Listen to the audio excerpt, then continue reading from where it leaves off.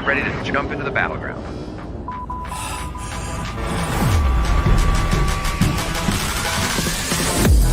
के पास 14 फिनिशर्स आगे बढ़ेंगे नार्सेन क्या वो क्लच करके जा पाएंगे डैमेज बहुत ज्यादा आखिरी खिलाड़ी ये clutch about to get over क्या यहाँ पे हो चुका है जी हाँ 1 2 3 बहुत रकम है विकेट वो थोड़ा और आगे जाना चाहते हैं मोरोटोप उसको हिट पर डैमेज बहुत ज्यादा विकेट उन्होंने एक और खिलाड़ी को डाउन किया पाने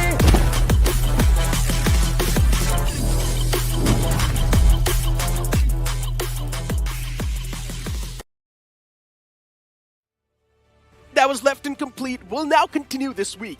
Welcome to realme BGIS 2025, The Grind Group B Day 3. I'm going to be your host, Caster Necro. John alongside with me on the panel, it's going to be Super Johnny. And Johnny, it's still tough for me to recover from that 28 bomber that we saw from the side of Seoul. Yeah, that was very intense game of Miramar, and it was an incredible match after all. But then again, now the teams from Group A, they get to take a break. And I like how you started a story that was left incomplete. But over the next 2 days, we are going to find the conclusion to the story. Exactly. And we're currently inside of Group B where we have seen quite a lot of those teams as well, especially Just Chili do pretty good inside of this group as well. But then you cannot really forget teams like THW coming in out of nowhere, doing so great. Nothing taken away from THW. It's quite an old banner too. They have been trying their best to be there in the T1 circuit too, but always fail in the late stages. But now they've got another shot, and so far they're acing it. Yeah, for sure. I mean, it feels like they have a new wave that they're riding quite well. And as of now, sitting on the first position in the overall leaderboard. That was a big surprise, right? At the end of the matches, THWXNON on the first position. Just Jelly following up with a close second. And of course, on the third, we have FSE Sports and Hyderabad Hydras.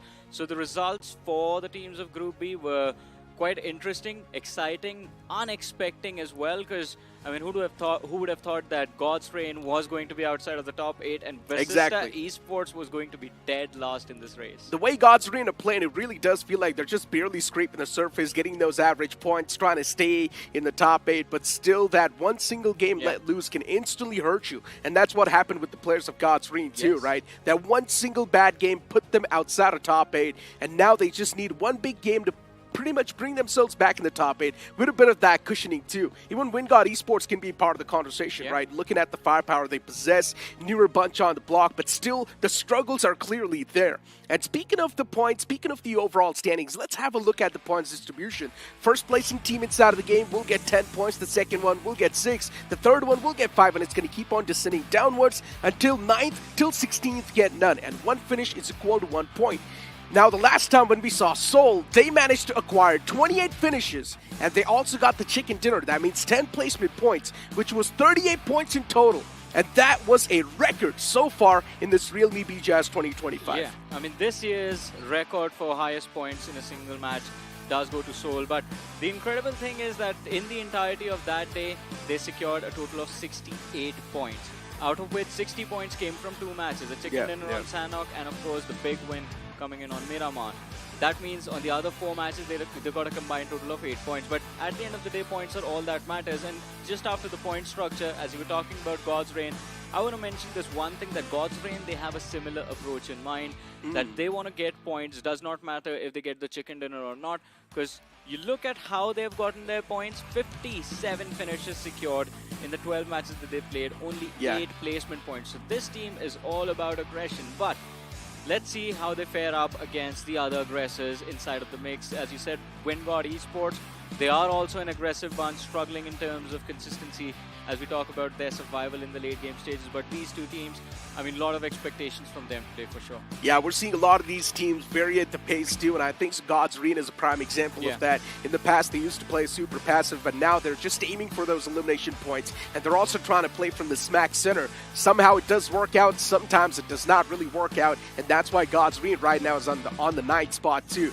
But I do understand that God's Arena are really treating the grinds as if like the experiment phase was just completely okay. A lot of teams are pretty much doing the same thing as well, but now they've just got 2 days to go. That means 12 games in total, and if they do not manage to get a good cushioning in the top 8, there's a major chance they will be there on the latter half. Oh, of course. I think today is all about stabilizing yourself in this overall leaderboard, and if you fail to do so, I mean, you are going to be forced outside of that top 8 bracket. And for the teams from Group B, that can be the difference between qualifying for round 3 and round 4, so they would want to keep themselves as high up in the tournament in the main event as possible. But List of top 5 players from the last 2 play days for this group in front of us, and Lovish from the side of THWXNON.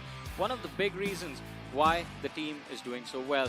23 eliminations on the board, average survival time of 20 minutes. But then Lucifer from Forever Red Ross, an interesting name for an interesting team, because you see those 23 finishes, but that average survival time of sub 16 minutes, mid 16 minutes, that is something very interesting.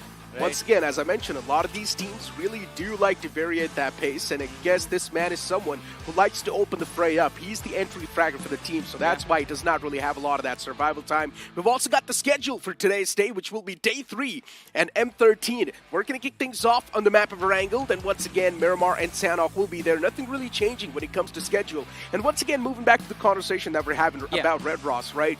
Red Ross is one of those teams that's doing okay in the overall standings. Currently in the top 6, pretty much in a decent spot. And Red Ross, knowing the fact that they're such a good team, we pretty much know they're going to stay in that top 8 without any problems. Yeah, I mean, we hope that that is going to be the case, because the differences right now are not that much, right? Red Ross is sitting there on the 6th with 76 points, and then all the way towards Wingard Esports, who are on the 10th position at 64 points. So the difference is just barely 12 points. Easy for anyone to beat. But team face-off on our screens, TWM Gaming with those 66 points that they have, and God's Reign with 65 points. TWM just a spot ahead of God's Reign, but you talk about average finishes per match, God's Reign take the lead over there. And I'm pretty sure when it comes to average placement points per match, TWM, they're going to be stomping God's Reign, because God's Reign, as we talk about it, we have talked about it, they do not really survive for that long in any match they Exactly. TWM's got a good balance of placement points and the elimination points as well. That's why they're a bit ahead of the players of God's Reign. Still, they do not really have that big of a cushioning. So automatically they will be in quite a vulnerable spot. We've got a player face-off too, Jelly versus Ninja Jot on the screen. And looking at Ninja Jot as well, I mean, recently this man has been facing a bit of that downfall, considering we have seen the man in his prime. Nothing taken away though, he's doing pretty decent so far, but Ninja Jot can do much better. And speaking of Jelly, he's the IGL of that team and still stepping up by margin. Yeah, this year I think Jelly has been absolutely incredible, not just as an IGL, but as a entry and a scout for his team as well, because he's the one who has been initiating most of the fight that his teams take.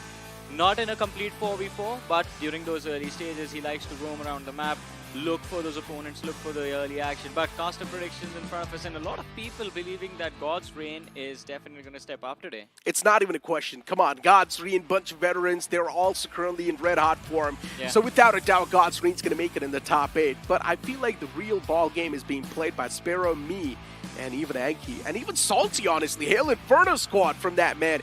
That's honestly quite a gutsy pick. But Wingard Esports, I genuinely do believe these newer faces on the block can really prove themselves if given the right time. Yeah, I mean, Wingard definitely, there's a lot of potential. I just went for Team Jelly because I wanted to beat Icy, Ravan and Maisie at the same time. And of course, as we talk about Jelly versus God's Reign, that's a new love story that's just brewing up on a couple of different maps. In fact, we've seen the clash on Miramar, we've seen the clash on Erangel. We got to see a clash on Sanhok as well one time, but that was third-partied by a different team. I think it was RGC getting involved in the conflict and picking off the last player of God's Reign, so we do not really take that into account. But other than that, Jelly has been stomping and thrashing the players of God's Reign in those 4v4s. And the record right now between the two teams sits heavily in the favor of just Jelly. Honestly speaking, it really does feel like God's Reign is playing quite loose. I'm not saying that, maybe God's Reign might be facing a bit of that downfall in the form, maybe. That's still a major maybe. But it really does feel like they're just taking things much more slowly. They're just taking things much more lightly right now. They're just trying to get the average point. 7 to 8 points per game at God's Reign is much more happy. That one single game let loose can really cost them, and that's why God's Reign is not in the top 8 right now. But I'm pretty sure today they will at least get one big game and pretty much put themselves in the top 8 easily. But for now, it's time for us to toss to a short break. The conversations will continue after this short promo. We've got that temperatures high, but it make way. We came here to slay,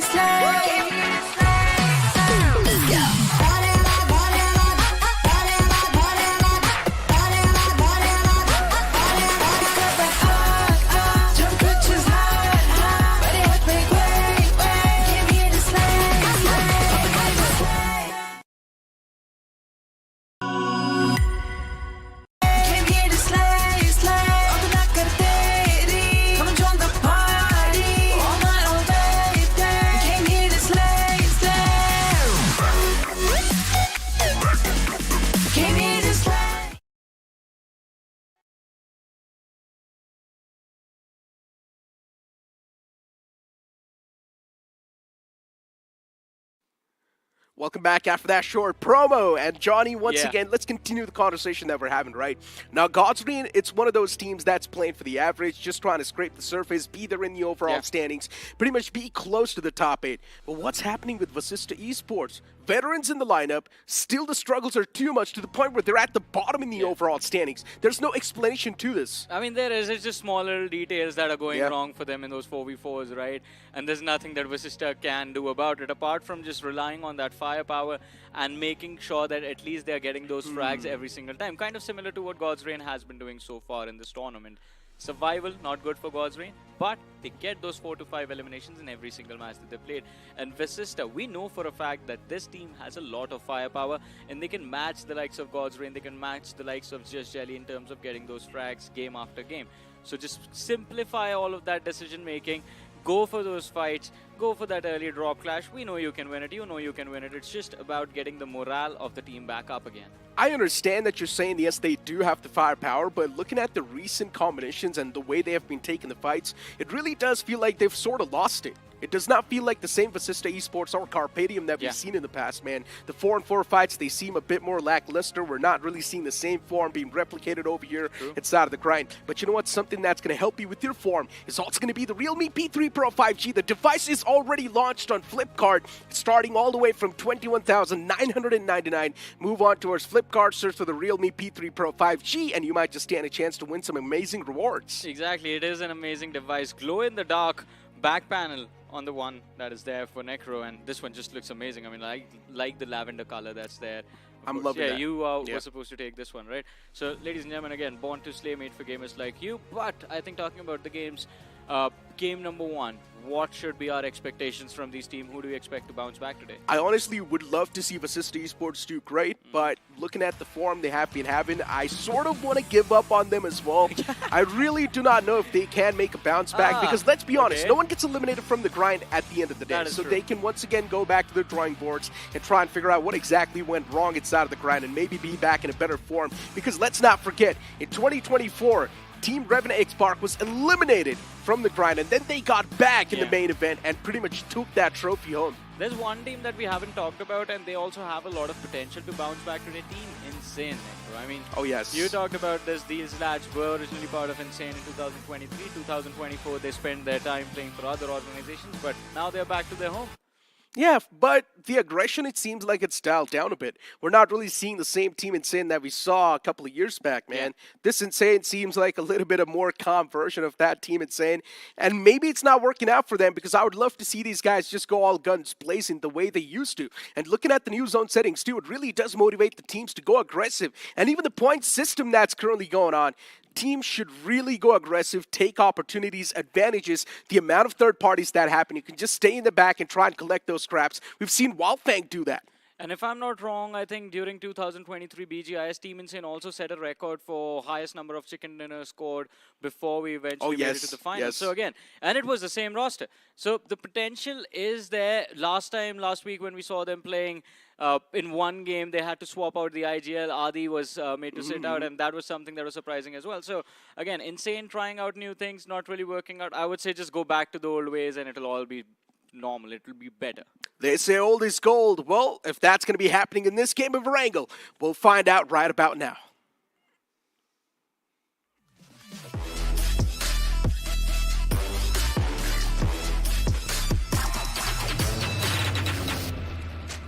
As the plane's going to hit the skies once again, starting all the way from Sosnovka military base towards shooting range now. Johnny, this plane flat path is heavily tilted towards the left side of the map. If the teams do want to move in towards right, it's going to be a tough stretch. Well, it is definitely going to be a tough stretch going towards the eastern side, as you said, Necro. But then again, early drop clashes. Due to a flight path like this, that is what we get to see, and that is the thing that I'm most interested in. We know a flight path like this favors Vasista Esports. It's going to take them quite close to Pachinki, and God's Reign as well. An easy early start towards that military base. Just Jelly taking an exit. I think it is going to be that Ferry Pier split that we might get to witness from their side, but Wingard being there might force them to change the decision. It seems like they're heading to the village that's close to the military bridge on towards the southern side of the map, and there's one more player from the side of Wingard that is headed in the same direction. Are we going to look forward to an early fight, or is Just Jelly going to pick up those vehicles and just move for Nova Ripnoi Milta start that they usually do? This is going to be interesting, man. Just Jelly, as you mentioned, moving a little bit towards No Repnoi. It really does feel like it's going to be a standard classic start for Just Jelly, but considering the plane fly path was a little bit too far away, Just Jelly decided to go for a pit stop, get their hands on the basic weaponry, get their hands on vehicle, and then maybe move in towards No Repnoi. So that stretch going to be completed. It's not even an issue, but there's a man from WinGod Esports towards that six-pack, and things can be a little bit troublesome around that vicinity too. And looking at the circle as well, it centers on up right towards Quarry. Yeah, Quarry, Gatka Circle. I mean, I hope the end game is going to take us to Quarry, because the last time we saw Quarry end game in this new meta, it was very intense and very exciting. Teams forced out into the open. No one was allowed to take cover for more than about 10-15 seconds. Everyone was forced to take those fights in the later stages of the match. But look at the cluster that's there just north of Rozhok Necro. There's Silly Esports, there's Raven Esports, FS with that 1-3 split, and one more team present in the mix along with Hail Inferno squad. So there's going to be a lot of action, potential action over there. But let's see if the teams decide to fight or decide to just go their separate ways after picking up those vehicles for themselves. Oh, Team Insane. It's one of those teams that has dialed back a little bit. I would love to see them go aggressive, but looking at the surrounding grounds, it really does seem like Team Insane's going to be left alone for a while. And yeah, better those stunts as well. Hirsch needs to be careful, man. You can be hurt. Yeah, the vehicle can't go up the wall like that, even though it did land in a position from where he would expect that to happen. But here we are, north of Rozhok City Esports. Oh, TWM right next to him. Silly Esports. This can be a weird way to stare at your opponents, but I'm pretty sure no one's really going to go for any sort of engagements just yet. None of them have any sort of meds, neither proper utilities. Resources are pretty much lacking as well, so things need to be taken safe and slow. Hail Inferno squad on the screen, and the entire lineup of Hail Inferno squad has been sticking to each other for such a long time. Yeah, I mean, the team has been sticking together for a long time, but as far as this game is concerned, I want to just say this. They are following the same path as Silly Esports. Silly Esports should be about 400, 500 meters up ahead. We should be seeing them on the radar soon. And that has me a little concerned, because TWM being present in the mix just a little bit towards the south, they have gone towards Yasnaya Poliana. Silly, they've decided to go towards the Stalber Hill, and Hail Inferno squad are just on the foothills of that Stalber mountain. So this could lead to that potential early Stalber fight, but let's see. There is always the option of just driving between Stalber and Yasnaya and taking that eastern shoreline, move towards Lipovka for the early game safe start. Still, it's a big could though. Yeah. And Silly Esports clashing against Hail Inferno squad, I don't really see that coming. It feels like Hail Inferno squad, they've got their own way to go. They're probably going to move in towards Lipovka. It's quite a long rotation Hail Inferno squad has went for, and it's actually working out for them. They're directly going to move in towards Lipovka without any sort of issues.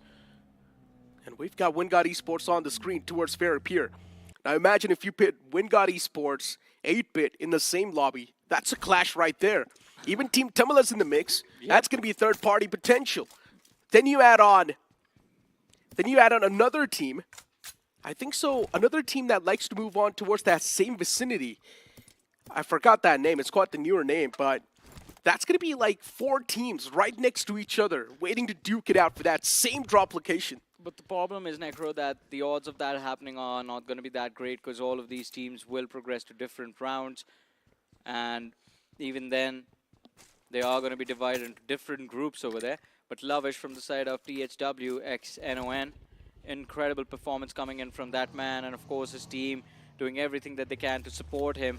I still remember that amazing winner chicken dinner they were able to secure on the Miramar map, taking the high ground away from Vasista Esports and then just mowing down anyone they could see below on the foothills.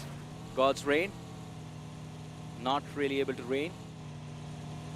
Especially, I think a big credit of that is because of what Just Jelly has been doing to them every single time.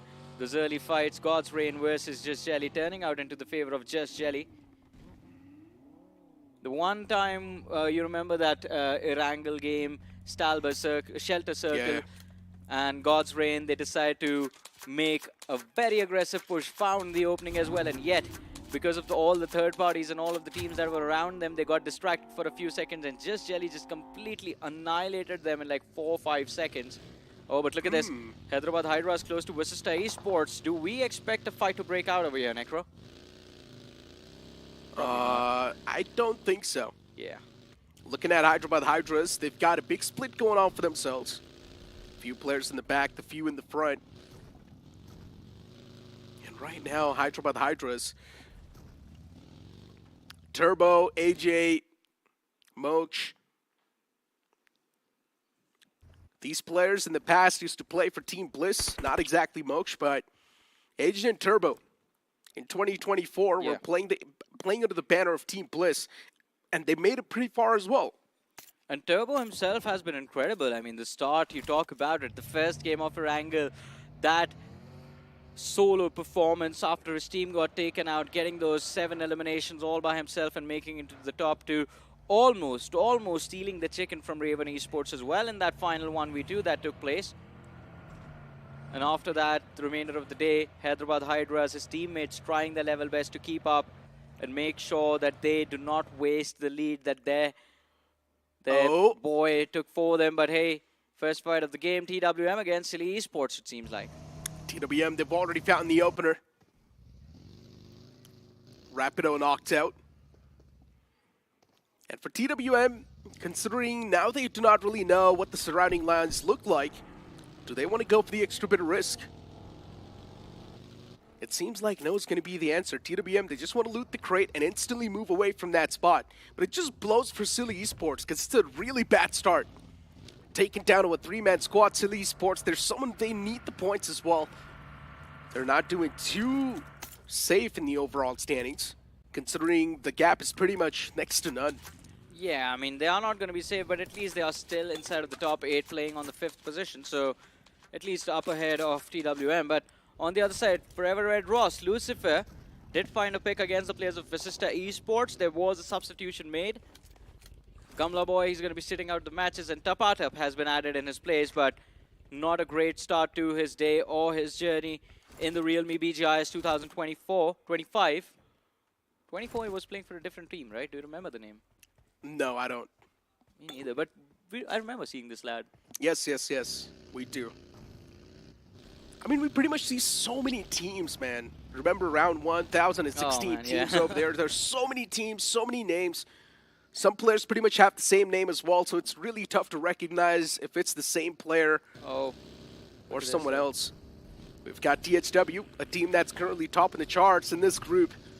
They're on the move as well, and looking at the way the circle's taking a shift as well, it's quite awkward.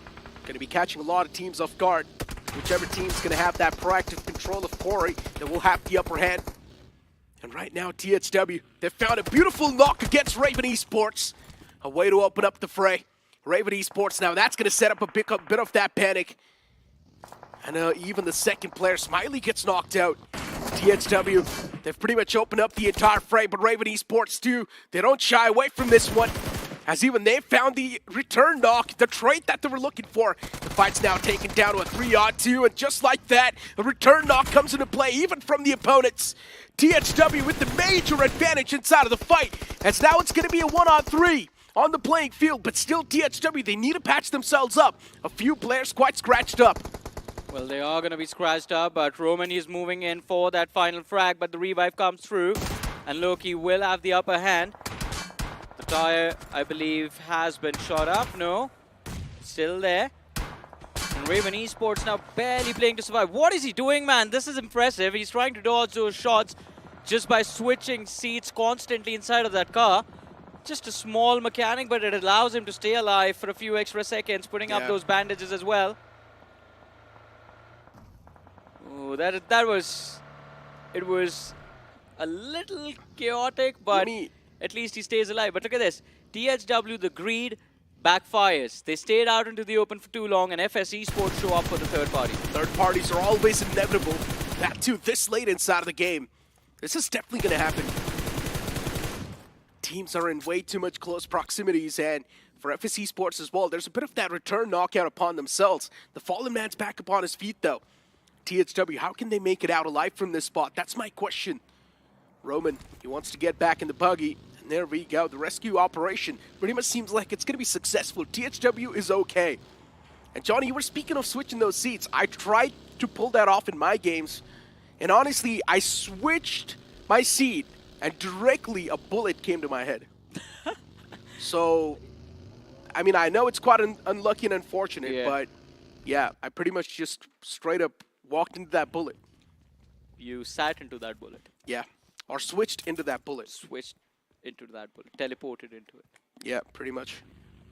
That's just life, man. Sometimes you just teleport into or walk into stuff that is supposed to be not good for you. Happened to me recently. I know, right? And I guess those are pretty much like the signs of life as well. Just stay a little bit more careful. What? Are you going to talk about being careful right now? Of course. You're a man who roams around the world like he's Ghost Rider. What? What do you mean? But hold on. Hey, Jay. The man needs to be careful. Straight up peeks out into his own death. Did catch a few bullets onto his dome, but is still safe for now. Just Jelly spotting out the lone man of Assista Esports. Picard taking a lot of shots upon himself. The man instantly fades away to safety.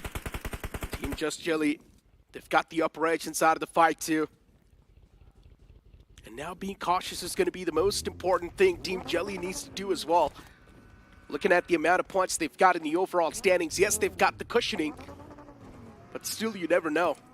Few games lost in a string and you can instantly move down in the overall standings as well. Anything can happen. Life is unpredictable, just like the games in BGMI. Man, one of my favorite comedians used to say, life is unfair, and that is so true.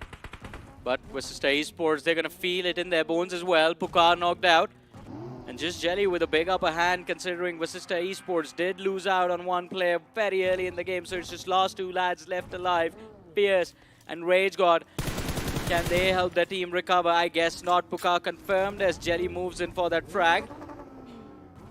And the two players of Assista Esports being split up from each other just makes the entire situation a whole lot worse. The only saving grace they have, Necro, right now is that Troy the Million Esports are in the backlines. And well, Hail Inferno squad show up out of nowhere. The opening found as Jelly hits the floor. Sam as well dropped extremely low. And it's going to be God's Reign with another team going in for that third party. Second man on the floor. Rage God takes advantage of the distraction. Kyo Lamau dodging those bullets around the car, but he still finds the last frag into this fight. Assista Esports, they again become the first team to be eliminated in a game. God's Reign on the flank. Hail Inferno squad moving in. Can Just Jelly recover? I don't think so. Will be tough. Insanely tough. But looking at Inferno squad, they can definitely pull off a spectacular play from this position. But as soon as I say so, the man instantly gets knocked out. Quite unfortunate. He was way too exposed. And this is what happens in the quarry terrains. You never know where you're going to get shot at from. The terrain's so massive. Hyderabad Hydras, even they themselves, they've got a bit of that problem. They're still looking for a solution. Goten gets knocked out. Hail Inferno squad in a big world of trouble. Constant barrage of utilities. As now Owen is going to be the only man standing from the side of Hail Inferno squad, or make that too. Juthin as well is still there in the back lines. But how can Juthin contribute to this fight? Kyo Lamau constantly applying that pressure with the help of his utilities as he tosses another util right towards Owen, but instead the knock is found by a gun. Owen taking down an instant confirmation as well. Found right on the back of that. Justin peeks back. He does find a few connection onto Sam, but that's all he's going to find. The utilities are now hurting too much. Another nade tossed right next to Justin, and that's going to be the nail in the coffin that Team Jelly was looking for. Man, Just Jelly. What a start to this day 3, right? 7 eliminations already secured in the game. And it's just stage 4, 14 teams, 44 players still alive. But look at this, FS found out by the players of THW Non-X, and that is going to be a quick 1-2 knockout.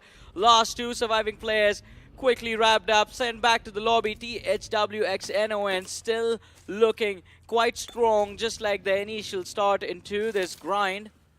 Silly Esports in the backlines, and that is, he's not going anywhere. Immortal, ready to feel mortality. There we go.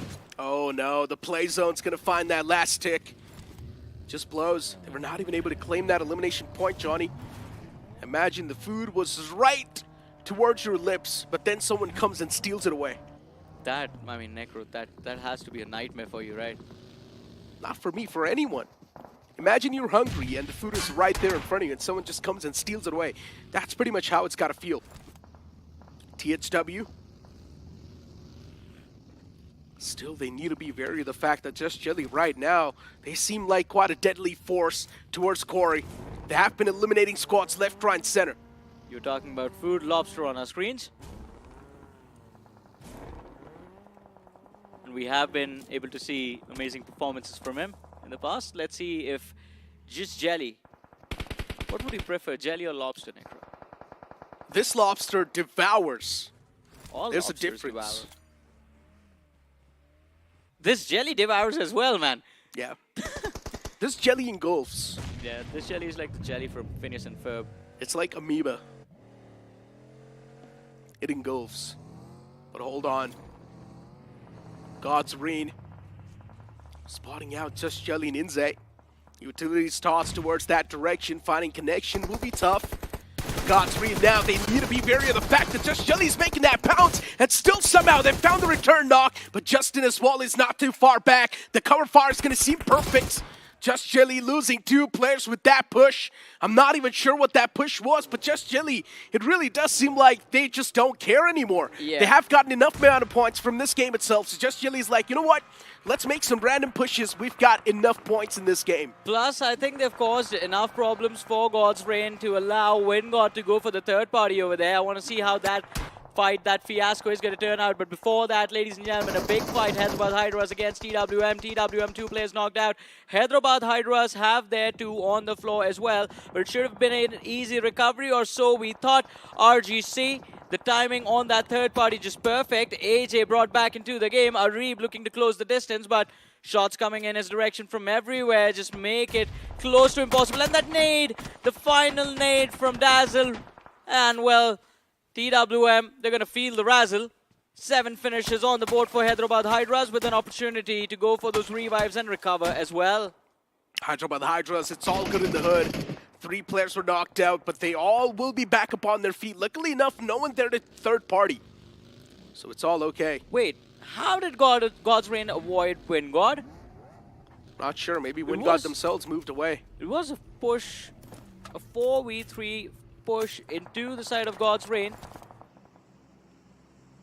Maybe they did not really have a lot of intel to make that pounce in the first place. Not exactly sure what happened there, but God's Reign, they're still alive with full force. So it's all looking great. Good and dandy. THW on the screen. THW playing from the northern edge. They've also got RGC on the back, on the tails. Need to be extra cautious. And speaking of RGC, they have gotten 1 chicken dinner so far. With the way they've been playing in the past as well, RGC, they definitely do have that potential to be one of the greatest out there. The only thing that can sometimes stop them is the consistency that sort of disrupts every single time. And right now, THW, they're definitely disrupting that flow for RGC. They've already lost out on 1 man. Now RGC's taken down with 3-man squad. And how can they find a great spot inside of the circle, considering it's filled with too many foes? And look at Hyderabad Hydras there as well, trying to stop that push from RGC. THW, even they're facing too many problems at this point. Roman gets knocked out in return. Hyderabad Hydras playing for the perfect trades, but they have gotten too many shots upon themselves. It's tough to survive so much wrath from the side of THW. Yeah, TSW just absolutely brutal on anyone they come across. 6 finishes on the board, 2 players lost though. Rush Boy and Levi, the only 2 survivors from that early collision. And Team Insane on the other side of the ridge are not going to make it easy for them to move further inside of this match. But RGC, Necro, this position looks incredible. All they have to do is survive Sarkar Gaming and the inevitable conflict against Insane a few moments later.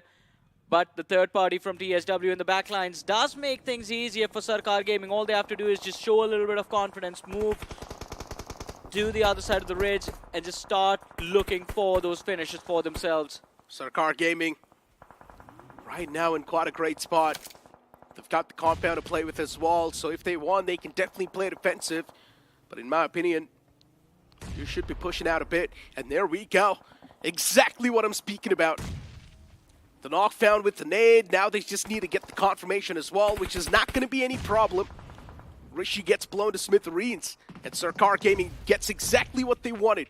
RGC is now taken down to a two-man squad. The only potential threat that Sarkar Gaming can have. And Lens from Raven Esport. Lost survivor sees one man out in the open, but Skeleton survives. 2 points for Sarkar Gaming. That could have been very awkward for Sarkar Gaming to recover from, but no need to do so anymore. Edge of the circle, all theirs. Northeastern edge, to be a little bit more precise. Insane towards the northwest.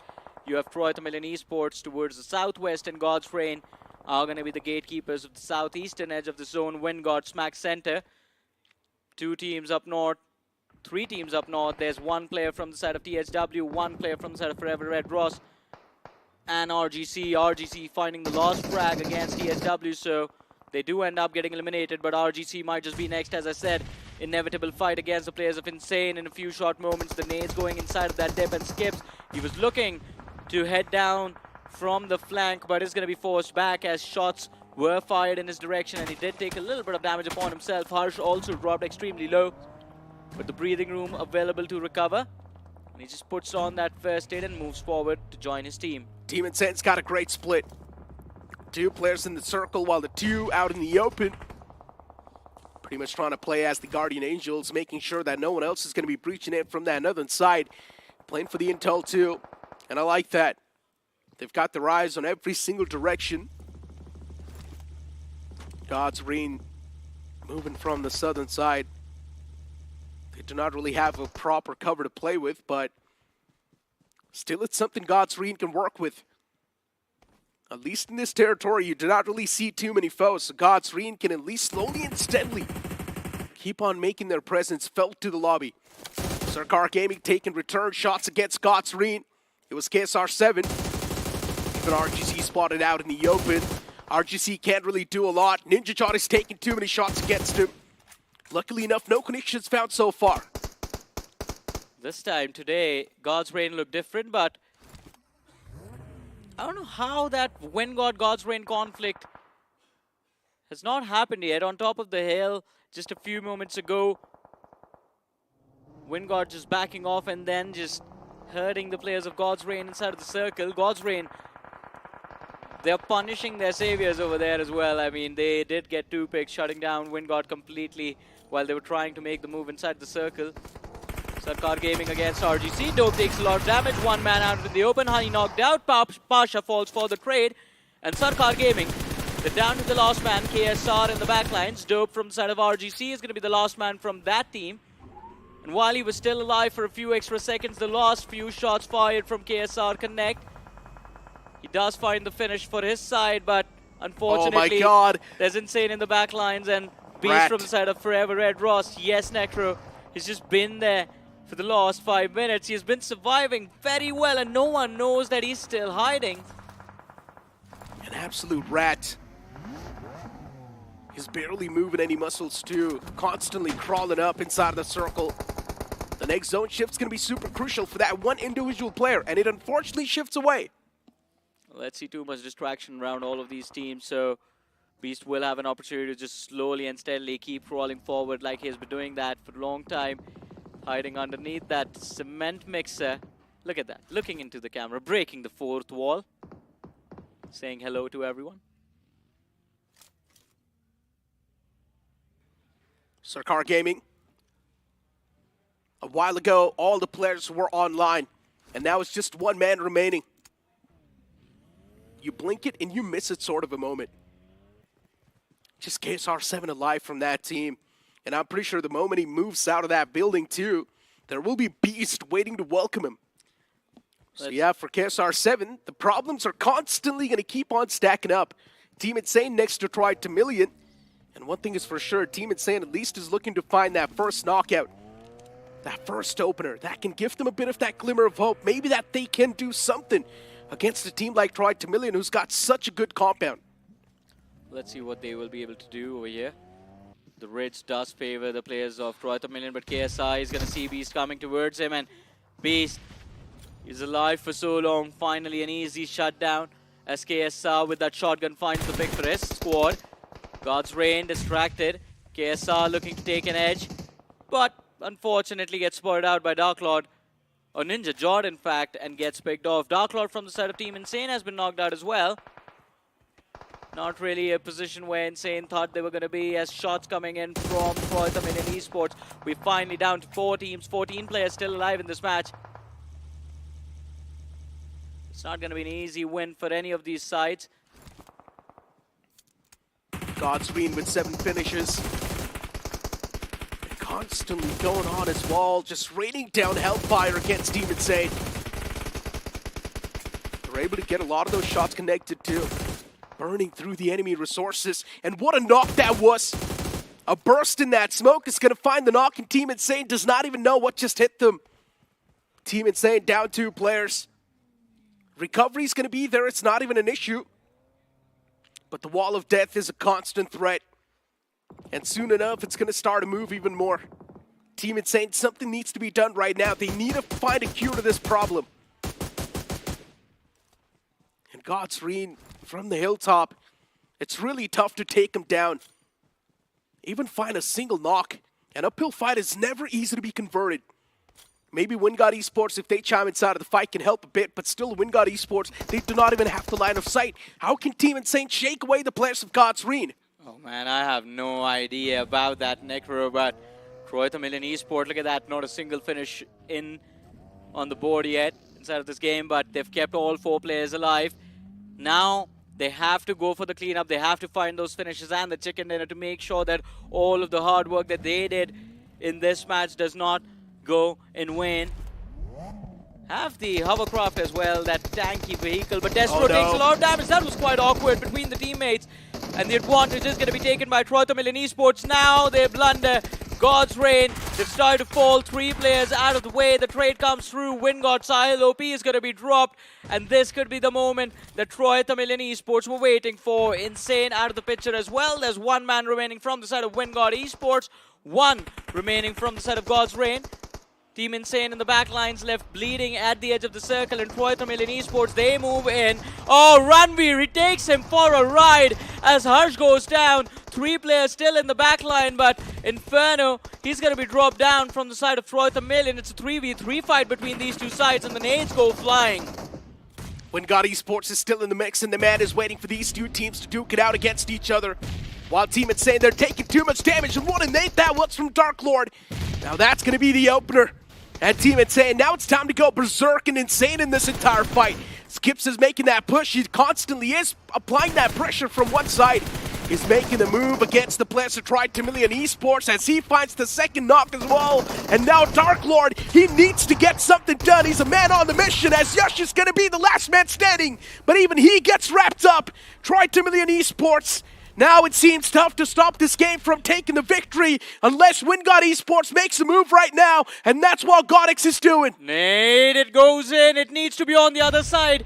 No, it falls a bit short. He's down to his last nade, a jump through. This one is going to get the knock, and there it is. It's a 1v1. Pekka moving in for that last frag. Godex running circles around that hovercraft. He's going to try and confirm those eliminations, but gets run over. In the end, the hovercraft right next to him, he ignores it. He knew, and he accepted his fate. Just playing for those finish points. Man, that was something else, right? Greed, in the end, costed that chicken dinner. Maybe if you'd have let them just tick away to death, he could have got a better chance of winning that game. Yeah. Honestly, that's 10 placement points right there. You pretty much missed out on 4 placement points, considering you finished on second. So yeah, you get 6. But you could have gotten additional 4 points if you would have gotten that chicken dinner. What a great mathematical calculation, Necro. I know, right? 10 Thank minus you so 6 much. is equal to 4. So you have basic arithmetic. Yeah, quick maths. Not correct. But look, what do you mean? mean? It is correct. But anyways, as I was saying, as you have those 4 points that you missed out on, guess how many finishes they have? How many? 4, man. Yeah, So they do finish with double digit on the overall leaderboard on the points table, but 10 points for WinGod Esports, it puts them inside of the top 8, but it's not going to be enough, right? Yeah, but let's look at the positive side. It's a good way to start the day off, right? course. 10 points on the overall leaderboard, or maybe from this match itself. So WinGod Esports, a decent way to kick things off, considering it's just the game one. Yeah, they could have walked away with 4 extra points, I guess, from Yeah. 5, in fact, because you would have gotten that lost frag as well. So that would have been 11 points for the chicken. Exactly. Things could have been much better, but Yeah. it's completely fine, right? At the end of the day, as I mentioned, it's just the game one. WinGod Esports, considering they only had 2 players alive, still they played quite a survival game in the final few moments. And speaking of God's Reign, what exactly was going on in that instance? I think they forgot that WinGod Esports even existed. Alright, so you and me are both bad at maths. Because WinGod could have gotten 17 points in total. They have 4 eliminations right now. They could have gotten 1 more. Alright, no, we are going to wait for the computers to actually do the calculations for us. We're not going to do... So the man could have gotten 2 eliminations in the end, considering he got the re-knock on the knocked player, remember? Yeah. And even taking down the last man means he would have gotten the chicken dinner. So that's Yes. 2 elimination points confirmed right there. Yeah. So yeah. And 4 for the chicken. But anyways, as you were talking about WinGod Esports, yes, they completely vanished. I'm the most surprised about the fact that they found God's Reign in mid-game with Just Jelly doing the heavy lifting, Just Jelly finding the opening for them. WinGod charged forward on top of the hill, and yet they just backed off. And I don't think it was just about intel, man. I think they just lacked commitment and confidence to go for that fight. Now, the real question is, we have seen a lot of teams vanish in that game, right? Yeah. One of them is also going to be Sarkar Gaming. They had 4 players standing, but here's the replay of what exactly happened to the players of Sarkar Gaming. The players wanted to push out the boundaries, they wanted to get a bit more of that information, and also partake in the fights, can collect a bit more of those elimination points, but while doing so, they completely forgot that God's Reign was on the sidelines. Yeah. And they were constantly chipping away against them, and then Sarkar Gaming got taken down. But here's the problem, and here is why I'm so confused. God's Reign knew that WinGod Esports is right underneath them, but still somehow they completely forgot the fact that the players are still remaining. Yeah, I believe they were too focused on God's Reign. They were like, alright, it's a 2v4, we have the numbers advantage. But they completely ignored the fact that, as you mentioned, there were more teams in the backline, especially Insane had a direct line of fire for that hill slope, and Troy the Million were making that climb. Now look at this, he did get that re-knock. The 2 finishes, I want to know if he got those... oh, he just got 1 confirmed. He missed out on the second. Exactly, that's what I'm saying too, right? So if he would have gotten that chicken dinner, he would have gotten 2 elimination points. Yeah. There was 1 more man knocked out, but he was knocked out by the player who got eliminated from Team Insane. Yeah. So that elimination point is Team Insane's, but those remaining 2 elimination points were his. I think he just tried to confirm both of them instead of just finishing off Pekka. But of course, had he been able to find that frag on Pekka, it would have been incredible. And is this the first hovercraft runover we have seen in this tournament? No, we have definitely seen runovers, but we haven't really seen elimination. So you can't say this is the first elimination of the hovercraft. Yeah, and that is quite incredible because that vehicle moves very slow. It does, it does. But the upper side for that vehicle is that it can also move on water. Yeah, and it it can tank a also, lot of yes, damage, it also has a lot of HP. So taking down that vehicle is super tough unless all the 4 players stay focus fire at the same time. That's the only time he can actually melt it down. It's understandable why he was trying to go for the confirmations. He thought that he's not going to get ran over. Yeah. But unfortunately, he did. There's a lot more to talk about, but the talking will happen after this short break. We've got that temperatures hot, but it make way. Came here to slay. Let's go.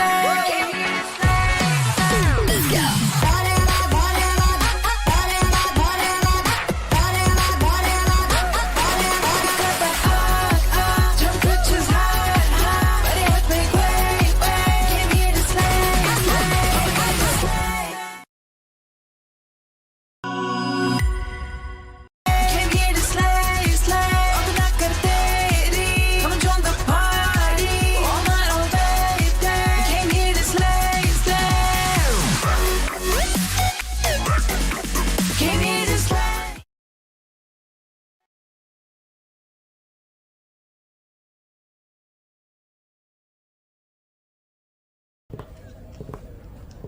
So Neeraj flight path देख के आपकी landing strategy क्या होगी? बस सही angle, right grip, focus, और फिर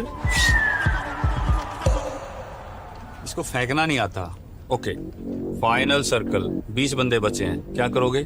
pressure नहीं लेता मैं सर, जेवलिन में दिमाग को ठंडा रखना पड़ता है. और फिर इसको फेंकना नहीं आता यार. नहीं आता.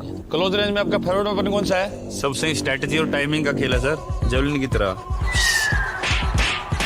अरे मेरा मतलब गन्स, M416 ग्रेनेड फेंक देंगे सर, सब फेंक देंगे।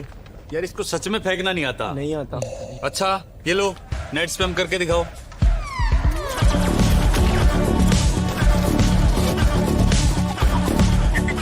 वाओ, इसको फेंकना नहीं आता मगर इसको नेट फेंकना आता है यार। आता है। नीरज तो फेंकने में पास हो गया। आप भी BGMI खेलो और रश करो और चिकन डिनर। यार तुम तो फेंकने में चैंपियन निकले।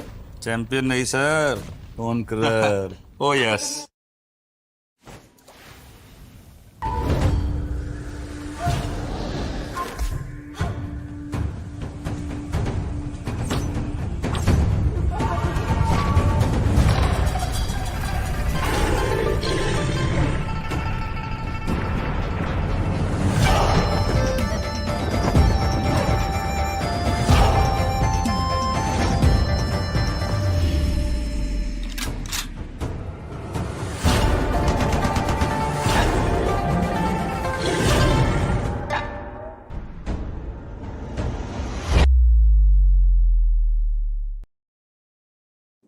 Welcome back after that break, ladies and gentlemen, to the realme BGIS 2025. The grind for Group B continues. And of course, it is officially day number 3 for their journey inside of the grind. Match number 1 for today done and dusted. We're going to be heading into the map of Miramar soon. This is Super Johnny, joined by Icy Baby 1-2 right next to me. So Icy Baby, that 1-2 knockouts, those that we saw inside of this match, which fight did you enjoy the most? I think I enjoyed majority of those fights because of the fact that, yes, it's day 3. Usually people have adaptations and whatever. Personally, I feel like because of those intermediate breaks in between, intermission breaks, which gave them a lot of time to prep, we do see a lot of teams start to fix things and improvise those elements here. Team Jelly was one of those teams. Sakar Gaming also improved a lot as well. And even Insane as well has improved a lot. So there is a lot of adaptations with it. So it is very, very interesting to see things happen this way. Of course, and if you talk about improvements, right, if you want to improve your device in terms of style, in terms of performance, ladies and gentlemen, check out the Realme P3 Pro 5G, which is out and available for you guys on Flipkart starting at 21,999 rupees. The Realme P3 Pro 5G segment's best performance phone with a glow-in-the-dark back panel, ladies and gentlemen. Born to slay, made for gamers like you and us, of course. And when you talk about gamers and those fights, I saw you, like, you were watching the matches and few moments just had you absolutely frustrated throwing your arms up in the air.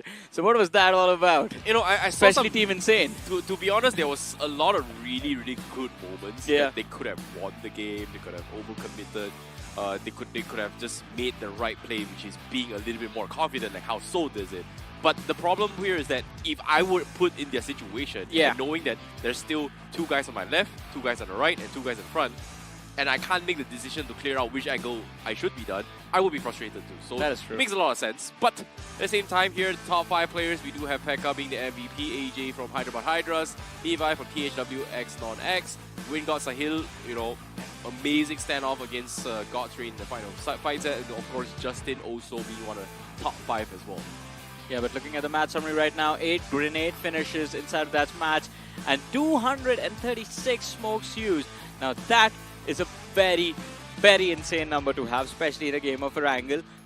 Yep, at the same time also, you know, we've got 3 vehicle finishes, one being the most important one. It's my first time ever seeing a hovercraft finish as the chicken dinner, so that should be a record somewhere. Of course. But nevertheless, based on the point standing, Troy Tamilin definitely going to be taking the chicken dinner with 18 points, followed by God's Rain, who had a phenomenal run. We always talk about them not having decent amount of placement points, but with this round, they are able to get a decent amount. Not really a lot, but still 4 points is still 4 points. Yeah. And 7 finishes with 11 points. Wingard also 10 points. Hyderabad Hydra has 9 points. The Car Gaming 8 points. And 7-7-7 for the rest of the teams who were struggling to push into the zone. Yeah, and especially just Jelly. I mean, they just made a YOLO effort charging into the side of God's Rain, right into their arms. They found the opening as well, but ignored the player right behind him and got 2 of their own knocked out. It was a 3 versus 4 fight over there. But God's Rain with those 4 position points have finally made it in double digits. Before this game, they were sitting there on the overall leaderboard with just 8 placement points, and now finally 12 is going to be the number. But we have the overall rankings on our screens. TSW 111 for them, Just Jelly with 104, Hyderabad Hydras 99, FS 98, and then there's a gap, there's a small little gap, Silly Esports they are going to be a little bit shy. 81 points on the 5th position. Forever Red Raw, 79 points for them. God's Reign finally inside of the top 8 again for the second time, 76 points. And Wingod follow up on the 8th position with 74 points. Yeah, these are very, very important rounds for them to actually sneak into this top 8. Yeah. Right? We talked about how, hey, top 8 is going to qualify towards later stage, in this case round 4 for some of these guys, and then for the bottom 8, they are going to be playing round 3 in particular. So teams who are in round 3 are going to be teams that are very annoying to work with. We've seen how Group C will play as well, and I don't really want to be in that spot, especially when, you know, we have a little bit more information on them. So playing in round 4 is a little bit easier, seeing how, actually now that I mention it here, whoever they're facing is going to be tough. Oh, of course, yeah. I mean, I'm not going to make any kind of excuse anymore. It's like, oh, it's going to be easy here, it's going to be easy there. No, everywhere is hard. Like, wherever you're going to be sitting in round 3, 4, 5, 6, it is going to be hard, regardless of whatever. 4 is definitely going to be a lot tougher because, I mean, we do remember how those last few days of matches went for specifically Group 8. That was just mad insane, man, the performance coming in. So it is definitely going to be quite intense for whoever makes it to round 4. But right now, talking about a few interesting things. Vasista Esports, we saw a player change happen. Tapatup, he was there replacing Gamla Boy. Things still remain the same.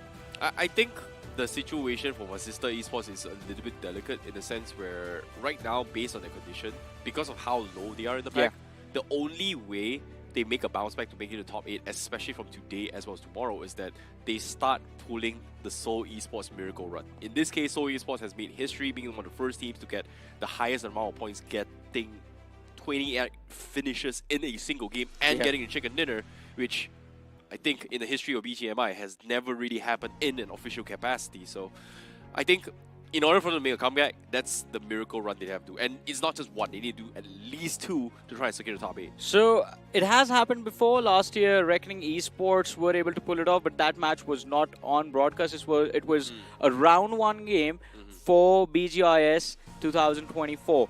Again, not on broadcast, but Viper in that game was incredible. I think as an individual, he scored like 18 eliminations in that particular match. But to be fair, back then, Viper and Hunters were basically 2 players who just picked up the other 2 lads on their backs and just decided to mow down the entirety of the competition, making sure that Reckoning Esports made it to the finals. This time, unfortunately, I mean, right now Reckoning is not playing, I understand that, but I mean, Viper, I feel bad for him. He does not have Hunters with him. Hunters has gone to Seoul. Yeah. And, of course, he was playing in that game as well. Well, he replicated it, but all right. So, yeah, it seems like Hunters, wherever he goes, he is going to find that 1 star and make sure that he gives that star performing player his energy and his support to get them to the best of their abilities.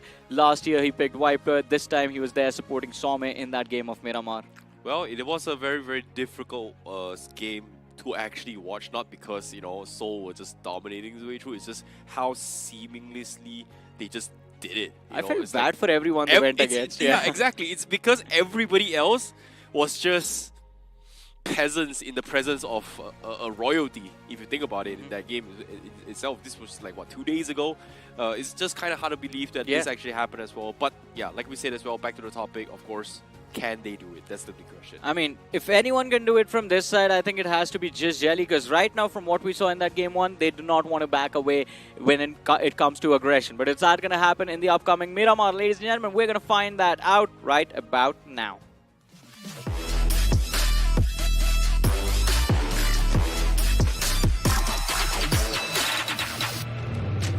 And away we go, ladies and gentlemen. It is go time. Miramar game on our screens. It is going to be an intense one for sure, considering we have a flight path extremely towards the northern half of the map. Look at that, starting from Ruins and ending just east of Truck Stop.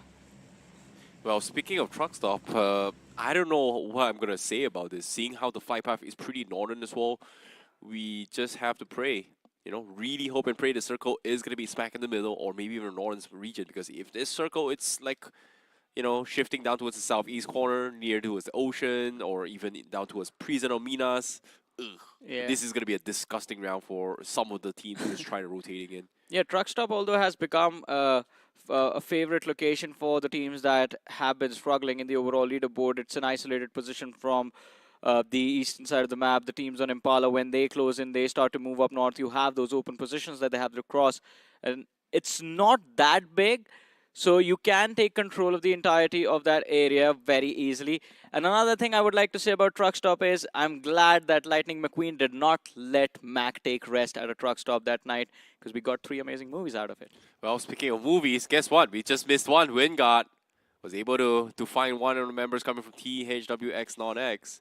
In this case, Sahil is going to be able to pick himself up. So he wasn't able to get himself a top 3 position in the previous map. This time, Wingard Esports will have a pretty okay time. But seeing as of yet, looks like based on this fight thus far, they do find themselves vehicles and also 1 finish points for now. As the circle is going to be on the east side, so it is going to be a very close one for them. However, where do they stop by? Do they go towards Water Treatment, or do they go towards Torre, or maybe even Campo Militar? It's a little bit too far off, because considering the fact that everyone is kind of split off to try and get center circle within just what? Only first circle, which is kind of interesting for me.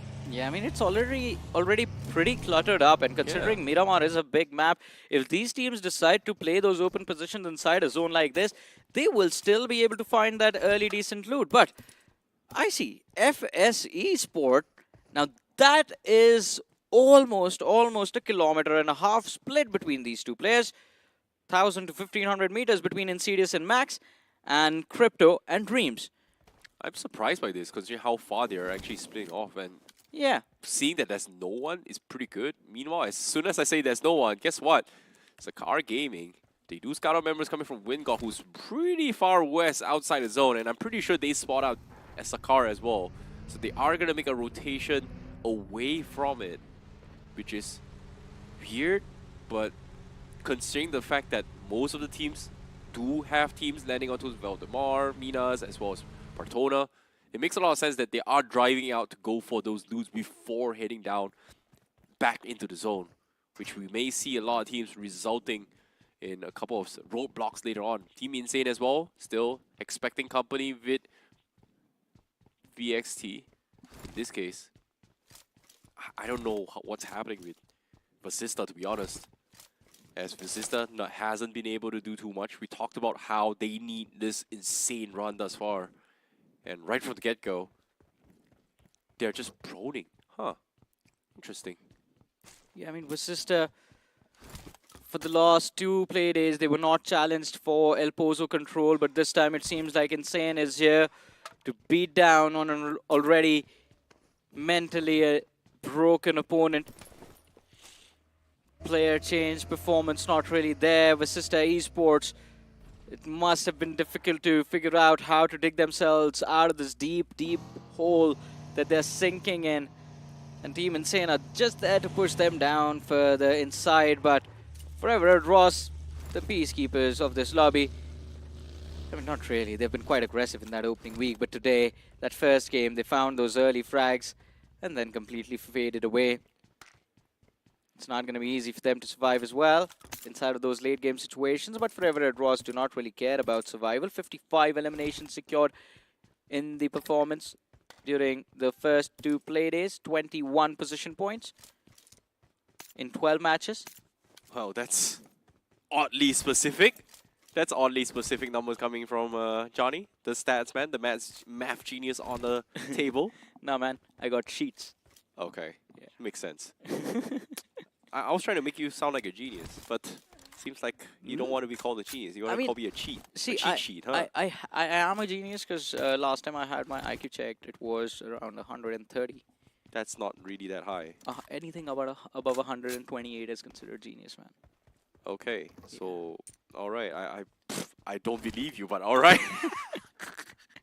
Anyways, jokes aside, we are going to be seeing an early rotation coming from Raven Esports. 5 minutes in the game, they are not actually out of their usual timing, so they are going to be able to make it in time. But seeing how, when I expect usual timings, look at this. Lens only has like 40 bullets on his 5.56, on his M4, and he does have heavy UMPs, and he's known to be the dodge master. In this case, using those vehicles, dodge early on, was able to somewhat get out.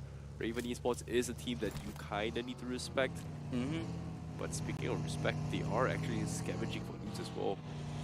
we're not gonna expect them to do any kind of roadblocks or even any kind of zoning tactics anytime soon. Sakara Gaming is in prime position to do that, but I'm not sure what Sakara Gaming is doing right now. Like, based on the map rotation, they are hugging the sides, but they have been doing that since for the past 3-4 minutes. They haven't been able to. They saw a team leaving, which is Wingard, but aside from that, no one else. They're just doing absolutely nothing. Yeah, and now they move on to this high ground position just west of Graveyard, taking control of these smaller compounds. I think they've spotted out Raven Esports in the back lines and are expecting them to show up. Look at that. Kiesa using the TPP. Looking around the corner of that wall, just keeping track of the players of Raven Esports. That's actually quite smart. They do not have to engage directly into the side, into the opposing team, and they can still track where the opponents are. But if they get spotted out, then maybe Raven can countercharge towards them. But Hail Inferno squad start from between Trailer Park and Ruins, moving along the northern edges of the map. Still in the blue though. I'm not gonna lie, I hate what Hail Inferno squad is doing. But it's also smart, right? Considering the fact that all the matches we've seen since Group D, Group C, Group B, even Group A as well, teams who take the relatively difficult pathway seem to find some sort of positioning inside the zone. And in this case, Hail Inferno squad taking one of the most difficult rotations from the north side, traversing through Toria Mada, might have some space when they make it, provided that Team Jelly doesn't push up north, or even Forever X Red Ross doesn't do that as well. Even FS Esports, who's kind of split considering that it's only stage 1. But based on their information, now they do scout out members or maybe hear a couple of footsteps known as Vasista Esports. So they may consider regrouping. But looks like that's not going to be the case. They are still going to be looting up as well. Every single team are struggling to get some loots considering the flight path was not favorable for teams in the south side. In this case, Wingard, they are going to take their own sweet time to try and loot up before they actually push in. In this case, probably stage 3, stage 4 if they decide to, but seeing how it's barely even stage 2, they are already making their way. Well, gods of the winds, rolling with the winds. You mean rolling in the deep? No, not really. Yep, seeing how the zone is. Where will the wind take them? Okay. Okay, this is going to be a tough one for Vanguard. Tough one for Raven as well. You know who it's the worst for? FS Esport. All of that split. All of that map control. And they were like, oh, we'll go for the center of the first circle itself. And now look at the cluster that they're stuck in. Oh, they have to be quick as well, considering the fact that there's not a lot of space to work with. This third circle is very, very unfortunate, but fortunately for you-know-who, Hail Inferno squad was able to make it as well, so they do relatively have a lot of space in that in the playing field. Wow, like you said as well, Vasista and also FS. Oof. Also, that's rough. I see, by the way, now for the first time, God's Reign, they've put themselves on the board against Just Jelly. After that game of Erangel, it's 5-1 between the two sides. Well, looks like Jelly is still somewhat winning, but of course, God's Reign, they are going to be biting back. In this case, Team Jelly, they might be expecting some sort of comedy. And guess what? They are playing the southeast quadrant in this vicinity, and they do have a lot of angles to work with. So all they have to do is just play a little bit slow, but as soon as I say this, FS Esports, a little bit of a run in with Hyderabad Hydras, getting a couple shots in. But Hyderabad Hydras will have to back off as well. There is going to be 2 to 3 teams around them. They need to find a way to wrap around. It's going to be tough. Yeah, definitely quite tough for them, but let's see how it turns out though. Hyderabad Hydras, I mean, even the previous game, the aggression that we saw from them was actually quite brilliant. They were eliminated early, but were able to find those frags. But as I say that, it's going to be Moksh from the side of Hyderabad Hydras who hits the floor. Ralphie finding that knock for the side of TWM. FS, they have an opportunity to move forward. Third party, this fight that's happening for the control of the center of the play zone. But it's not going to be easy as well for any of these sides. Especially Hyderabad Hydras. I think they failed to recover, failed to get that revive. And there it is, the crate being looted, as I said. Speaking of looting, seems like as of yet, they are just, trying to whittle down as many people as possible. But for now, nobody's actually committing yet. Yeah. but seeing how Wingod Esports is struggling, they are one of the first fews that had the longest rotation. But seeing how their first aids as well as utilities, they don't really have a lot as well. LeBron is pretty much the only one that has a decent amount of utilities for one fight. So looks like they are going to be driving along, waiting for the next zone before hunkering down and committing to it. And that's pretty much their only option yet. Unless they take a pit stop now, it seems like LeBron is going to try and stock up. Not much they can do. It is pretty much empty as well. Let's see how the zone works with. Zone gonna be showing up right about now, and it seems like it is gonna be shifting down towards the middle of it all. Wingod gonna be on the outest most on the bottom left, while Team Jelly getting complete control of the east side in Al Azhar. We might expect an urban warfare here, Johnny. Yeah, I think so. I think towards El Azhar, so Jelly better be prepared for that.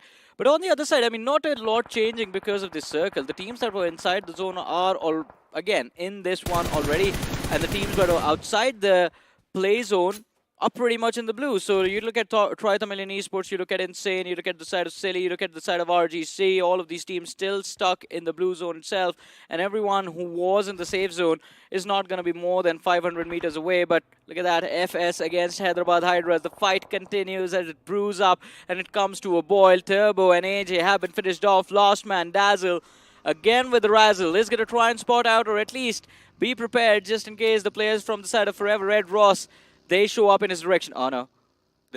Do they know that he I don't think he knows. Yeah, I don't think Forever Red Ross are aware that this man is hiding inside of the shack because their backs were exposed. But Sarkar Gaming against Wingod over here. And the nade quite close to Pasha. Does dish out damage. The trade nade from Pasha brings Infinity to about half his HP as well. The second one lobbed indoors. Does not connect. And Wingod still looking for a flank to find an opening in this fight.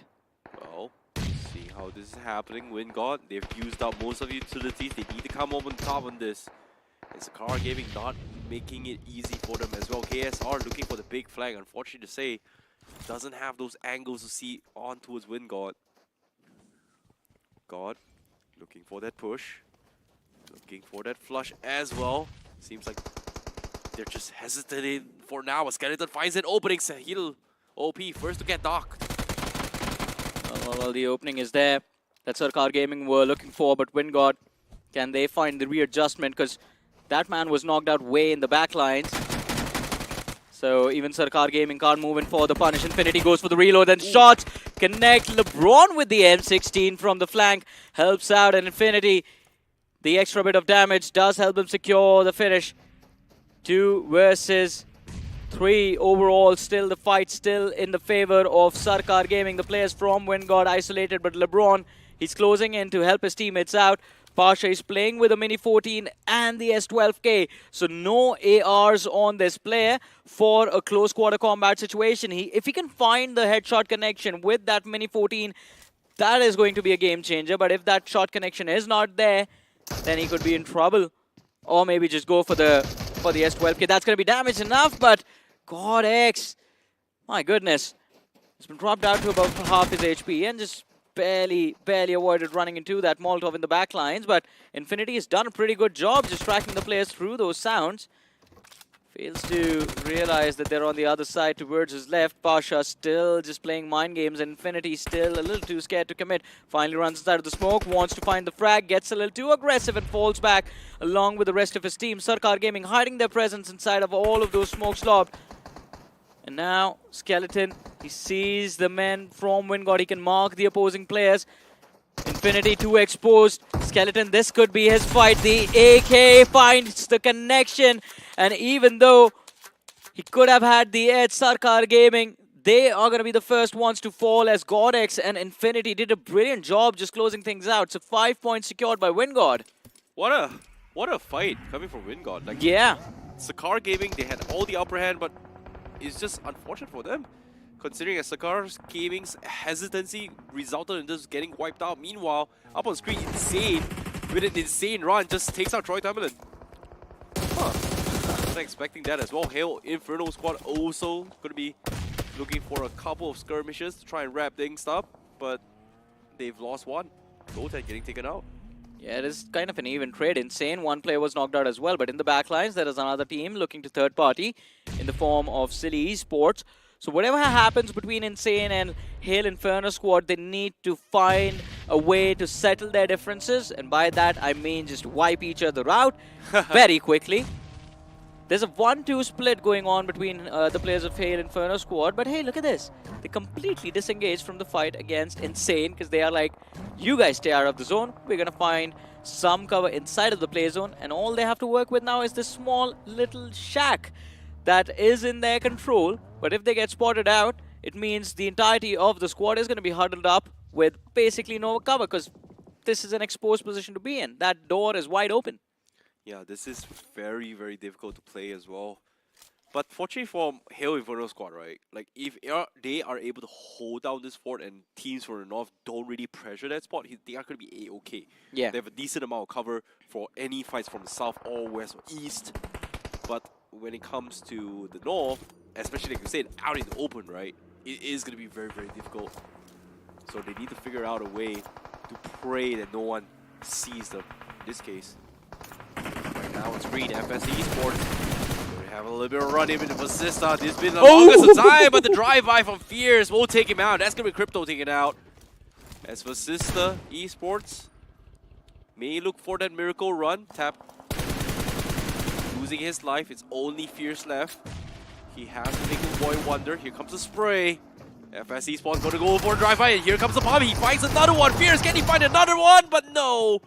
He found the connection on the first one, but Insidious, with his movements, he's able to outplay him. And now FS Esports needs to back up, but guess what? Shots are being played with Vaughn as well, and Insidious, he's stuck. He can't really get out, and he might die to his zone because of this. Whoa. Oh my goodness, this has gotta be close. Look at that rescue man. Picks him with the spoiler, gets him to safety. Now that is a teammate, but can he get a revive? Can he get a revive? The back is exposed. There's so much utility lobbed towards them. Insidious somehow does manage to survive, but Max goes out.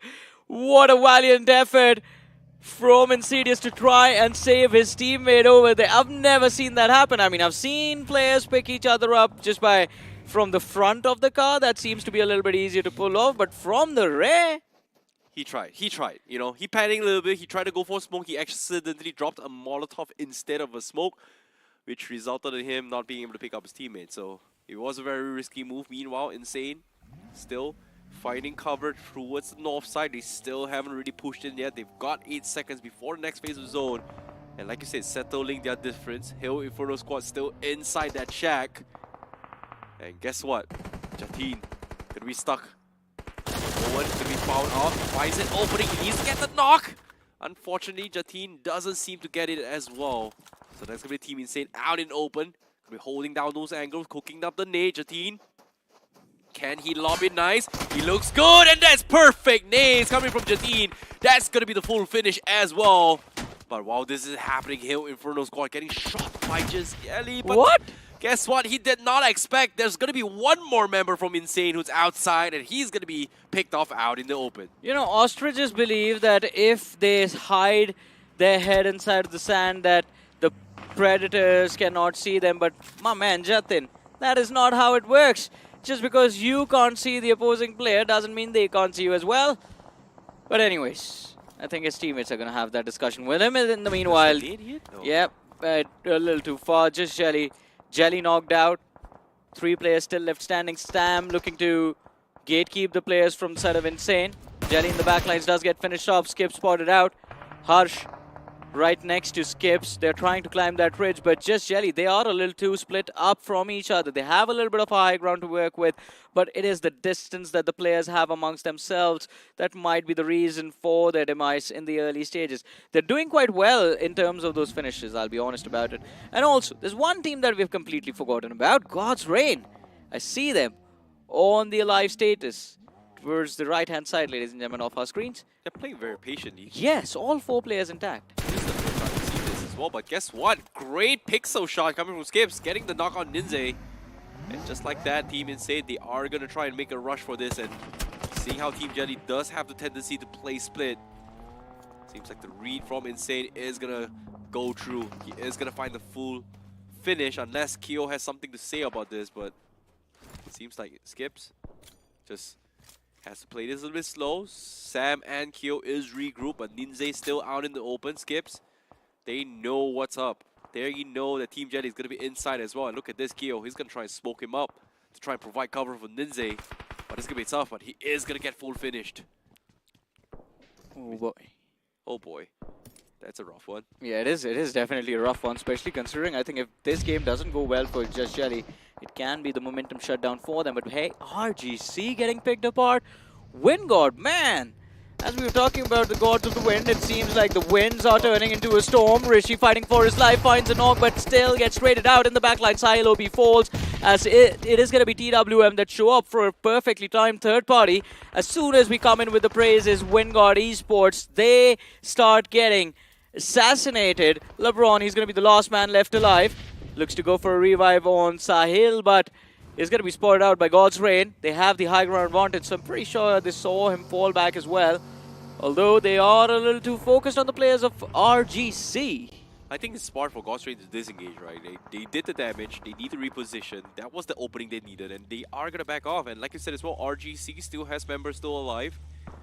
They are going to look for Sanchit. Sanchit is pretty much knocked out in the open, so he's going to try and crawl to safety. But there's only so much he can do. Dope is still very far away. God's Rain still looking for this opening. They know WinGod is still stuck in that ridge, and they have to push out. Ninja Jod looking for that finish, but Justin gets the confirmation on Sanchit, steals it away from the rest of the world. And in this case, the big clash comes in. Team Jelly and Insane finally goes head to head. Sam and also Kyo, they're not too happy their earlier pixel fight. And now Harsh being the last man standing. Sam looking for the 1 versus 1, and Kyo, he's juking around the trees as well, but no! He's gonna get taken now. Harsh will be the victor of this fight. What a run coming from Team Insane, but as soon as I say this, here he comes, a third party from afar. Harsh, he needs to pick himself up. Where was he getting shot from? I think it was the lads from Forever Red Ross towards their west. But yeah, Harsh, he has no idea where the shots were coming towards him from. Also on the finish feed, we noticed Arib getting blown up by his own teammate. I think that fight again, Forever Red Ross and TWM between those two sides. Forever Red Ross not really the aggressor, so TWM, they are getting bored. And they want to move in for this last frag on the side of WinGod Esports. And look at this, incredible recoveries in this game of Miramar from WinGod Esports. They have 8 eliminations. Team Insane, they have 8 eliminations as well. TWM is doing quite well for themselves. And of course, God's Rain today seem extremely, extremely consistent. They finished the game number 1 inside of top 4 in terms of in terms of the points table. They were in the top 3, and from this game as well, they made it to the top 7. They have a decent number of eliminations to work with. A TWM pinned out. I think it is going to be difficult for them to recover. God's Rain just in emptying out clip after clip to find that second knock, and they find it as well, but it's going to be found by Akash and his Winchester in the late stages. Now that is impressive. Hey, don't disrespect the Winchester, man. But seems like WinGod, they will bow out on 7th place. That is going to be another team. Forever Red Ross finds the opening. Ninja John getting the knock on towards Beast from afar. And guess what? Beast, he's going to lose his life as Ninja John finds the confirmation. God's Rain seems to be kicking things off in day number 3. TWM Gaming also looking to try and go for the full push, but the zone, guess what? They are going to be shifting onto his Raven Esports, and inside those compound, they will have the full brunt of defense where every single team needs to push into the zone. And guess what? It's going to be a difficult one. As you can see, it is the gas station. Not exactly the best in terms of holding out angles for the north side, but against the teams in the south. Look at this, Dope. He's got no cover whatsoever. Yeah. He's going to lose his buggy as well. That is going to be his downfall eventually. Well, yeah, that is definitely going to be downfall for not just him, but RGC. They have no finishes on the board. So the points that they need are not really going to be there. But Raven Esports, good recovery coming in. All 4 players still alive. They also don't have any finishes, but at least having those 4 players intact means the potential to find the frags in the last few moments of the game is going to be there. The only problem is they are down in the dip at the gas station, and they can be focused fired by Insane and the side of God's Rain in particular, since God's Rain is going to have the line of fire through those open doorways. But Forever Red Ross, 2 players, R2 and Phoenix. Oh boy, look at this. The shots have been made as well. Raven finally found third. TWM on the sides, and guess what? It's open seasons for Raven Esports. As TWM will be wiped up. Just like that. 6th place for TWM. And they get themselves 3 finishes for Raven Esports in the prime position. And knowing that the only teams that can mess them up are going to be the teams from the north side. And guess what? Every single team on the north are so weak. And the only teams with 4 members left is going to be Raven Esports. Well, Raven Esports have done quite well for themselves so far into this match. Finally, those 3 finishes come through. I think they can get a few more as long as the circle favors them. This could be their game, but Harsh, Ninja George is trying his level best to see if he can find that extra knock. Just force Insane in the back lines. Sing enough. God's Raid, they do find a very cheeky angle. Guess what? It is just right out of range of Raven Esports where they can have some sort of protection. And they will have free shots on teams on the north in this case. As you can see, they're panicking to push down bottom as well because God's Drain is still alive. At the moment God's Drain gets taken out, everyone from the north team will not hesitate to push down towards Raven. But again, natural cover for Raven once more. Absolute protection from everyone from the side of Raven Esports. Team Insane hard. Sees Justin looking for that beans, looking for that shot in. But it is going to be tough. 14 seconds left and they need to push into zone. And it is going to be a game of patience now. Oh, of course. Oh, that's a free point right there. Skips also realizes that. Although the shots coming in from the side of God's Rain do force him back. Harsh in the back lines providing some cover fire, but God's Rain too strong to deal with. The nade goes through and Dope. A lot of damage upon him, but still left to take this fight further. But here comes the vehicle, and before the runover comes through, it is going to be Raven Esports who just take that frag off the board for themselves. God's Rain denied an opportunity, denied a point. And of course, another player from their side was knocked out. So Raven Esports finally have their opportunity to capitalize. And they are doing a brilliant job in making sure that their wait, their patience finally pays off towards the end. The frag, the finish of that last individual from the side of Forever Red Ross also picked up by Raven Esports. And now Insane, they only have one option to go up against the side of God's Rain. Knocks are going to be found. Ninja Jordy's going to be the last man left standing. And Raven Esports, they have been keeping track of all of this, conflict between Insane and God's Rain. And as soon as they realize this is their opportunity to strike, I believe they are going to be stepping out into the open. Insane, Harsh knocked out, all thanks to the blue zone itself. Smile. He's still playing with the Winchester. What is this team up to? What is this level of confidence? The finish goes to the players of God's Rain. Ninja Jord, he's going to run back, try to go for a revive onto his IGL, but this is the collapse of the blue. A 4v2 between these two teams, and I believe it is going to be Raven Esports soaring up in the skies and securing the winner chicken dinner of this game. The blue zone damage, they denied the finish point, but God's Rain finishing on the second, and Raven Esports walking away with #1 position into this game. The chicken dinner, all theirs. What a game coming from Raven Esports. Just absolute, very, very well decisive fight as well. Just staying inside the gas station the entirety of time. And, you know, they understood that the only teams that can actually mess them up are the teams from the north side. But, again, because of how Gotcha was naturally defending them, I wouldn't say it's teaming, but it's because of how the design of that final zone is. True. All they need to do is just wait it out. And the moment everybody was taking out a competition, it was just an easy free win for Raven Esports. But still, miraculous comeback coming from God's Rain as well. A good round coming from Wingard, a good round coming in from Insane as well, who just really, really stood out in this game. And it seems like all these teams who are in the bottom 8 without those safety cushions are starting to bounce back once more. And it seems to be a recurring trend between since D, C, and then now B as well. Yeah, and again, I mean, as you said, Raven Esports, I think that they studied that one line that good things come to those who wait, because they just waited for so long. By the time we were down to the top 5 teams, they had 0 finishes. Towards the end, I think, is where they secured all of those finishes for themselves. All of a sudden going on domination. I think this was a 16, 17 point game coming in from Raven Esports. Alright, not 16, I think, 15, 16 points in total. But this keeps them in a safer position inside of that top 8 bracket, because at the end of those first two play days, they were on the 7th with the 68 points to their name. That game number 1 wasn't the greatest of matches, but this Miramar, it helps them recover. And talking about recoveries, man, we had a lot of teams outside of the top 8 finally stepping up. Insane was there. Wingod did so well for themselves.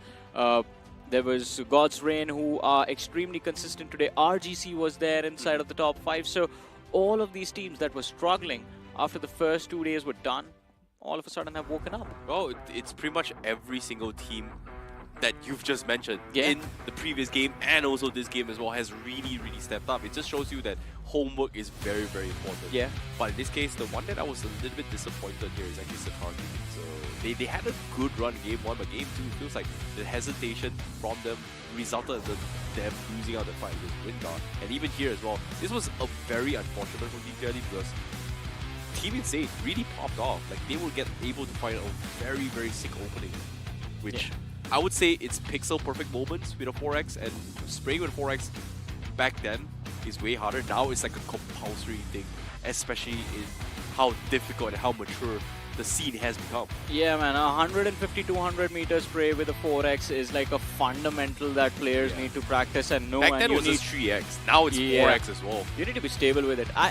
I get annoyed with the shape of the scope, to be honest. Yeah, like with how the reticle looks. That's the only problem for me. Why I completely prefer and stick to the 6x scope. So Yeah, I like the 6x too, just because it's like a dot, yeah, right? dot. That feels a little bit better and makes it easier to aim. I am annoyed with 3x's, 4x's, 2x's, like I hate the 2x. best. I don't know. I just like, even at 100 meters, 150, I just like, for me, it becomes a little bit easier to line up. But anyways, that is just how bad we are at the game. Because for the players, they should be able to comfortably spray at least 150, 200 meters through those iron sights as well. I mean, you need to track those sound cues. You know what's the most disgusting weapon to use on an iron sight? What? AWM. AWM? Iron sight. It's like, it's on the guy, but it just doesn't hit. There was at a all. man who used to sit here who was an absolute god with an AWM no-scope. Okay. Yeah. No scope is fine. I'm talking about just ADS iron sights. Oh, all right. It's terrible. That was terrible, but we are going to do something that's that the viewers might feel terrible about. We're going to take a very short break, ladies and gentlemen. Coming right after, it's going to be the post-game discussion and the next game. Don't go anywhere. We've got that temperatures high, but it make way. We came here to slay. Let's go.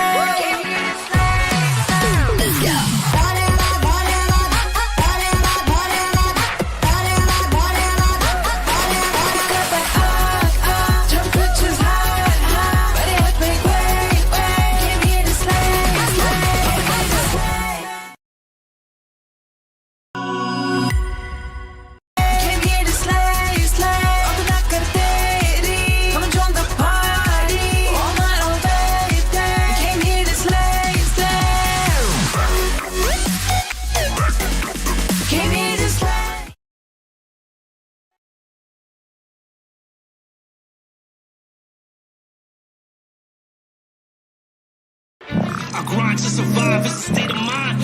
Legendary drive, eyes on the prize. I feel the gears turn, never hesitate. No stopping King Kong, beast is awake.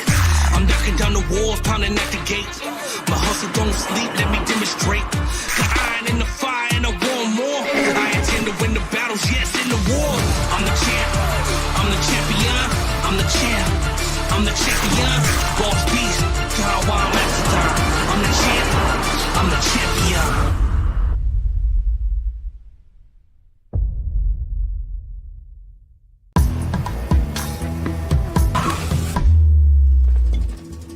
ए, किधर मिलता वो collector? तो तुम आई collector? हम आए collector, guns का collector, attachments का collector, helmets का कलेक्टर और इन सब का स्किन्स भी कलेक्ट करता है BGMI लैब में। M416 की है, M249 की भी है। गन्स, हेलमेट्स सब मिलेगा fab in the BGMI lab. मैं भी collector.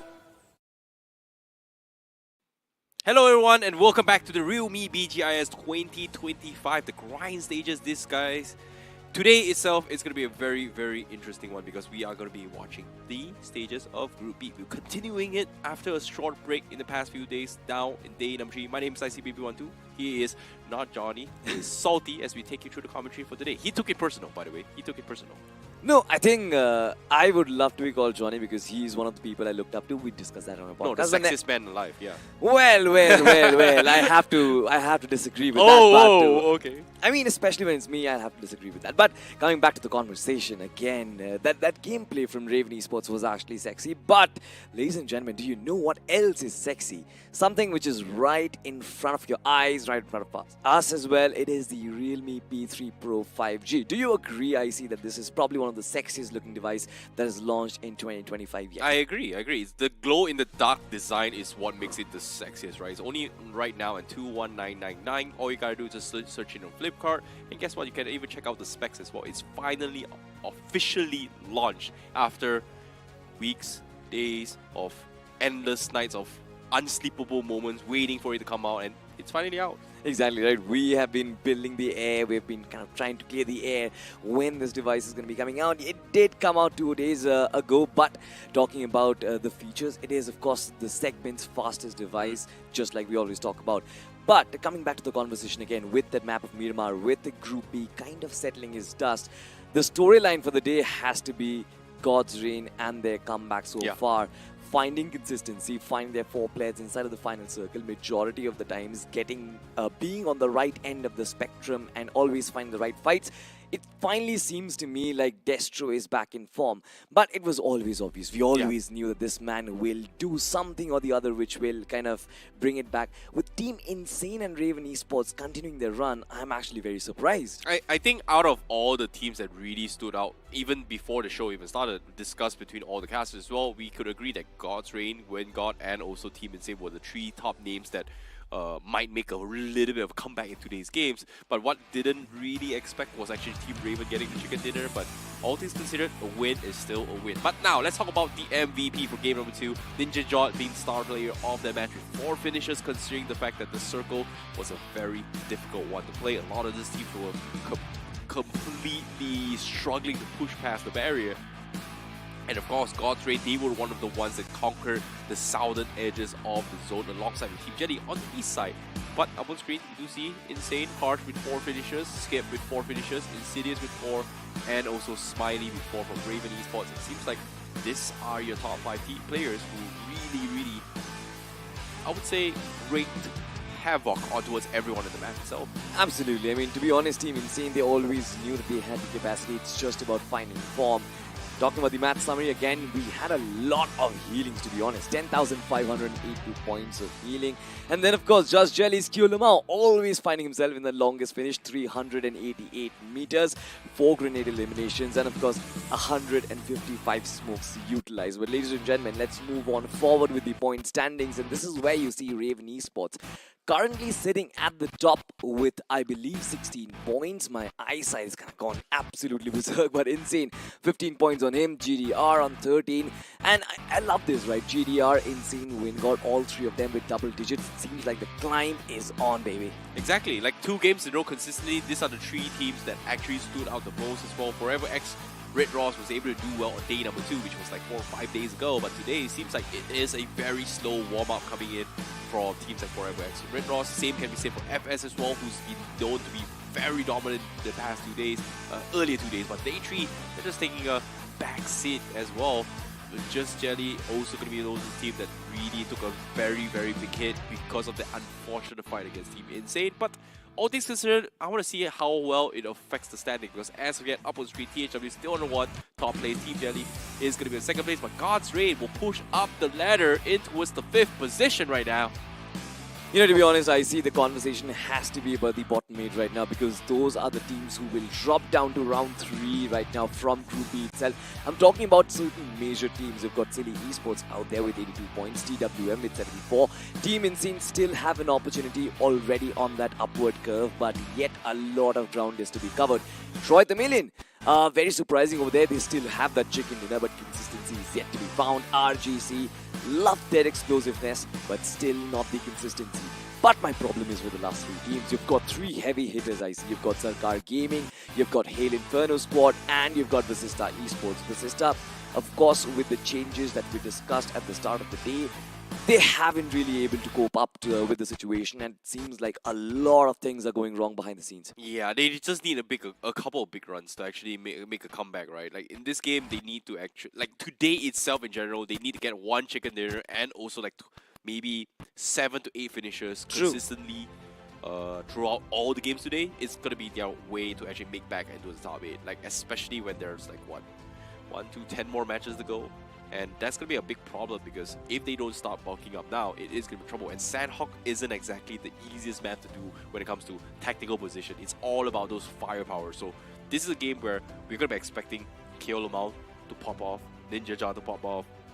I think members coming from FS as well. I think it's going to be Lovish from THWX non-X. It's going to be the ones. Yeah, true, man. It's going to be the ones that you have to pay attention to when it comes to this maps because it is all about those pixel perfect moments and it's all about getting that knock and then rotating in. You know, I personally love this guy Lovish because he is that sort of relatively newer guy on the block, but this man absolutely showed his class in the first week itself. But you mentioned about Just Jelly always going aggressive. This time around, we did not get to see that clash between Jelly and GDR come to fruition and come to an absolute end. We know the scoreline is currently at 5-0, but on Sanhok... No, it's 5-1 actually. It's 5-1? No, it's 5-1. It got updated? Yeah. Well. From Erangel, so it's 5-1 for now. 5-1. GDR have a lot of ground to actually cover. Coming back in this, on the map of Sanhok, dropping on towards Paradise Resort, I don't think they are going to come across Just Jelly, but I still hope that the circle does not give us the googly that we witnessed previously, you know, because GDR have had a lot of problems with their rotation so far. Their gunpowder is still going very strong. Yeah, I agree. But again, it comes down to just timings, right? Like, it feels like today itself, WinGod and God's Reign are playing a little bit more confident compared to when they were doing as well. It might be luck, it might be skill, but all I know is like something has made it work for them. And think about this, they are the ones that are on the backseat where they need to push into the top 8, whereas teams on top, like Team Jelly, even though they are taking a little bit chill pill, but being consistent is going to be the key for them, especially if they want to play and put themselves against teams from round 4, where in this case you play lesser games, but you're still going to be playing similar stacks, but most likely it's going to be split off before they play into the quarterfinals. Talking about Jelly, I think the approach that they took to be consistent is taking those early fights. Even in Erangel, we saw they took 2 back-to-back fights and actually win them. And I believe it's just their sheer confidence. And there were so many question marks on Jelly, especially last season, where he was not playing it so aggressively, where he was not taking it to fights and he was trying to go for rotations and scouting as much as possible. But this time around, I feel like he's completely overhauled the strategy and it's working out so well.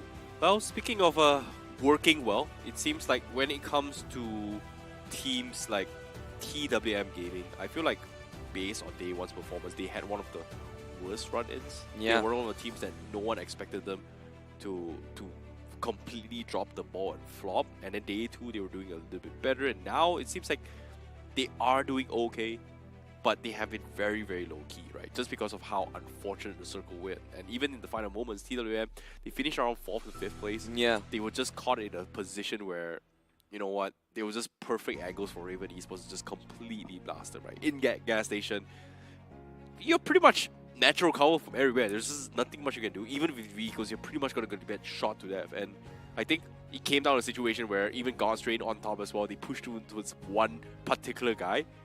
There is a reason why that guy was stuck there for the longest time. And yes, they went in for the commitment. Everyone from Raven Esports is like, you know what, there's free targets all across the map. We'll just take it, you know? I believe you're talking about Dope from RGC. That man was completely stuck behind that rock. But again, that situation was such that I call it usually the death valley. You've got GDR on top on one side, you've got Team Insane on the other side as well. And both of them had got lines of fire. So it's practically an unescapable situation for you. Can't really do much apart from trying to, survive as long as possible, use smokes. But coming back to that conversation of TWM, I believe there are going to be two teams, Silly Esports and Team TWM, especially on the 9th and the 10th spot of the overall standings. That is where majority of the upliftments are going to happen, majority of the shifts are going to happen. Do not really want to do the majority of the dirty work on the last day. I believe if TWM, they want to play round 4, today is the day where they have to take big steps, and that starts now with that map of Sanhok. Well, it is going to be starting from this map because right now the chaos is about to begin because we are jumping straight into the third game for today. Take it away.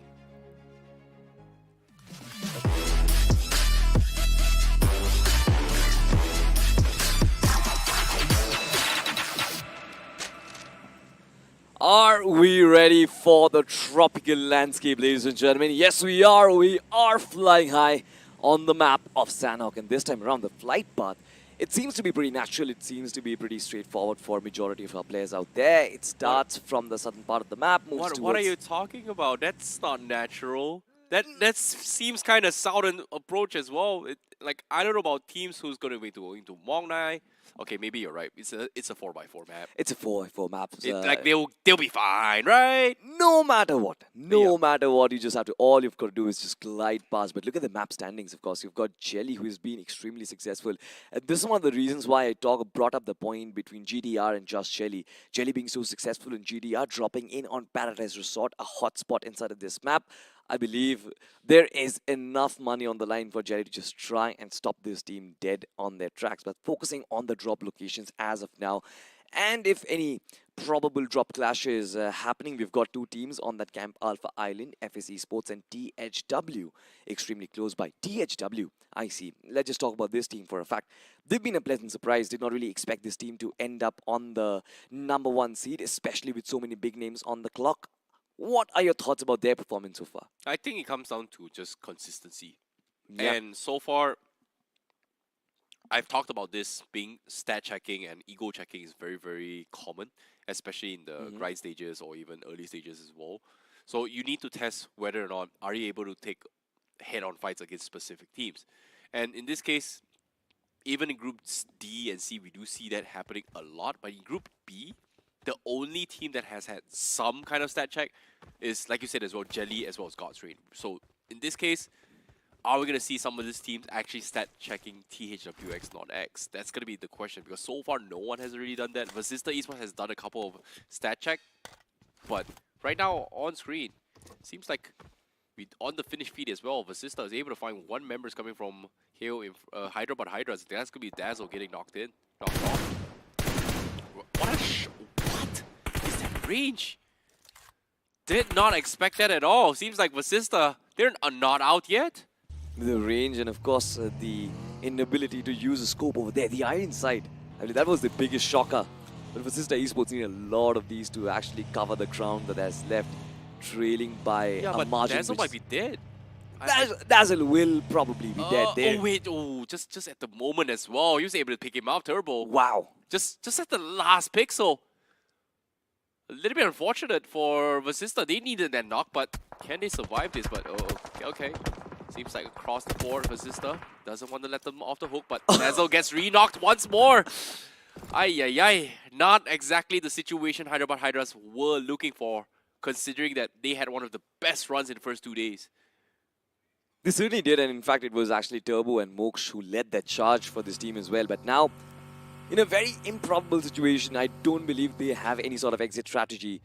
Dazzle has to be left for Vasista Esports to be preyed upon. If Turbo wants to go and save him, it's basically putting his life in danger as well. But look at the angles. Look at the angles that are being explored by Vasista Esports. Pokar just finding the flank and beautifully taking down Turbo. Hyderabad Hydras are left questioning themselves on where did they decide to land and how did Vasista Esports had a plan to counter them. They're dead on their money. I love this. Vasista Esports going in aggressive right in from the start of this match. It seems like these players finally find the right form, finally find the right end of their mindset. Where was this Vasista a few days ago or even the previous 2 matches? Because right now they're looking stronger than ever. Like, they're hitting some insane shots. And considering that Sanhok is very mechanical, this might be the opportunity they get. But the question here is, even though they got 2 finishes, look at their utilities. They don't have helmets, they don't have meds, they don't have a lot to work with. Only 1 vehicle. But they need to find a place to actually stock up as well. Yeah, I mean, it's just 4 minutes inside of the first circle itself, so you can't really expect much. It's 4 minutes past already, to be honest. Like, that means the rest of the teams are pretty much already looted up. And look at this. Hell Inferno squad is also stocked up from all the way in the north side. Yeah, true that, true that. At least for Vasista Esports, they are inside the circle. No compulsion for any drastic shifts whatsoever. They've got those scatter loots, and Vasista always do that, right? Go in for that scatter loot, especially on the map of Sanhok onto the south side. As of now, I believe they will continue their journey, not trying to hunt down the rest of the players from Hyderabad Hydras. And that just means that the Hyderabad Hydras, they survived a scare. One unfortunate incident, Turbo trying to save it, trying to cover it up, falling himself as well, and now they will have to play with 50% of their strength. But this is also a team that has to play at 100% of its strength, try and push up forward. I'm talking about Forever Red Ross. Brilliant so far, not really putting too much emphasis on those position points, trying to go in for those finish points as much as possible, and they've been very successful with it. Speaking of success, Vanguard Esports, one of those teams that had a great run in both Erangel and Miramar. This time, Sanhok, one of the most difficult maps to play when it comes to overall rotation. And Team Jelly seems to be the only team that has had great success in it. But seeing how God's Reign is, seems like they do have a little bit of a rough idea. There are going to be enemies lurking by in towards this compound. They're still going to be stalking you by, but as a safety precaution, they are going to be dropping a couple of members to maybe push up. But as soon as I say this, guess what, Delta? Oh, wasn't expecting company right from the get-go. That's going to be Sealy Esports getting the first dog. That's going to be the full finish as well, as Immortal will get the reset in. And the rest of God's Reign is going to be pushing in as well. 3 versus 4 situation to get the knock from Justin. Noob. Going to be Noobify at the sides. As the rest of Sealy going to be looking for a little bit of angles. Destro making a little bit of mistakes, but here he comes. Here, a well-placed nade is going to be good. 2 seconds left. Does it connect? Is it going to be the re-knock? Nope, it will not. Silly will get all 4 members up once more. And honestly, good recovery from Silly Esports as well, especially after that knock. I felt there was a brief moment of panic, but look at that. Destro has been spotted. And Kalug, of course, no way! No way! Oh no, he made a mistake. He made a mistake. Now it's going to be 3 versus 3 and God's Reign has the perfect opportunity to attack this as well. Considering that Kali may have overcooked the nade. Got a little bit greedy. Got punished for it as well.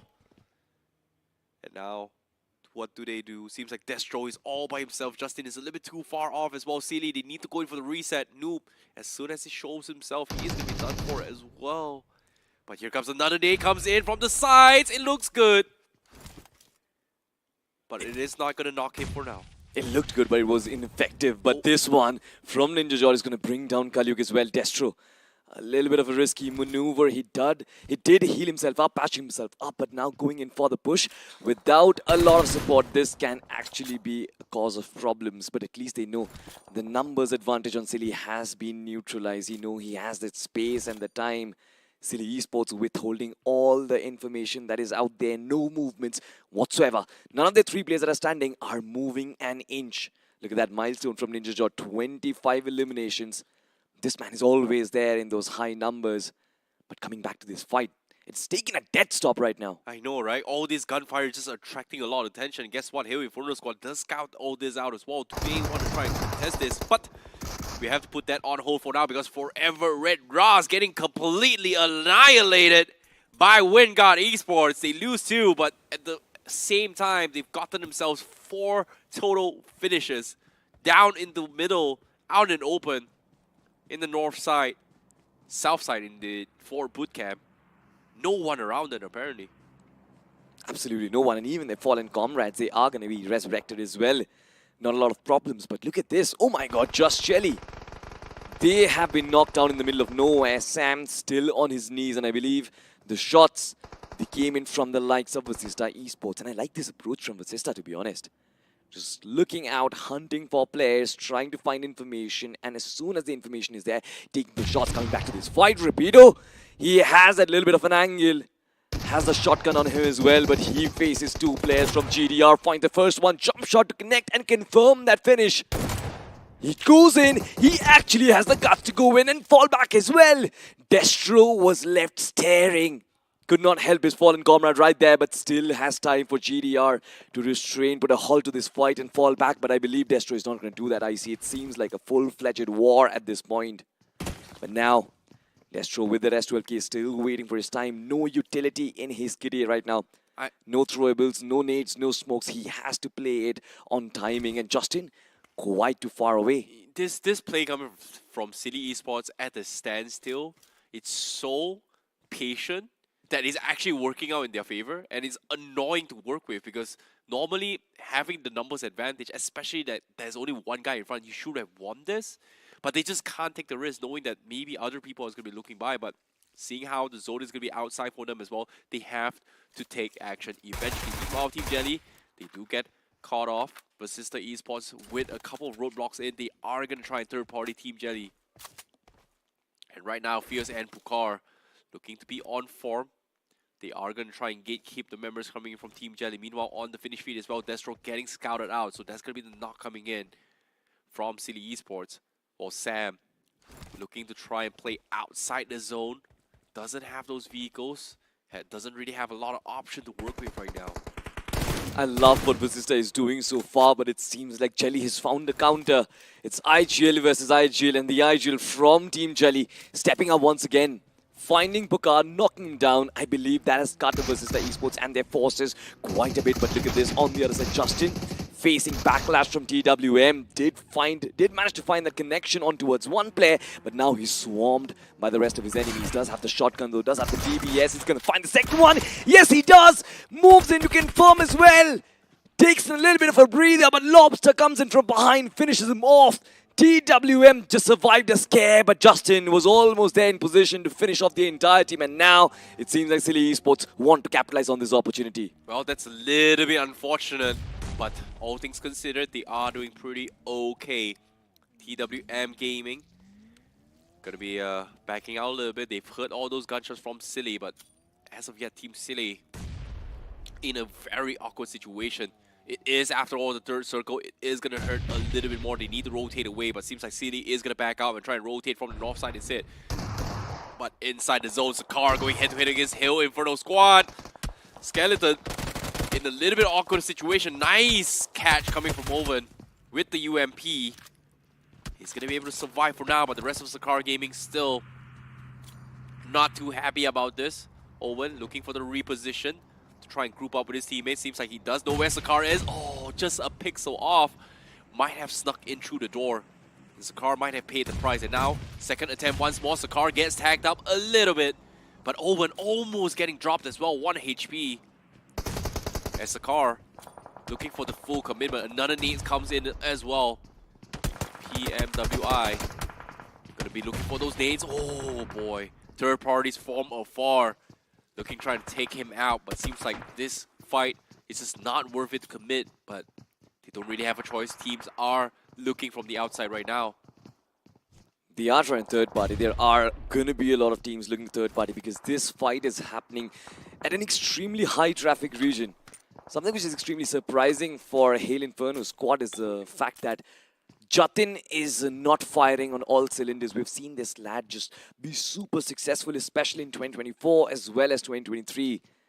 And the surprising fact is this team has always stuck together throughout this duration, throughout the 3 years. Then how come this year this team is struggling to take those team fights? We saw that in the first game, we saw that in the second game as well. Even this time out, they had the information on Sarkar Gaming. They were the ones to converge upon Sarkar Gaming. Yet, 2 of their players have been brought down. Nades exchange was still going on, but this time we shift focus towards Jelly versus Vasista once again. And it seems like the tables have actually turned icy. For a brief moment, we saw Vasista being on the right end of the circle, but it seems like Just Jelly made micro maneuvers, and now they are the ones who are gatekeeping the likes of Vasista. Yeah, very nicely done, right? Like, it started from that initial knock from Jelly onto his Bukar, and because of that reset, they found an opportunity to actually out-rotate him. True. But the question now is, because the circle is going to be favoring onto his Raven once more, Wingard right in the middle, and it is going to be the open fields outside of Painan. Doesn't have a lot of cover to work with. I'm curious to see how Team Jelly and Vasista is going to be playing this, but seeing how Vasista is rotating, they are going to be playing around the shorelines and hope to sneak it into his Painan. Insane is right there as well. Hill Inferno Squad is across the river. A lot of company to be expected, especially coming from Vasista. As you can see, Team Jelly, he scouted out all these rotations. And Vasista right now caught in between the crosshairs of everyone. As soon as I say this, it is going to be a tough spot as well, because now gunshots from Hyderabad Hydras is going to try and zone him out. And for some reason, Hyderabad Hydras, they started the journey with 2 players left alive, and they were somehow able to find openings to try and zone out all these players trying to make into this phase of the zone. Look at this. This position for Vasista is almost like a death trap. You cannot escape this whatsoever. You try and move out of your covers, there's Just Jelly who's waiting to pounce. You try and move towards the left-hand side, there is Hyderabad Hydras who's just looking to spray down every single team who passes on down. If you take the river, then there is a Team Insane who is waiting inside of Painan with open arms. So there is a lot of problems. Look at that, this is exactly what I was talking about. Rage God trying to take the route of the river has now been shut down by Insane Esports and Harsh. But I believe Just Jelly, this is problematic for them as well, because they were looking to gatekeep the likes of Vasista. Now they're trying to pay the price. Yeah, they are indeed as well. Hyderabad Hydras, for some reason, they were able to find 5 finishes with it outmaneuverability. And right now, Wingard from the north side is going to run head-to-head against FS Esports, and RGC looking at third party as well. And RGC, they will get the full finish on Max with 1 finishes thus far. They are on the northern side. They are going to be A-okay, but as soon as I say this, guess what? Sahil OP finds the opening on Insidious. They will clean out FS very, very soon. 11th place finish for Just Jelly. Unfortunately to say, they will get hunted out by THW. Meanwhile, on this top fight as well. What is this jump? Where did he come from? Sahil OP, surprise jump attack. Gets the finish. And just like that, Wingard Esports, they find 8. RGC looking to third party, but they don't have the numbers to try and rush this off. Yeah. And Sahil OP might be able to pick off. He is knocked for now, but Wingard, they will be able to dominate the north side for now. For now, they also have a part of the circle, ladies and gentlemen, a little bit of that position being captured by Infinity and Godex. Look at Troy Tamilian Esports though, trying to capture the small compounds on towards the western side. Will find that injection point as well, but will THW let that happen? Because there's a huge amount of open space out there. Coming back to that Pine and fight once again, Silly Esports versus Team Insane. Team Insane being able to gatekeep every single team out there trying to come in from that eastern side of the circle. They've been ever so successful. 4 finishes on the board already. And Silly Esports have sort of been stopped. I don't really find an exit strategy unless and until you win these fights, and Raptor does that. Dark Lord has been put to a halt. Skips, Harsh and Yash, they will have to come in to aid him. But do they have information on where exactly the players of Silly Esports are? Immortal under the bridge. Rapido trying to make a move. Harsh extremely close to him. The shotguns need to strike, but no! Team Insane close on up. Painan is theirs and it will remain theirs for a while. They also have the edge of the circle. All their players secured. This is an insane day. 3 games back to back. And now Insane looking for those high finish volumes. And right now in Sanhok, top 6 with 7 finishes. They seem unstoppable. And the only ones that is in jeopardy to actually contest them is going to be Wingard. But as soon as I say this, guess what? They lose 1 member to RGC. Rishi going to be out in the open. He's proning his way through. He's down to 1 HP. Insane looking to try and cut the numbers. But for some reason, Rishi is able to survive this. And he's going to be looking to try and reset his health. So Team Insane looking to try and set up the place. Meanwhile, on the finish feed as well, THW X non-X will be able to find members from Troy Tamilan and outside on the western shore.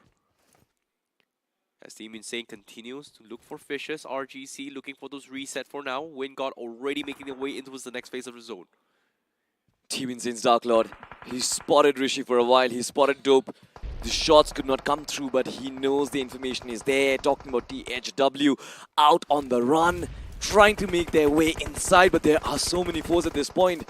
There is Troy the Million Esports, there is also Wingod who have that visibility, and the only piece of cover is going to be those little boulders as well as the soft cover of the smoke. It's not going to be easy. Too much to tackle, too many angles to check, and of course the reptiles on Sanhok, they are always on the prowl. Talking about Wingod Esports too, they did kind of suffer against the likes of RGC. They tried to overextend that fight, because of which LeBron fell.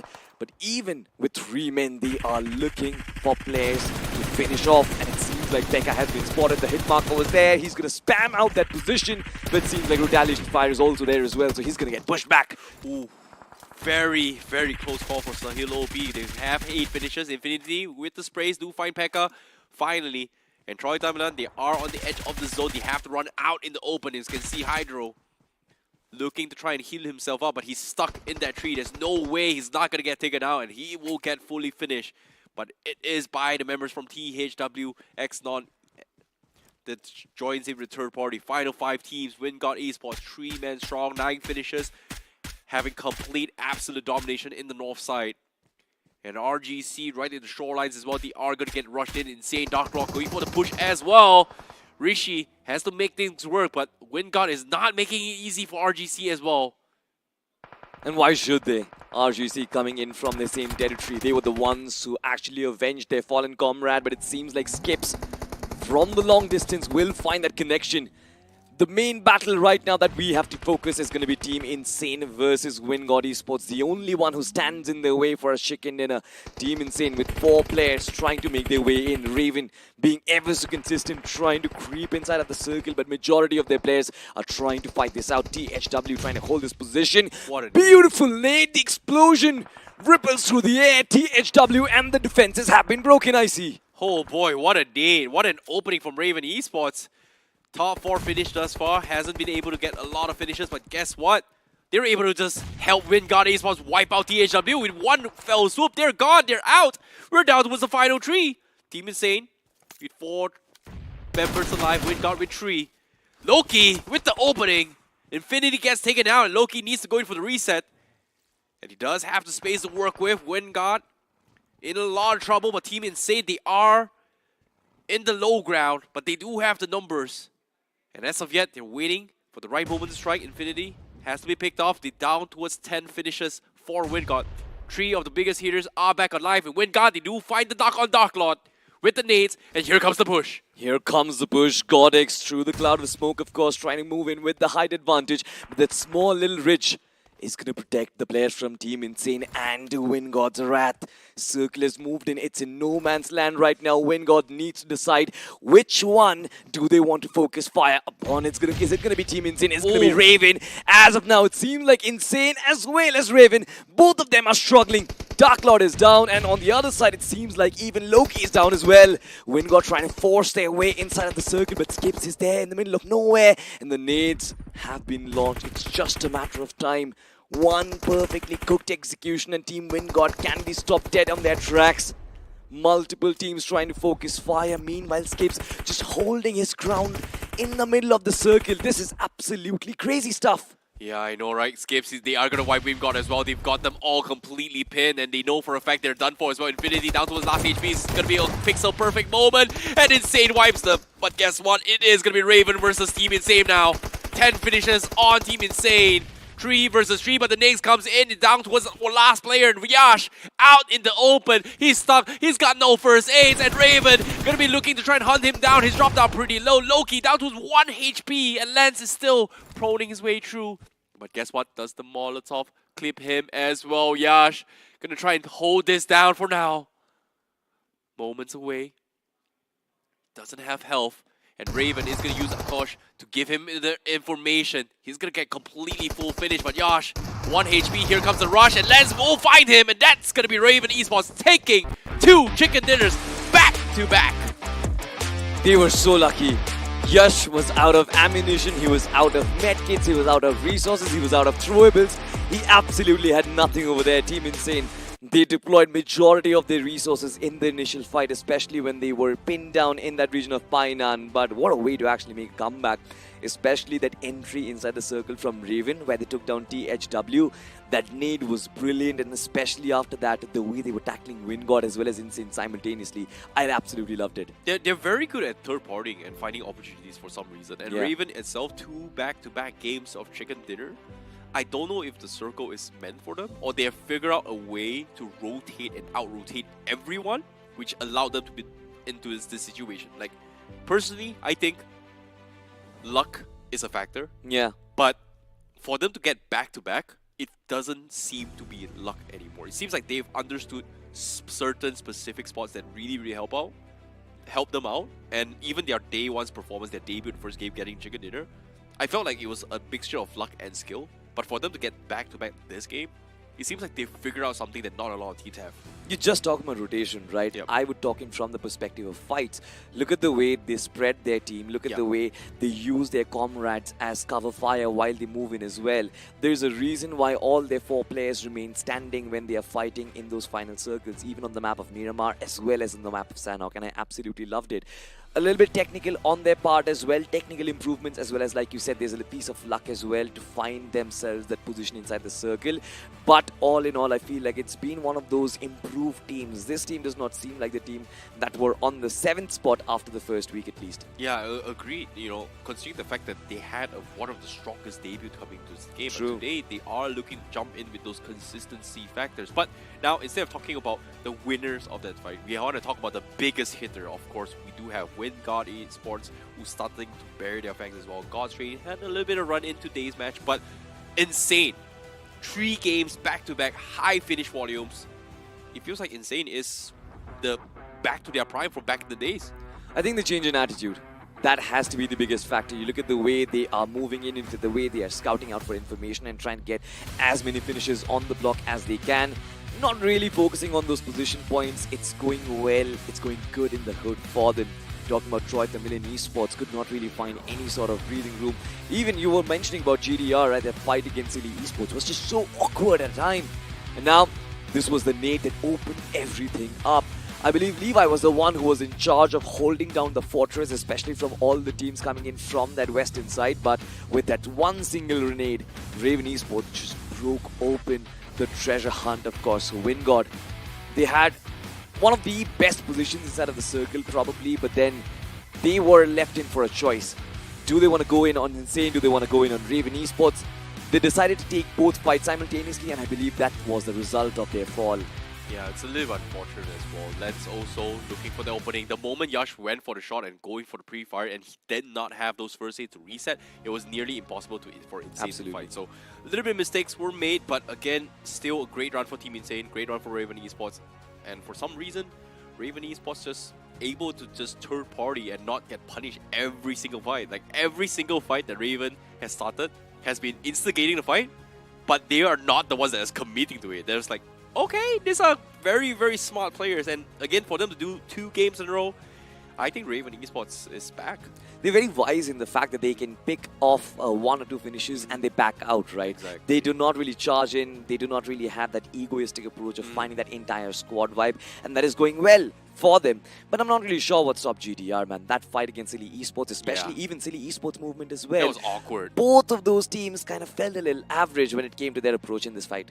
Yeah, I agree. It is going to be an awkward one. Hopefully, it is going to be better. But we are down towards the halfway mark farming from day number 3. But for now, for those guys watching, we are going to be taking a short break. We'll see you guys right after this. Temperatures high, but it make way. We came here to slay, Let's go.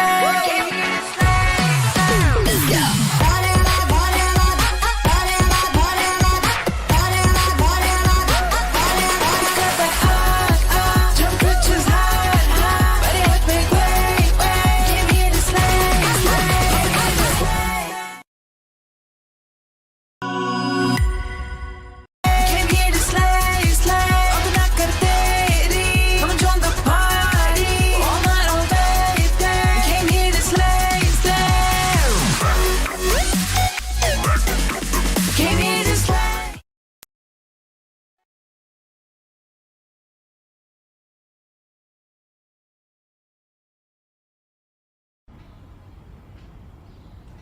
भाई ये देख नया phone, इसका pump देख रहा है, pump, इसके cuts देख, एकदम प्लेटिनियम प्रो मैक्स। बकवास है। अरे वो छोड़, इसकी बैटरी लाइफ इतनी लंबी है ना कि तू चार्जर भी भूल जाएगा। क्या फेंकता है तू? बकवास है। ओ प्लीज, इसके कैमरा में ना इनबिल्ट स्नैप फिल्टर्स है। क्या ग्लो अप आने वाला है यार? ग्लो आने वाला है, ड्रामा क्वीन। बकवास है। अच्छा तुम लोग के फोन में BGMI है क्या? फोन में नहीं है BGMI, तो फोन नहीं डब्बा है ये। जल्दी से BGMI डाउनलोड करो और अपने फोन को अपग्रेड करो। अब तो इसको भी अपग्रेड करना पड़ेगा।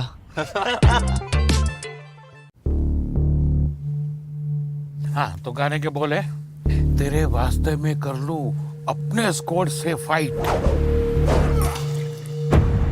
कब तक हम ऐसे डिफेंसिव खेलते रहेंगे?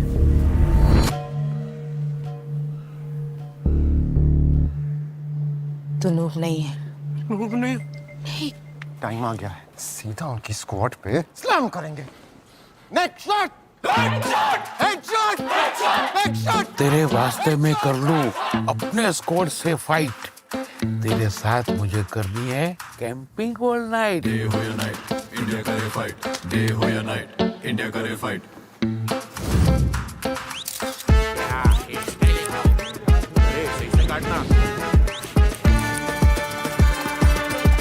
मैं नूब नहीं हूँ, मैं नूब नहीं हूँ पापा, नूब नहीं हूँ।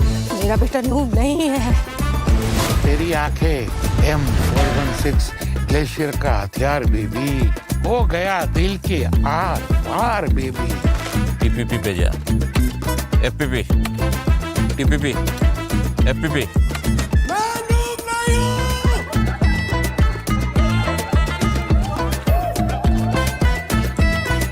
एक काम कर,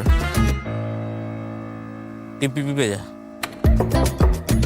कौन? लूंड्री ना sir, winner winner chicken dinner. Day हो या नाइट, इंडिया करे फाइट। कौन कहता है इंडिया फन को सीरियसली नहीं लेता है?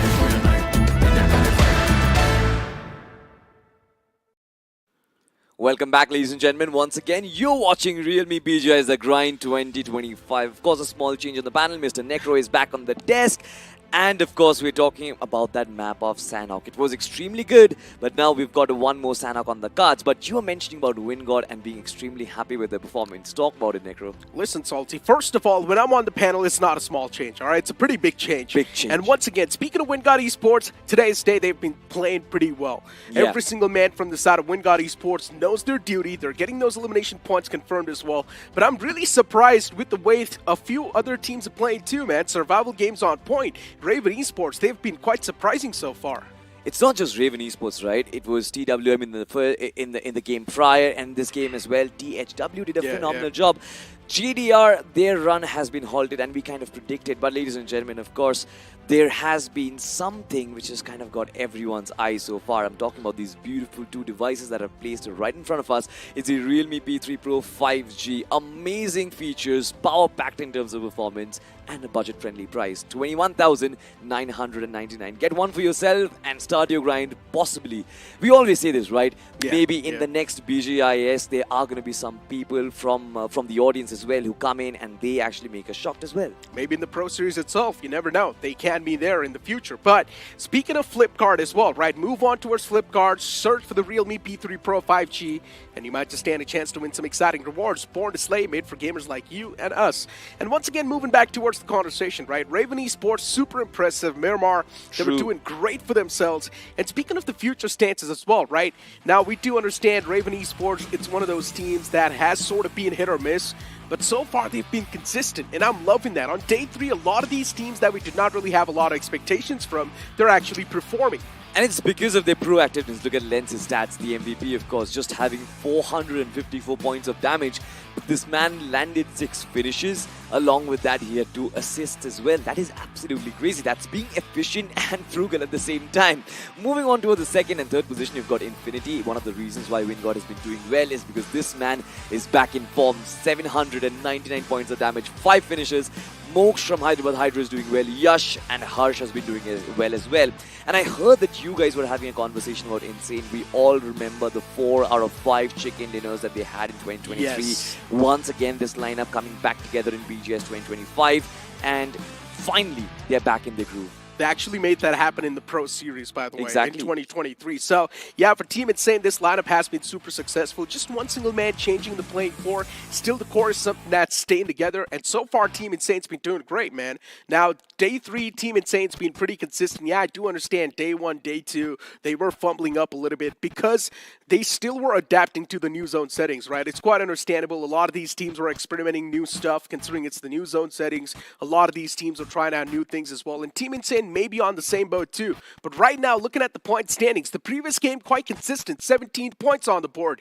Raven Esports 18 points, then you've got Wingard Esports with 16, and then you see a major dip. Now the vacuum is clearly there in the top 3 in that previous game. Absolutely. In the previous game, the vacuum is there. And I believe when you talk about the overall standings, these are going to be the teams who will make massive climbs, potentially inside of the top 8 as well. THW, you mentioned in 9 points. Hyderabad Hydras doing decent, 6 points for them. Silly Esports, JDR kind of missed, but Vasista Esports, the approach was there.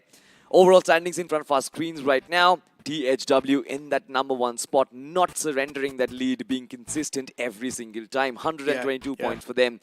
Team Insane on that climb, 10th position, 83 points on them. But if you look at the chain, GDR finally back in the top 8. But one thing, of course, Necro, I think IGL Adi is going to be very happy with the rest of the 4 players. It's a perfect marriage gift that these guys can actually afford. Listen, all of that is fine, but look at Raven Esports in the top 5. Ooh. They've made that entrance. Raven Esports, such a remarkable entrance in the top 8. They're now looking pretty great. Maybe a bit of that comfort zone as well to work with, but honestly speaking, they should not use this cushioning right away. They should try and build up a bit more of that cushioning, be there in the top 3, and then maybe Raven Esports can once again go back to the testing grounds if they do want. You've also got Wingard Esports with 100 points in the top 6. Wingard Esports still looking pretty great. And you were speaking of Team Insane, right? 83 points in total. Team Insane, yes, the core is now starting to perform once again. But let's be honest, now Team Insane, they seem a little bit more tactical, and I'm liking that. Yeah, finding good position on the block and holding them till the circle is on top of them. I think one of the biggest fallouts from inside of the top 8 has to be Forever Red Ross. They were on that 6th position after the end of the first week, but now they are in the 9th. Not one of these games in the first half of the day going in their favor, but I trust in these lads. They're pretty aggressive and they know how to kind of bring back their aggressive and glory days once again. But 3 teams, Necro, we have got to talk about. Hail Inferno Squad, they were my prediction for the day. What is just happening? Yeah, Hail Inferno Squad, let's be honest, on day 1, day 2, we did not really see any sort of improvements. On day 3 as well, pretty much the same train is now falling up. And you were speaking of Red Ross a while ago, right? This is a big sign of concern because let's be honest, on day 1, day 2, teams were trying to figure stuff out. So the lobbies, you might say, which were a decently easier. Yeah. But now you move on towards day 3 where teams now understand what exactly is going on. They've got the lay of the land. They've got the understanding of teams as well. And Red Ross is not able to perform. That means they're getting technically outsmarted by the other teams. And if Red Ross is not able to perform on day 3, can we really expect a good performance on day 4? I'm not really sure. I mean, it will be too much for them to actually cover. And like we always say, right, day 4 is just unpredictable. You never really know which team is going to come up and which team is going to perform. But talking about unpredictability, something which absolutely nobody expected is going to be Vasista Esports and their performance. Because I believe they were considered to be one of the heavy hitters when we saw this group announced. Currently on that 16th position, yes, we did get to see a little bit of glimpses, right? Pukar always trying to wrap around the opposition on that map of Sanhok, but nothing going on there on the favor, man. I saw this coming. I knew Vasista Esports was not going to be able to perform because in the previous third-party event that happened, Vasista Esports was nowhere to be seen. They even failed to qualify to the LAN finale. And speaking of such a team with so much caliber, with so much potential, and well, keep potential aside, these guys are the veterans. They've got so much experience in their backpack, and still that experience has not been able to be there on the field itself. And it's a big sign of concern, man. Vasista Esports, known as Carpadium in the past, and if you speak of the Carpadium days, this team was unmatched when you speak of the firepower, and now it's not even carried on. And I believe it's probably because of the change in approach. In their Carpe Diem days, they were always hot-headed. They were always, right, fine, we look at a team, we'll go and charge in at them. These days, you barely see them winning 44 fights. Here's the thing, right? They're trying to switch things up. Even when they do charge in, it's just not working out. They're just not able to win those 4-on-4 fights.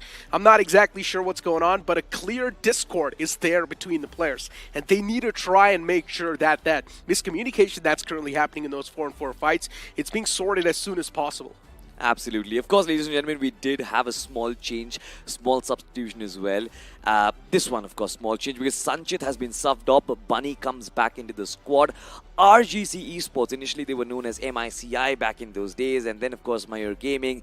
Now it seems like this team, they can actually win their 4-4 fights, but the rotations are completely across the charts. They do not find their way inside of the final circles, and I believe that has been the majority of their fall of concern. MICI is incomplete without Mudit. Yeah. This man needs to be there in the roster. And another thing MICI was really known for was the med strats. Because the new zone settings, it's really not going to work out. And that's why, clearly, RGC is struggling. They're not doing too bad compared to teams like Vasista Esports. So RGC still has a major chance of directly making it in the top 8 if they have a decent game. And I believe the points difference for all of these teams is like bare minimum, right?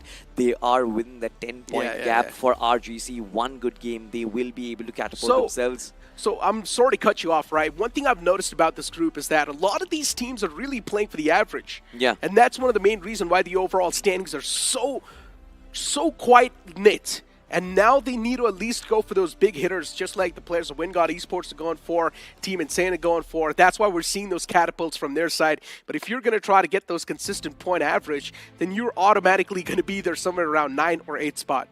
Confidence plays a big factor next row, but of course confidence will be required on the map of Sanhok as well, because we saw it. There will be multiple fights happening left, right and center, and we're all ready, kitted up. Let's go.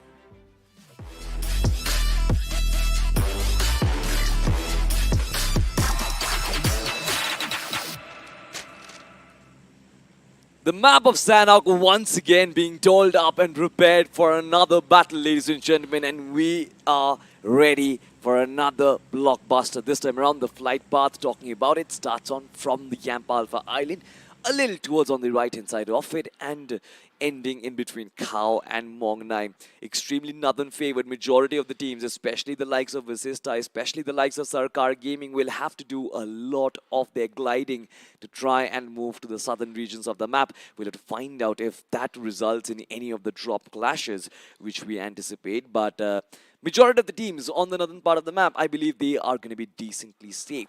Any drop collisions as such, Necro, that you're going to be watching out for, because it seems like one of the teams, I believe RGC it was, they've kind of retreated from the Camp Alpha Island, moving towards somewhere else. So THW, they're going to be having a nice ground. Forever Red Ross in a big world of trouble as they collide against FS Esports. A point-blank 4-on-4 fight coming through. And this clash, honestly, it's not proven out that well for the side of Red Ross, considering one man's already lost out. Starting the fight off in a 3-on-4 margin. It's not a great way to kick things off, especially in a drop clash. Arto pushed a bit back. Red Ross, they need to play together. And Arto is the man, one with the nature. Does he have any sort of weaponry to try and defend himself? Yes, he does. An M249 with a decent amount of magazine as well. 60 bullets on the spare. Arto can definitely line him up. But still, he's a snake waiting for the right moment to strike.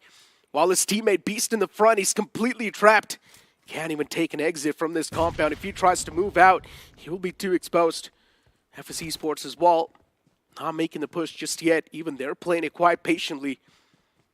And I like the fact that FS Esports is playing from the edge themselves. They're trying to wrap around the edges. That really maximizes the information that FS Esports can have and minimizes all the threats that Red Ross can really possess in this territory.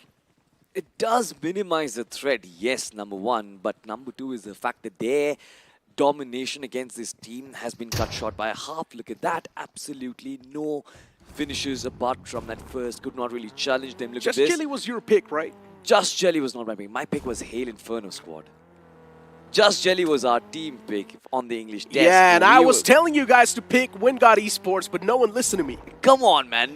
Nobody could actually predict their performance. Well, I did. It was a fluke. No, except it's not. you've not been very I was accurate with confident. your predictions so far inside of this week. I've been here for like 5 days so far. I think so. You need to go and watch back the broadcast, my friend. My predictions have been pretty decent. What is your success rate? What do you think? It's about like what, 40-50%? 60%, easy. All right, we can just pass on. I mean, it was Icy and Johnny's decision, right? I'm no one to blame. Even I kind of thought that it's going to be GDR as well, and GDR themselves are actually doing good, but I was kind of peer pressured, man. You've got to understand. We've got to give these old mans their due respect, right? True, true. You know what? Sometimes we need to listen to what the old people say. Well, talking about... I meant to say the elderly. The elderly, yeah, it's fine, it's fine. We're going to get that. But look at that, on towards Spina and Team Insane once again, but this time RGC making some quick moves, even with Sista Esports, from towards the cave and the docks region, rotating on towards Camp Charlie, extremely quick. But I believe now they are going to be the center of attraction because multiple teams, be it Hyderabad Hydras, be it Raven Esports, teams that have been consistent, teams that have been good with their firefights, they're going to be the ones to come in and charge against them. True that. It's always one way, and that is the weaker will be fed on. And right now, speaking of the stronger bunch, Team Insane is one of them. But they still haven't breached in the top 8 yet because of their setback in the first 2 days. Team Insane started things off in the 14th spot, and right now they're sitting on 10th, which is honestly not that bad. Yeah. Team Insane can easily pull off a big catapult in the top 8 if they find another big game. And so far, their survival game's been on point. And speaking of survival game, Raven Esports is a prime example from that. It's like they're avoiding all the early game fights and still somehow finding themselves in the smack center in the final few moments. And Miramar as well is a prime example of that, right? Yeah. They did not even take that many fights. And the crazy part is the man was using a Winchester till the end. But hold on. Sista Esports, they open the fray up against Hyderabad Hydras. AJ's knocked out. Turbo and the boys looking to back away from this spot because they know getting AJ back up on his playing field will be super tough. Bakar getting pressured on as well. Constant problems. They keep on rising. How can they try and get rid of the players of Hyderabad Hydras? That's the real question. Dazzle with the utilities. Now the man's looking to find the first opener. Hyderabad Hydras in a big world of trouble considering they're starting things off with a handicap. A 3-on-4 in the fight. Hyderabad Hydras with a major disadvantage. Something needs to be done. And right there is what Dazzle does. He finds the first knock against the players of Sista Esports too, and now that's going to minimize the threat that was there from Sista Esports, bringing the numbers down to a 3-on-3. But as soon as I say so, the trades do happen back and forth. Hyderabad Hydras making the fight a 2-on-2. Still, they stand a major chance inside of the fight as Tup's going to be the last man standing. And just like that, Sista Esports, they come cracking down as they had the advantage in the fight in the first place, but they still somehow throw it away. And this is exactly what I'm speaking of. This is not even close to what Carpadium was in the past. I've never seen Carpadium lose a fight from where they had an advantage. A numbers advantage to start off with. Hyderabad Hydras, they were caught off guard. They had no clue that Vasista was the one who will try and gatekeep them in this position. But this was so beautifully laid down, right? Dazzle has to be given his credit. The nade utilization as well as the shotguns were beautifully utilized. But this time around, the challenge is not over yet. Silly Esports marking their exit from this fight. A couple of their players have actually been spotted. Shots were fired, but Silly Esports, they can withdraw from this fight extremely quick, allowing Hyderabad Hydras a little bit of space to try and reset from this fight. But coming back to the conversation of Sista Esports, once they had their advantage, once they knew that right around that cliff, it was almost about a 4v2 fight. One player from Hyderabad Hydras, he was so way back in the dead, he was almost not kind of participating in that fight. Just Dazzle and his positioning, which kind of got Sista Esports off guard, but Kaliuk this time extremely close and personal. Shotgun strikes, one player knocked down. Hyderabad Hydras on the back foot this time. What a knock that was from Kaliuk. Just waited for the right instance and instantly popped that man. Kaliuk still refuses to go away from this spot because Silly Esports knows they've got a clear-cut man advantage inside of the fight. And look at Dazzle. He's left all the way in the back, and Kaliuk's got no clue that Dazzle's there in the nearby vicinity. But now maybe they do, as Silly Esports is trying to close on up towards this compound once again, and he pulls out the shotgun as he fights the first strike. But Dazzle instantly gets wrapped up as well. Silly Esports, their presence is all across the board in this territory. And I love this movement. I absolutely love this movement from Silly Esports. Just spread themselves out, capturing multiple angles and knowing that their players are always there to find that frag, to find that cover fire as well. This is beautiful stuff for Hyderabad Hydras. Of course, this was kind of unfortunate. They lost out a man on AJ, especially when they had no information on Vasista Esports. And then, of course, the third-party engagement was there. I know, right? Could have potentially escaped from the situation instead of trying to challenge Silly Esports in that fight. But Hyderabad Hydras, knowing these lads, they are always ever so aggressive, always looking for those finishes. They try to go in, did not succeed, that's fine. On to the next one. Honestly, the main problem here is that they won a fight against Vasista Esports that they were not supposed to win. So already they put in a lot of efforts. But those efforts were what? To instantly get eliminated in the next fight itself? That's gotta hurt, man. This is my team. Hail Inferno squad. On paper, this team is supposed to be great. The playing four has been with each other for such a long time. But still the performance is not exactly the same we expect it to be. And I kind of saw it coming. Jatin was not performing to the best of his capabilities, and neither was Owen. And I believe when majority of your assaulters are not at their prime game, there will be problems. But talking about this one, look at this. It is the same old engagement. It is that engagement that we always talk about inside of Group B. It's GDR versus Just Jelly, but look at that team. Insane actually coming from behind. They are the ones who actually finds Delta PG. One of their players being knocked out. Just Jelly just lying around for the prowl, looking for the third party. GDR has to be very wary of the situation.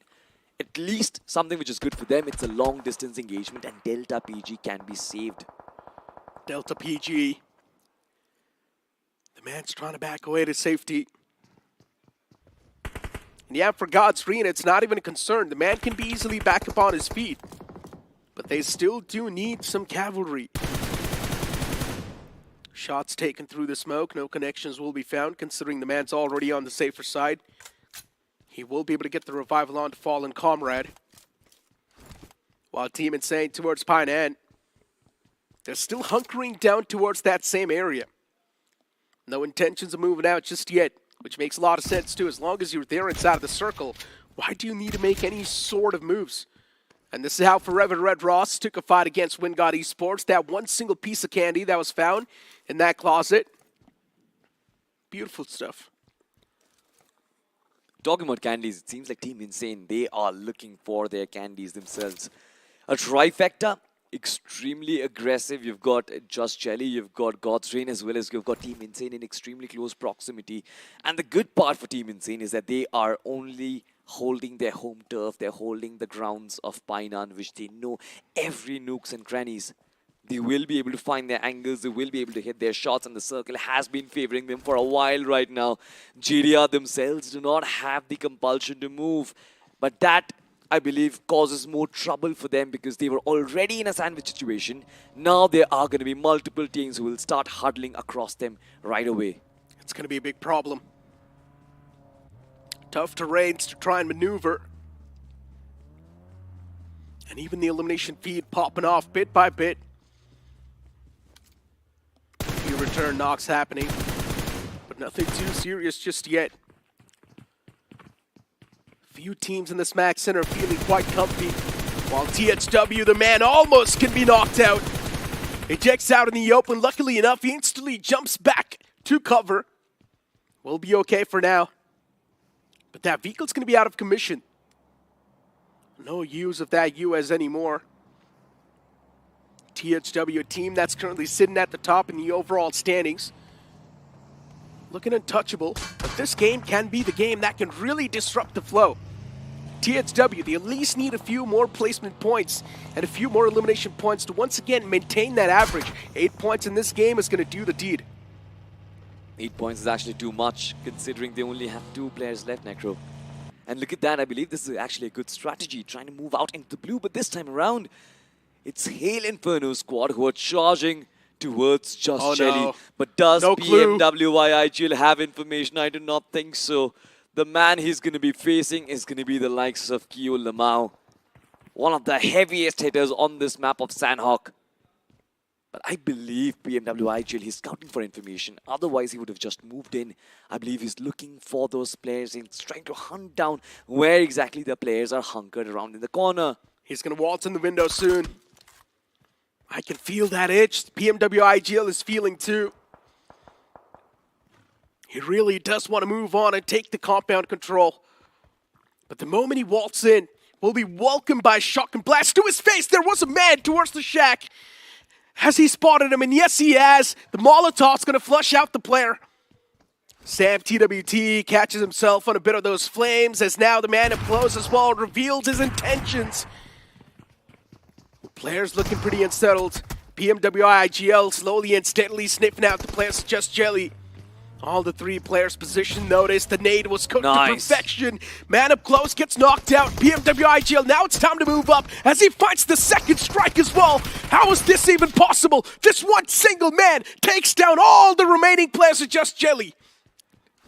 Brings back moments from 2023 once again. Inferno Squad, now known as Hail Inferno Squad. 3 finishes off the bat. Just Jelly being absolutely destroyed. Trying to employ the dead tactic, trying to gatekeep information away from them, but this team, they sensed it, and just like you said, right, he had that itch, he knew it coming, and even Forever Red Ross, they were trying to escape from that situation, shots from the distance by Team Insane, and beautifully shut down. But Team Insane, they've been devoid of the circle. Right now, the circle moves away from them, which means that they will have to traverse about 200 meters to try and enter. Multiple teams might try and stop that dead in their tracks. It's going to be Wingod, it's going to be FS, as well as the likes of GDR. It's going to be a little bit of a challenge.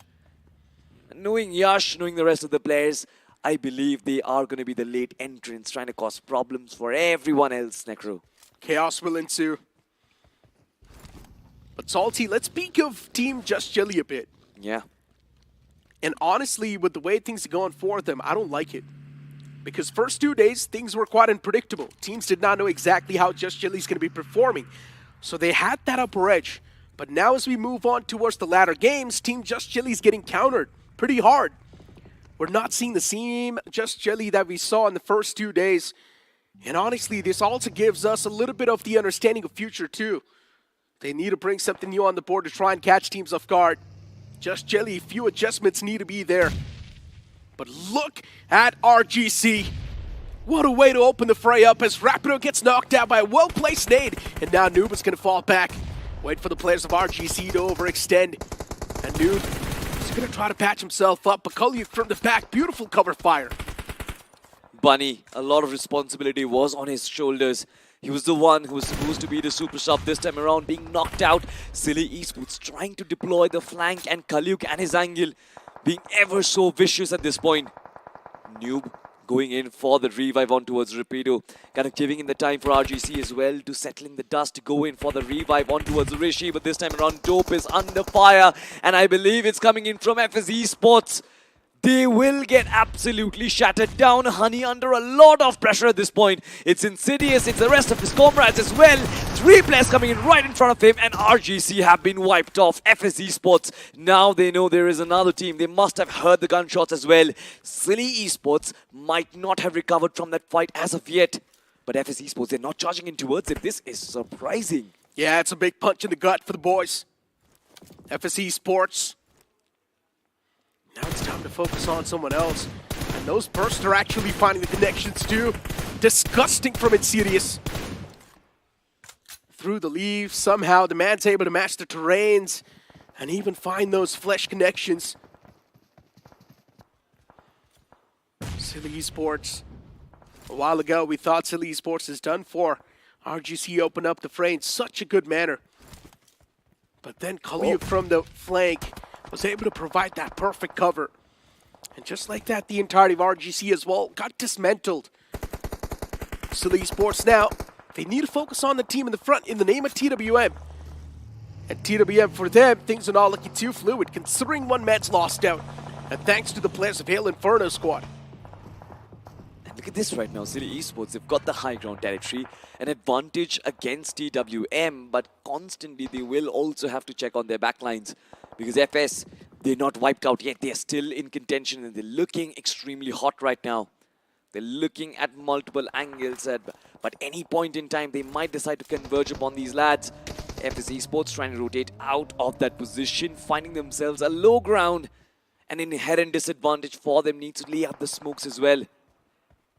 For Silly Esports, it's about finding that virtual heat map of where exactly the teams are. They have spotted TWM, they've also taken down TWM. Toxic is down, but FS Esports from the backlines. This is the threat that I was talking about, and this time one of their players, one of their important players, has been knocked out. FS Esports, 3 men in the back, and unfortunately one of them gets shot. He's still knocked out, retrievable. Silly Esports really does want to stop this revive from coming through. Shots were taken, but what? He unfortunately stopped midway. He thought that burst was going to be able to find the knock, but no, he should have went for another shot. That could have been the knock that Silly Esports was looking for. And could have really put a big spanner in the works for FS Esports. But Rapido, too quick to aim. Too quick to aim, too quick to move because of the constant trouble, because of the constant threat that TWM possesses. They cannot focus fire on one team unless and until the other is completely extinguished. At this point, Hail Inferno squad, they've got the entirety of the northern quadrant for themselves. Goten, so much space to move. Owen, so much space to move. Jatinoji as well is still surviving, and out of nowhere, GDR from the backlines will try and make their presence felt. Nades, barrage, and of course a lot of utility being deployed to try and shake up their fortress and the defenses. Destro moving in. He knows exactly that as long as he has these ridges, as long as he has these pieces of cover, GDR, they are unstoppable. And in fact, Hail Inferno squad, they themselves have surrendered their position. They were moving into the central parts of the circle, trying to occupy more space inside of the map. But I'm not sure if this is going to pay off. Look at that, GDR finding space, and they're the ones to strike. KSR has been knocked down. Indeed has been. Now Silly Esports, as they're on the screen, the sidelines seem pretty much clear. A peaceful aura surrounds them. But as soon as I say so, Silly Esports, a few men, they start to get knocked out. And that's going to be all thanks to a reef from TWM. Sarkar Gaming on the screen. So far, they have been playing for that survival game. Sarkar Gaming knows the sword is right on top of their necks. Heads on the swivel. The more time they waste, making the comeback gets even more impossible. But they need to face off against Godsreen first. Godsreen, a team that's looking to rain their wrath against Sarkar Gaming. Just waiting for the right moment to be unleashed in the playing field. But even Godsreen themselves haven't really been able to find that wind in the sails. But at least I like the fact, Necro, sorry to cut you off there, but Sarkar Gaming, they're probably the ones who make the entry inside of this 5th or the 6th circle. It's absolutely crazy. We haven't seen them do this for a while right now. They can be making their comeback with this game as of yet. Team Insane trying to make their way in. Owen shuts him down. Hail Inferno squad still surviving. But I want to move back to Sarkar Gaming. I want to move back to GDR because that was a pretty intense battle going on already. Speaking of Hail Inferno squad, they're getting shot at by TWM. And this time it's going to be Lobster who devours his prey. Hail Inferno squad in a really tricky spot as one man's knocked out. Goten needs to be saved. But the team on the surrounding lines is someone that's not really letting the players of Hail Inferno squad have that peaceful breather. Goten will be back upon his feet. It's not a concern considering Justin is attracting all the attention upon himself. And now Godsreen, they start to make their moves against Sarkar Gaming. But a beautiful nade from Skeleton's going to find Justin. Even Godsreen, they themselves now don't really feel that great. Ninja John is also catching a bit of that hurt from the opposite fray. That's going to be by the players of Hail Inferno squad. But now it's time for Ninja to make that pounce, and Ninja gets knocked. Skeleton, this man is single-handedly, systematically dismantling the players of Godsreen. As 2 players have been knocked out. Remaining 2, they try to play for the survival, and Godsreen, now they know the swords are at the top of their necks in this game. Playing for that survival game is going to be tough, as even Hail Inferno squad, they third party from the back, but still Destro is trying his best to give it a tough fight, and eventually will be nailed by Skeleton from the side of Sarkar Gaming. Big advantage for Sarkar Gaming, to be honest, at this point, because just one player from Hail Inferno squad who is still surviving. Kalyug has been spotted, shots will be connected, Jatenoji finds another frag, 10 frag for the lads. Hail Inferno squad, they were going strong, but this time around with 3 players right in front of him, it's going to be extremely tough. UMP and M4 are not really the best, of course the connection is there. Sarkar Gaming, we called it a very important winner chicken dinner for these lads, and of course the start of a comeback which we all expected. Big name, big expectations, and finally paying off. Speaking of start of a comeback, even Hail Inferno squad, great Yes, game. sir. That's your pick right there, right? So Hail Inferno squad as well, getting decent amount of elimination points, also getting that second spot. That means 6 placement points. A really good game. And Sarkar Gaming, they've been trying from the start of the day to get a good game in their hands. Even Erangel could have been that, but God's Arena was a big spanner in the works. But finally now Sarkar Gaming gets that game that they were looking for. Nothing taken away from Silly Esports too. The fact that there were so many teams collapsing right on top of them, but still Silly Esports was able to stay alive in the final few moments. I believe it's their drop location and this specific circle. So back-to-back Sanhoks, we saw almost similar circles, and every single time Silly Esports, every time they come in positions like these, they get swarmed by teams from every single direction. This time around though, I love the fact that they maintained their ground. I love the fact that they held their ground. But coming back to that Sarkar Gaming and GDR engagement, probably for the first time where we saw that Sarkar Gaming having that advantage, high ground of course, and Ninja Jord being pincered from 2 sides, there was nothing major that GDR could actually do in that position, right? And I'm not sure if you noticed, GDR now is playing much more passive. They're playing for the end game. While in the first 2 days, GDR was playing for the average and they were only playing for the elimination points. So GDR now clearly realizes if they want to be in the top 8, just being in the top 8 is not going to do the deed. They also need a bit of that cushioning. That's why they're going for the end games. That's why they're playing it passive. They really do want a big chicken dinner in their hands. The statistics after the end of the first week was so awkward, right? They had someone about 57 points. It was tough to believe. It was tough to believe, right? A team who was always position oriented. They had 57 finish points and only 8 position points. I was like, what is this team? But finally Destro decides to make changes, and finally they are back in the final circles. But ladies and gentlemen, we'll have to look at the highlights once again. A lot of action brewed upon right from the beginning, of course, from the point where Hail Inferno squad absolutely thrashed the likes of Just Chill. This was BMWI Jill and his masterclass. The nade was beautiful, but the second frag necro, I believe that was the best one out of the 3. Exactly, single-handedly taking down all the 3 remaining players of Just Chili. It's quite unfortunate for Just Chili, honestly, the way they're just getting fiddled around in the playing field. We never saw this coming, because in the first 2 days, Just Chili was like the Alpha Titan. And now look at them. Anyone is coming through and thrashing them away. And honestly, it's a major sign of concern because it just gives us a little bit of that glimmer of future.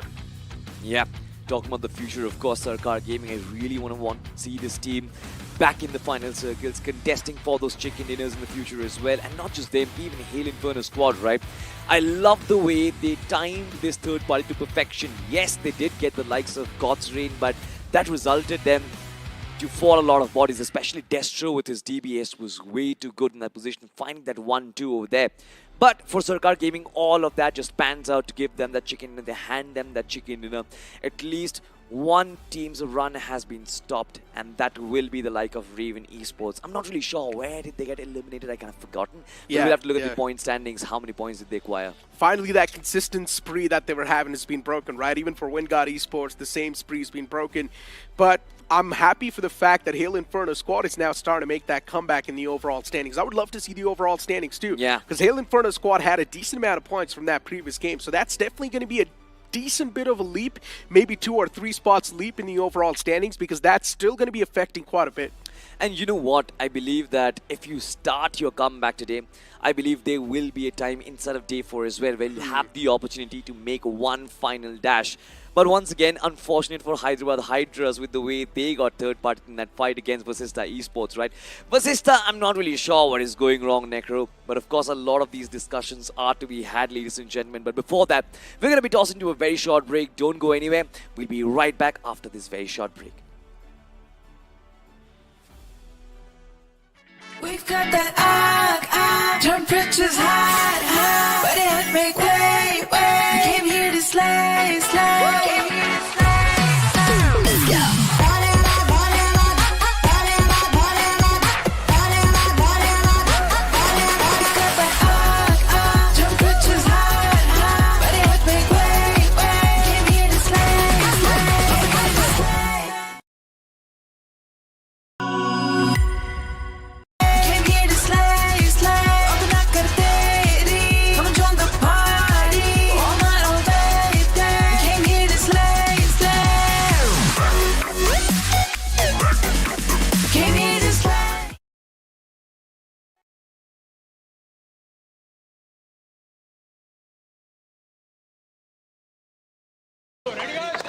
Oui, let's go.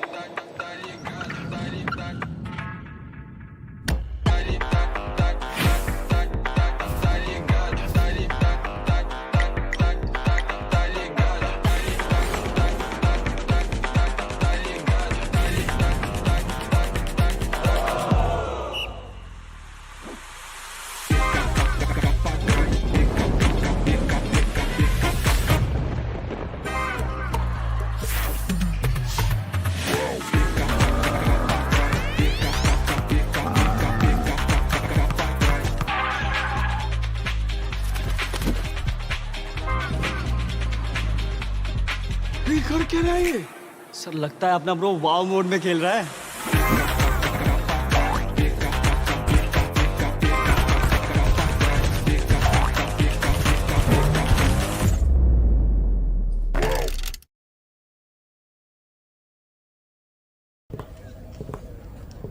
So Neeraj, flight path देख के आपकी landing strategy क्या होगी? बस सही angle, right grip, focus, और फिर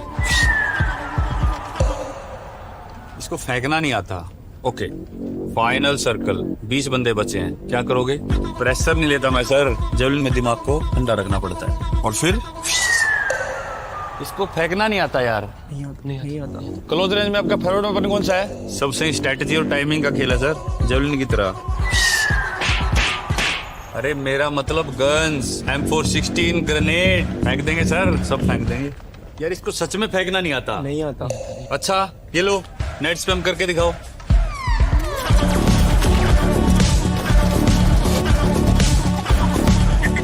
wow, इसको फेंकना नहीं आता मगर इसको नेट फेंकना आता है यार। आता है। नीरज तो फेंकने में पास हो गया। आप भी BGMI खेलो और रश करो और चिकन डिनर। यार तुम तो फेंकने में चैंपियन निकले। चैंपियन नहीं sir, conqueror. Oh yes. Welcome back after that short break, and now it's Johnny with me on the panel. Johnny, I'm pretty sure you were sitting in the back lines looking at that game. It's Sarkar Gaming finally getting what they were looking for throughout the entire day. Even the first game, they could have had the chicken dinner, honestly, but then God's Reen really did disrupt that flow. I mean, yeah, Sarkar Gaming, they've been quite decent throughout the day, and of course, in the first two play days as well, but this game of Sanhok is where they got, as you said, what they wanted for a while, which was a chicken dinner to their name. This will help them bounce back and maybe get them close to the top 8, but still a little bit more work needs to be put in. And hey, something that's going to satisfy all your needs is going to be the Realme P3 Pro 5G. Something that is going to be satisfying your need, and this is the segment's best performing phone, starting from 21,999. Move on towards Flipkart, search for the Realme P3 Pro 5G, and you might just stand a chance to win some exciting rewards. Born to slay, made for gamers like you and us. And once again, moving back towards the conversation, right, Johnny, another big sign of concern is also going to be Just Jelly, because they're just getting rolled and thrashed away from any other team inside of the lobby now, because BMW IGL single-handedly took down 3 players with that shotgun. I mean, I understand that. I know I'm also upset. I hope you're not too upset with me, because Just Jelly was our prediction for the day. I was telling you to pick Wingard, and you said, no, you know what, Just Jelly's going to be a safer pick. Hey so I was man, like, yeah, okay, I believed in them. They were very aggressive during the first 2 play days, and I do not know what is happening today. Because from the first game of Erangel, what I felt was that, okay, maybe they're getting a little too overconfident with how they were pushing into those fights, especially how they charged towards God's Reign. From that game of Miramar, it was all about just not being focused at the right targets, because they just got shot up from every single direction and just fell apart, even though they had a decent position inside of the zone. But then, the 2 Sanhoks that we witnessed, yeah, it seems like something else entirely. I think readjustment needs to be made to the playstyle, and maybe just go back to what you were doing in day number 1 and day number 2. So here's the important part now. Just Chili needs to wake up in the upcoming game. If they don't, well, then we all pretty much know they might just fall outside of that top 8. Yeah, I do understand at the start of the day they did have that cushion to play with, but that cushion has already faded away. So Just Chili, now they need to perform, or it's pretty much you are going to lose your spot in the top 8. You've also got the MVP of that previous game. It's going to be Insidious from FSE Sports with 5 finishes and the survival time of 18:55. Yeah, I mean, Insidious, he is quite incredible in FS as well, are having quite a good day for themselves. Game 1, Game 2, Game 3, Game 4, consistent throughout. But let's see how the last 2 matches turn out. In the meanwhile, Sarkar Gaming, as you were talking about them, and of course, after this chicken dinner, everyone's going to be talking about them. Skeleton and Sarkar making it to the list of top players. Insane, they're going to be represented by one of their players, Yash, 4 finishes, sub-90, almost 20-minute survival time, and then Infinity from the side of Wingard, the youngest athlete on the lineup, on the roster, but still the best performer in the team. You've also got Sarkar right there from the side of Sarkar Gaming as the longest finish of 215. Considering it's the map of Sanhok, 215 is okay, but we have seen more on this map, right? We've seen the longest finishes as well. We've even seen 300 being touched on this map itself. But as we move on towards the point standing, Sarkar Gaming getting 21 total points, Hail Inferno Squad getting 16. You've also got Silly Esports getting 10 points in total, FS Esports getting 9. Team Insane, consistency's there on the board. Yeah, consistency is there, but again, it's that extra oomph that we need to see from the side of Team Insane.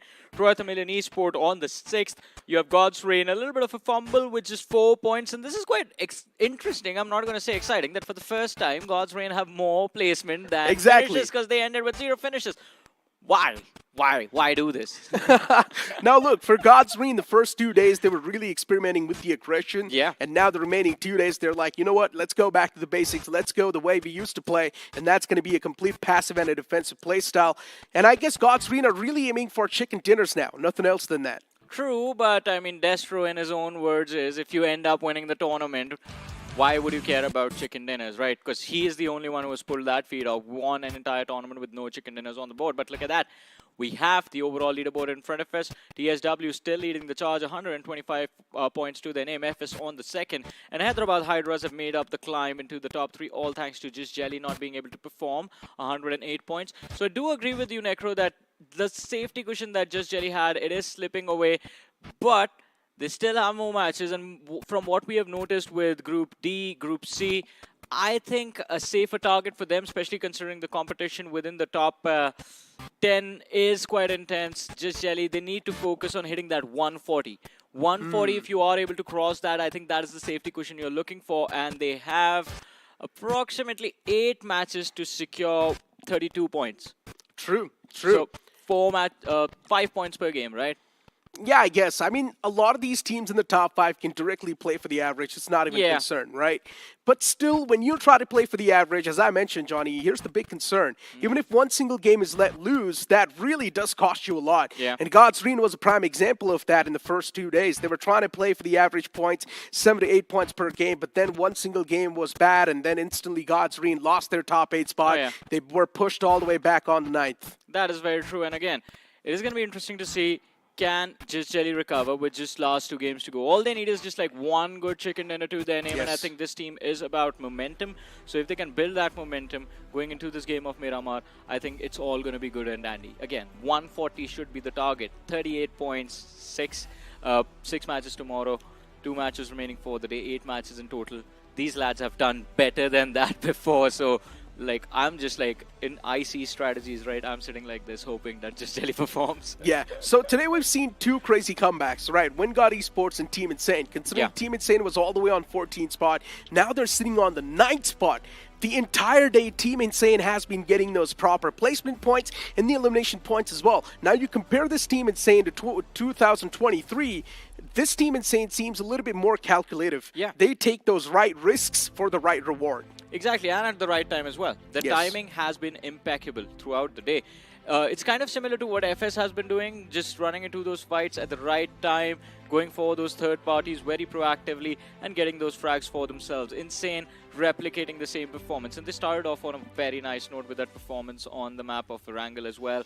Yeah, the chicken dinner wasn't really there, but they were able to get a decent amount of finishes at the end of it all.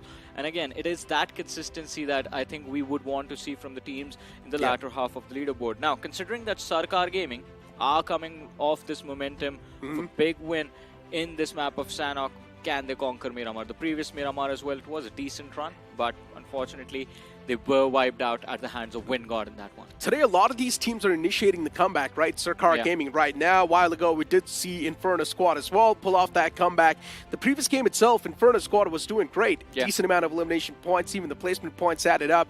So Inferno Squad 2 now, they've got the win in the sails. Too many teams on the latter half of the board looking to make that pounce, and that's why I mentioned this. If Just Jelly is going to be lackluster for the upcoming game too, there's a major chance they can instantly flip the entire odds and be there on the latter half of the board, because because there's too many teams waiting to breach in that top 8. Yeah, and today's comebacks have been absolutely insane, right? Not just talking about Team Catapults. Insane, but everyone else. Because 125 at the top, then you see at the team on the 10th position, they are like doing what, 80 points, so just 40 points separating. And covering that 40-point difference within 8 matches, it's not a big feat for any of these teams. Let's not forget. Some of the best teams in the country, some of the best players in the country, a lot of them having that LAN experience under their belt. And time again, they have showcased that when you think that they are out of the competition is when they bounce back. And today, they are just putting that one aspect of the competitive nature of BGMI on display. And let's not forget Raven Esports too in the mix, right? They directly made that leap in the top 6. They got 2 back-to-back chicken dinners, and Raven Esports was like, yeah, you know what? You thought we were there on the latter half of the board. We instantly teleport in the top 6. The one team that we're waiting for to see this from was Sister Esports. Yes. But Sister Esports is way too down in the drain, though, man. Can they really make a bounce back?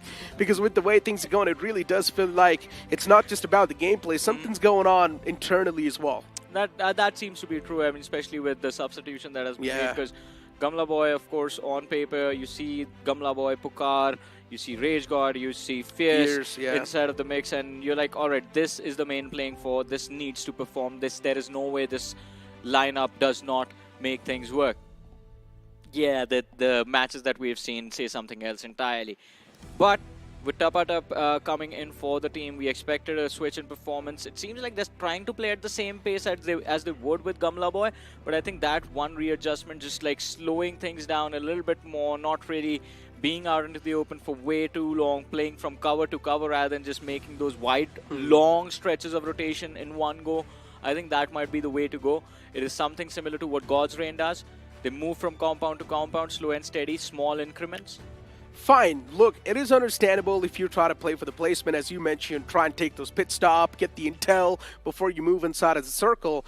All of that is fine when it comes to that tactical gameplay. But everything really does boil down to your mechanics. And if your mechanics are not on point in game, then what are you supposed to do? At the end of the day, you need those eliminations. You need to win those fights. That's the only way you will progress inside of the game. And speaking of the game of Miramar is booting up on the screen. Without wasting any more time, let's just directly jump into it.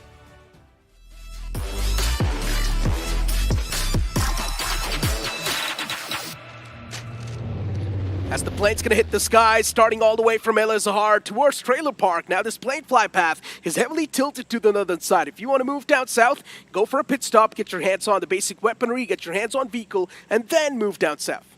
Well, let's see though. Who gets to move down south towards their preferred drop location? Especially the challenge is going to be Porto Parasio right now, because you know God's Reign is going to drop to Impala, and if anyone goes towards that southeastern quadrant of the map today, they are going to be in a world of pain, especially with a trajectory like this. And of course, Chumacera, Valid Elmar also can be a little bit challenging, because towards La Driela, southern side of Picardo, is the max you'll be able to glide. And making that open rotation is going to be a massive challenge for all of these teams to conquer. But right off the bat, God's Reign, they take their preferred exit. Impala is going to be their target. Just Jelly as well. I think dropping close to El Azhar secures the early game for them, but how do you move forward from here? Good question, Johnny. And I guess maybe by eliminating teams that stand in your pathway? Yeah, that's the easiest way, but I mean, let's see how things work out. Looking at the map standings for Miramar, I mean, FS, they have been quite consistent on this game. DHW, Necra, I have to say, is an incredible outlier from what we expected the leaderboard to look like. No one, I believe, would have put this team at #1 for so long. Yeah, I mean, they have been super interesting. THW, we have been looking at the spanner even in the past, right? If you remember, in 2024, THW came up with some incredible records. I guess in the span of 6 games, they managed to get 5 chicken dinners. That was one of the records that THW pulled off. But the lineup they had in the past, which is currently playing under just Jelly, the IGL has shifted to Jelly himself, but those are the same players. And right now, we've got Silly Esports on the screen, Winchester once again in the play. And honestly, I can't believe we saw Raven Esports use that Winchester in the game of Miramar till the final few moments. Buddy, this is why I call you my best friend on this panel, right? Because you just read my mind. I was about to talk about that Winchester, and I apologize to every Winchester user because I just felt that it was a completely unviable weapon option to have in this game. But Raven Esports proving me wrong, and of course a lot of players along with them. but I'm still not going to personally prefer it. Yeah, it is still a bad weapon in my opinion. I mean, in the late stages, yeah, but in the early stages, if you have absolutely nothing in your hands, Winchester is Yeah, the it's better only than option. nothing, right? Yeah, it's At the end better of the than day, it's nothing. not like you can throw rocks at your opponents. Oh, if that was an option, I would rather take that. That would have been fun. New ideas being discussed. But anyways, coming back to the game, THW, as we were talking about them, the best performing team in this Group B. Quite close to the players of Silly Esports over there, just a hill separating the two sides. Although I think that early bit of information that they found, they just fall back. You know what? Speaking of rocks, so many weird scenarios just popped up in my head.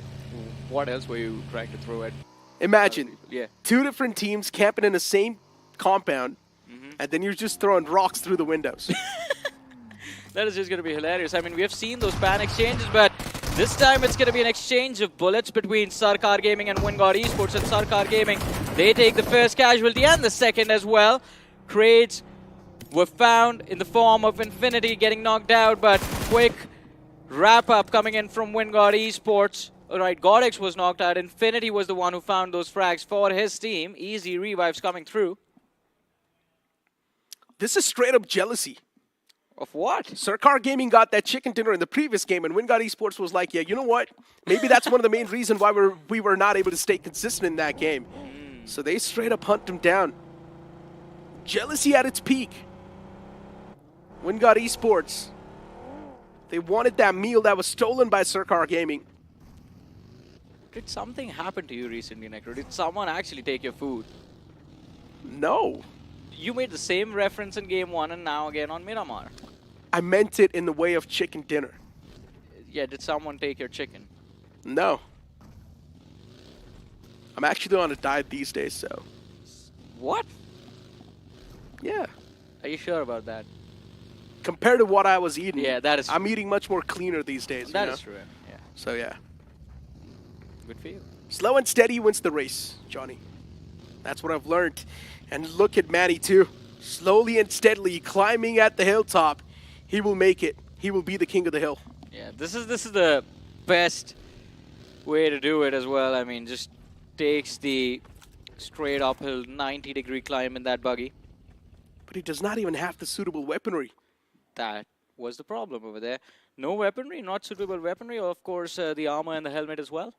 Yeah. Extremely fragile. But resources still lacking. Better than nothing, right? Yep. At least you've got bullets that you're going to be shooting at your opponents. Let's hope that they don't get challenged for that position or someone doesn't take a hill opposite to them with an AR and 6x scope. That is going to be a problem. It'll be tough, though, still. He's got his teammates at the end of the day who can really provide that cover. There's just one guy left, man. Never know, Johnny. That one guy can prove out to be John Wick.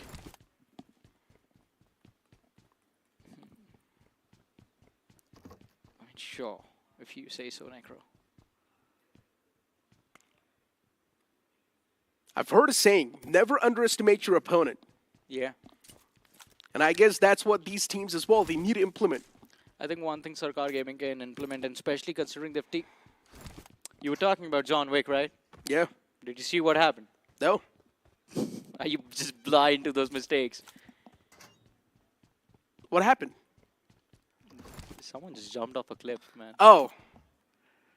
Well, you see, maybe it was planned. Because he wanted to get down. You're so desperate to defend them. Yeah, Sarkar Gaming, don't worry.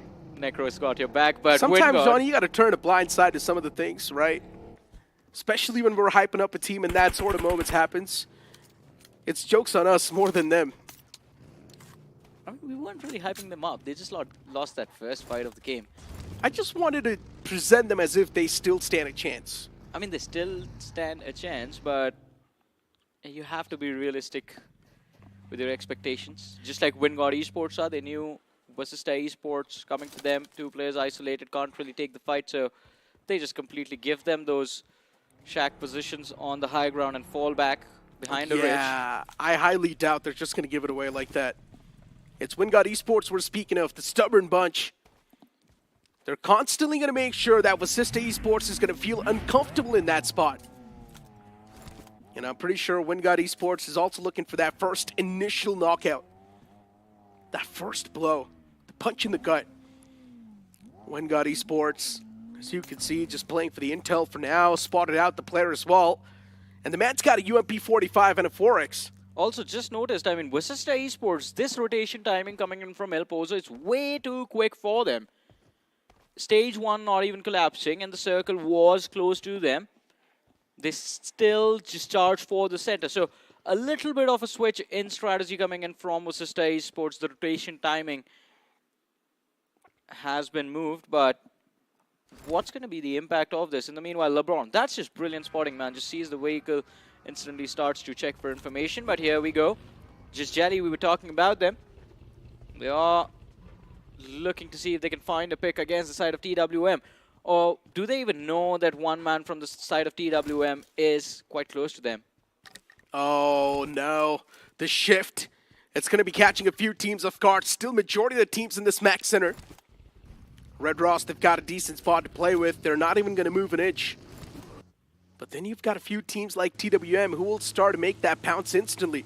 And you can see them as well in the vehicles, boosting away to that center of the circle. We might see a lot of those rotation clashes as well happen. Even the elimination feed now starting to pop off as Red Ross, they start to funnel in a few more elimination points. As I mentioned, Red Ross, all they need to do is play defensively, considering they're in the smack center of the circle. Well, let's see how defensive they can be. Forever Red Ross, when it comes to those 4v4s, have been quite decent on the first 2 play days, but TWM still being chased. Teams right behind them. First it was Jelly, and now FS in the front lines. Running out of options. The buggy spotted out, although here comes the distraction as Sam finds the first pick against FS and the second as well. Insidious knocked and finished. The confirmation comes through. 3 players left alive. How does FS react, especially considering they know for a fact that there's one team right in front, and from the distance, just Jelly causing problems. But here we have it, ladies and gentlemen, Red Ross, Necro, as you were talking about them, going up against Silly Esports, it seems like. And Silly Esports, I don't think they've got any sort of intentions to actually keep on poking the opponents. And speaking of players getting knocked out by just falling from heights, even Team Insane Dark Lord got knocked out. I'm not exactly sure, but he definitely slipped. These type of knocks, this late inside of the game, can really be an opportunity, the open window that the opponents are looking for. Red Ross on the screen, and just completely pinned down, not even in the comfort zone. Beast is stuck. If he tries to pop out even for a second, instantly the head will be cut off. And Team Insane is making a look that climb with the US, which is impossible in my opinion. Still trying to bob and weave. Someone tell Team Insane you can't make it happen with the US. You need a buggy. Well, let's see. Oh. I mean, I was just hoping someone's going to start shooting at them. It'll be fun, right? Yeah. Just imagine the panic. Oh boy, but let's see. Hail Inferno squad moving in from the northern side of the circle. So this team actually, this shift of the circle, Insane and Hail Inferno squad were those 2 teams that actually got advantage because of that northern shift. Because they were already towards that northern edge, towards Crater Fields and El Pozo, those mountains, hills up top. But now the next shift of the zone, a lot of teams close to the center do actually get away with their positioning. Just Jelly as well, a complete turnaround. That northern quadrant being empty gives them a lot of room to work with. But THWNON under heavy fire from the backlines, the front lines compromised as well as Hail Inferno squad wait for them on the other side of the ridge. Player spotted out. Roman, can you find the opening as one has already been found? He gets the second. The trade comes through, but not enough pressure for Hail Inferno squad to work with. Or maybe it is, considering one of the players from the side of THWNON is too far away from the rest of his teammates. Yeah, what a cover fire that was from Godin. Saves the day for the players. Things could have been much worse. BMW IGL's knocked out and completely eliminated from the game. Jethan will be brought back up, so it's all good for now for Hill. they can still be in an okay spot. Hail Inferno squad, they know the threat's a bit too close. They still need to try and evade the tracks of THW. Would sound super tough, honestly. And Johnny, still, Raven Esports, they find themselves on the advantage. It feels like the hand of God is with them today. Raven Esports, they've been super lucky with the circles. Oh, yeah. I mean, even the first 2 days, Raven, they were doing quite well with the rotation. Day number 1, kicked things off with an incredible chicken dinner. If you remember, holding on to those school apartments for so long, till the very end. But after that first game, it seems like the firepower just faded away slowly and steadily. In the meanwhile, God's Reign on our screens, and we see their position as well towards the southwestern edge of the circle. It's an open area with Troy, Tamilian Esports and Wingard waiting for them inside. And RGC playing the western edge of the zone also will have an opportunity to charge into an engagement against God's Reign, or just wait for them to make a mistake, step in front of their crosshairs and take them down. FS finally able to breach the zone from the northeastern quadrant. They're playing edge to edge. And considering they've already lost out on Insidious, now converting the fights get even tougher. Sarkar Gaming losing out on KSR. Now Sarkar Gaming's down to just that one last man. The final glimmer of hope. Previous game was a chicken, and now this game, it seems like they're just being quartered away from the lobby. Manny Jod, the last man, is catching too much hurt upon himself. The buggy spins out. This is not great, Manny Jod. He wants to back away to safety, but even the wall of death is moving right on top of him. And unfortunately, that buggy's rear tire gets blown up as well, so now that buggy's out of commission. He cannot even use it for the future run. He needs to run on his foot, and that's what he's doing. Luckily enough for the circle, it's right next to him. So Manny can easily make it inside of that zone without any sort of problems. Maybe still from the hilltop he can be spotted. I think so, and I think he's also spotted out one of the lads from the side of Wingard Esports. It was Sahil OP. It's not going to be an easy shot for Manny to connect, but all of that commotion made by Hyderabad Hydras has drawn the attention of the players of Wingard upon them. With the Hyderabad Hydras being outside the circle, things are not looking great for them. And same can be said for FS as Reams gets knocked out. Crypto in the back lines. Last surviving player for the side of FS. And look at that northern edge, Necro. It's going to be a title fight between Just Jelly and THWNON. Yeah. And unfortunately for THWNON, one man slips to his death. That too in the middle of a fight. Things can't get any more worse. Just Jelly, they've already got the upper edge inside of the fight, considering THW, they're quite unsettled. They've already got the man advantage too. Now Just Jelly, all they need to do is just pounce on and convert the moment in their favor. And that's what Just Jelly's doing. They're constantly on that prowl, making that push against the players of THW. And THW, they don't really have a lot of that vigor room in the first place. The foe is right next to him. Just Jelly looking to convert those frags and also get a decent spot to play with. But instead, Kilamau gets knocked out. Beautiful stuff from Levi. THW still in the race. They stand a major chance, but Just Jelly with the high ground can definitely punish the remaining two players underneath. And that's what is exactly happening. Sam and his teammate, they are looking forward to make that push, but for some reason we do see the hesitancy come into play. And now Jelly's taking a lot of damage upon himself. Shotgun pulled out for up close and personal combat. Molotov tossed in that shack as well. The player gets forced out of his comfort zone, and eventually he's still dealing a lot of damage against Just Jelly, but Jelly wraps up from the back and takes him down. Hey, but they are still quite exposed. There's opponents on the high ground and all around them. Look at that, shots coming in from the last surviving player of THW as Levi still holds on to the top of the mountain. But Just Jelly, that was a scramble and a half, man. A panic situation. That 1v1 should have been a lot cleaner. But it wasn't. On the other side, TWM under fire from Hyderabad Hydras. But what is going on?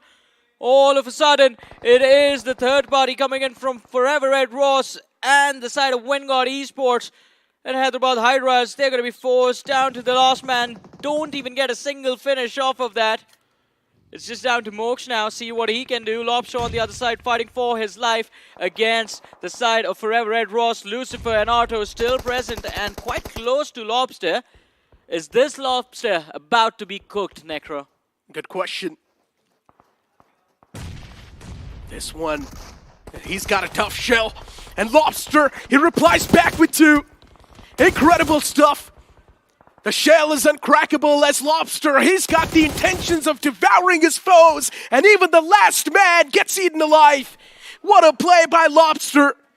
He's not just an ordinary Lobster. He's the one with the metal shield on top. Yeah, man, this one definitely has a metal shield.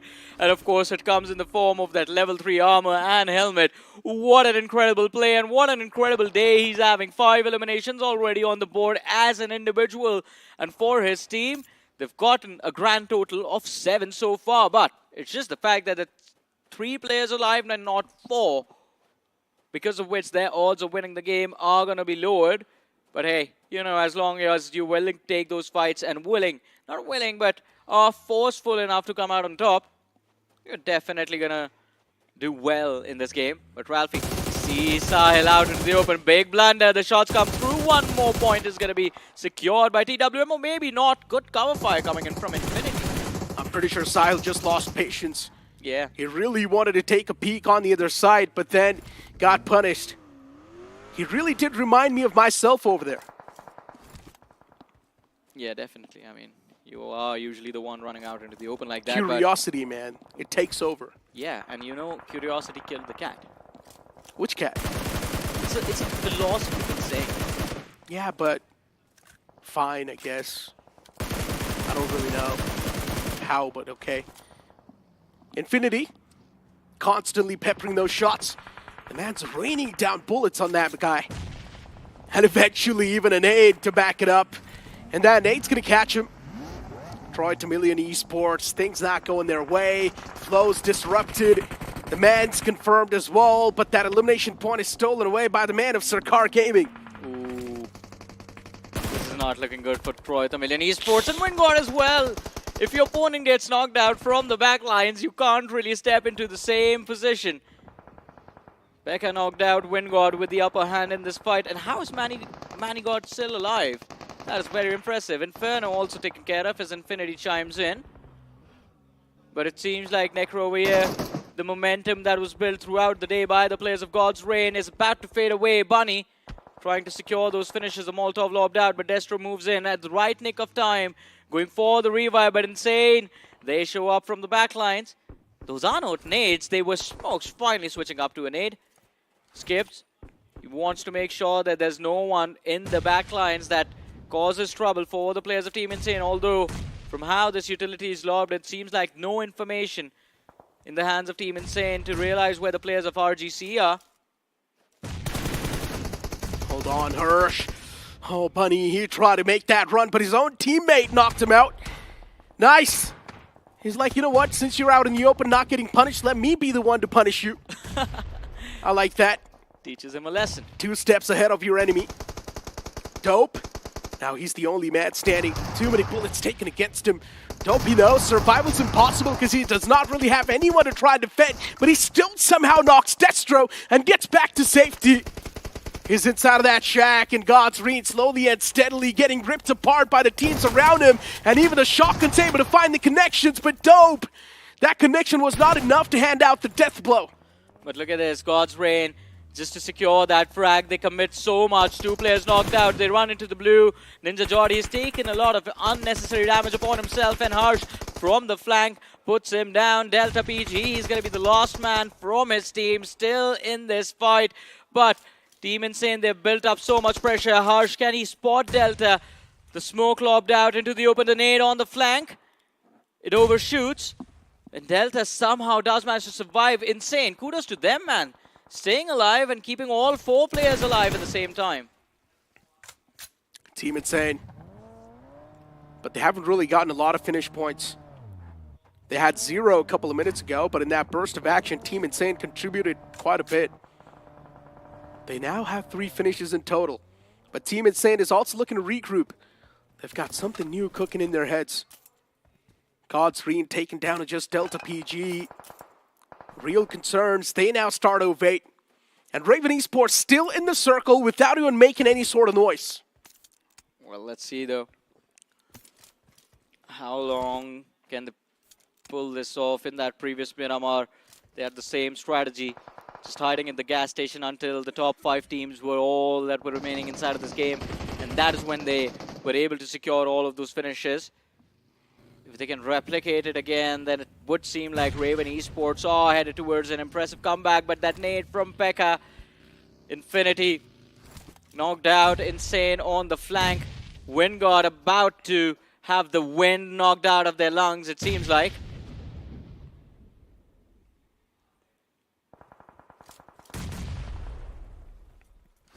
Tried to Million Esports. Hydroot just wants to spot out the foes, and I guess one Mets position's now noticed. This Molotov to force him out of his comfort zone. Lands pretty close, and now he's being forced out as well. LeBron. Oh no, this just blows for Wingard. Beautifully placed Molotov, and LeBron had no clue that the enemies already know he's behind that airdrop. But a return knock maybe from Wingard Esports can still save the day and catapult this fight in their favor. Yeah, the key word over there, Necro, being maybe. They will have to take a lot of risk considering. And as we see it, Insane, they will have a line of fire on towards Godex. 2 versus 4 in the back lines. Hail Inferno squad on the flank as well. And hey, Versista Esports, they are still in this match as well with all 4 players. Necro, now this is quite surprising, and this is the longest I believe we have seen Versista survive in any of the matches they've played. I know, right? Versista Esports, definitely a bit of that improvement. But still, there's 12 teams alive, Johnny. We think that they've made it till the late game, but honestly, there's just too many teams alive. See, it is going to go from 12 to about 10 in just a matter of seconds, because God's Reign, TSW, Hyderabad Hydras are there with just individual players. Troy, Tamilian Esports, and Wingard are going to fight it out amongst themselves. Both of these teams on the verge of elimination, considering there's Insane right next to them. But let's see. The circle right on their heads. Hail Inferno squad. Can they set this map of Miramar on fire now? Definitely a major chance. Hail Inferno squad in the smack center. They've got the advantage. But this is also going to be bad considering you're playing the map in Miramar. And the only covers you've got is the terrains. Hail Inferno squad, they're definitely going to be the center of attraction. And I'm pretty sure as soon as the teams, they start to close on in towards the safety lines, they will be focused. Hyderabad Hydras too. Unfortunately, a man gets taken down, put to sleep. And look at Yash tapping away. Beautiful connection. He's able to tap away on the skulls, but those taps are not enough to give a vital blow. This is just looking a little too dire for just Jerry. Moving in from the northern side. And it's a straight line of fire that Team Insane has upon them.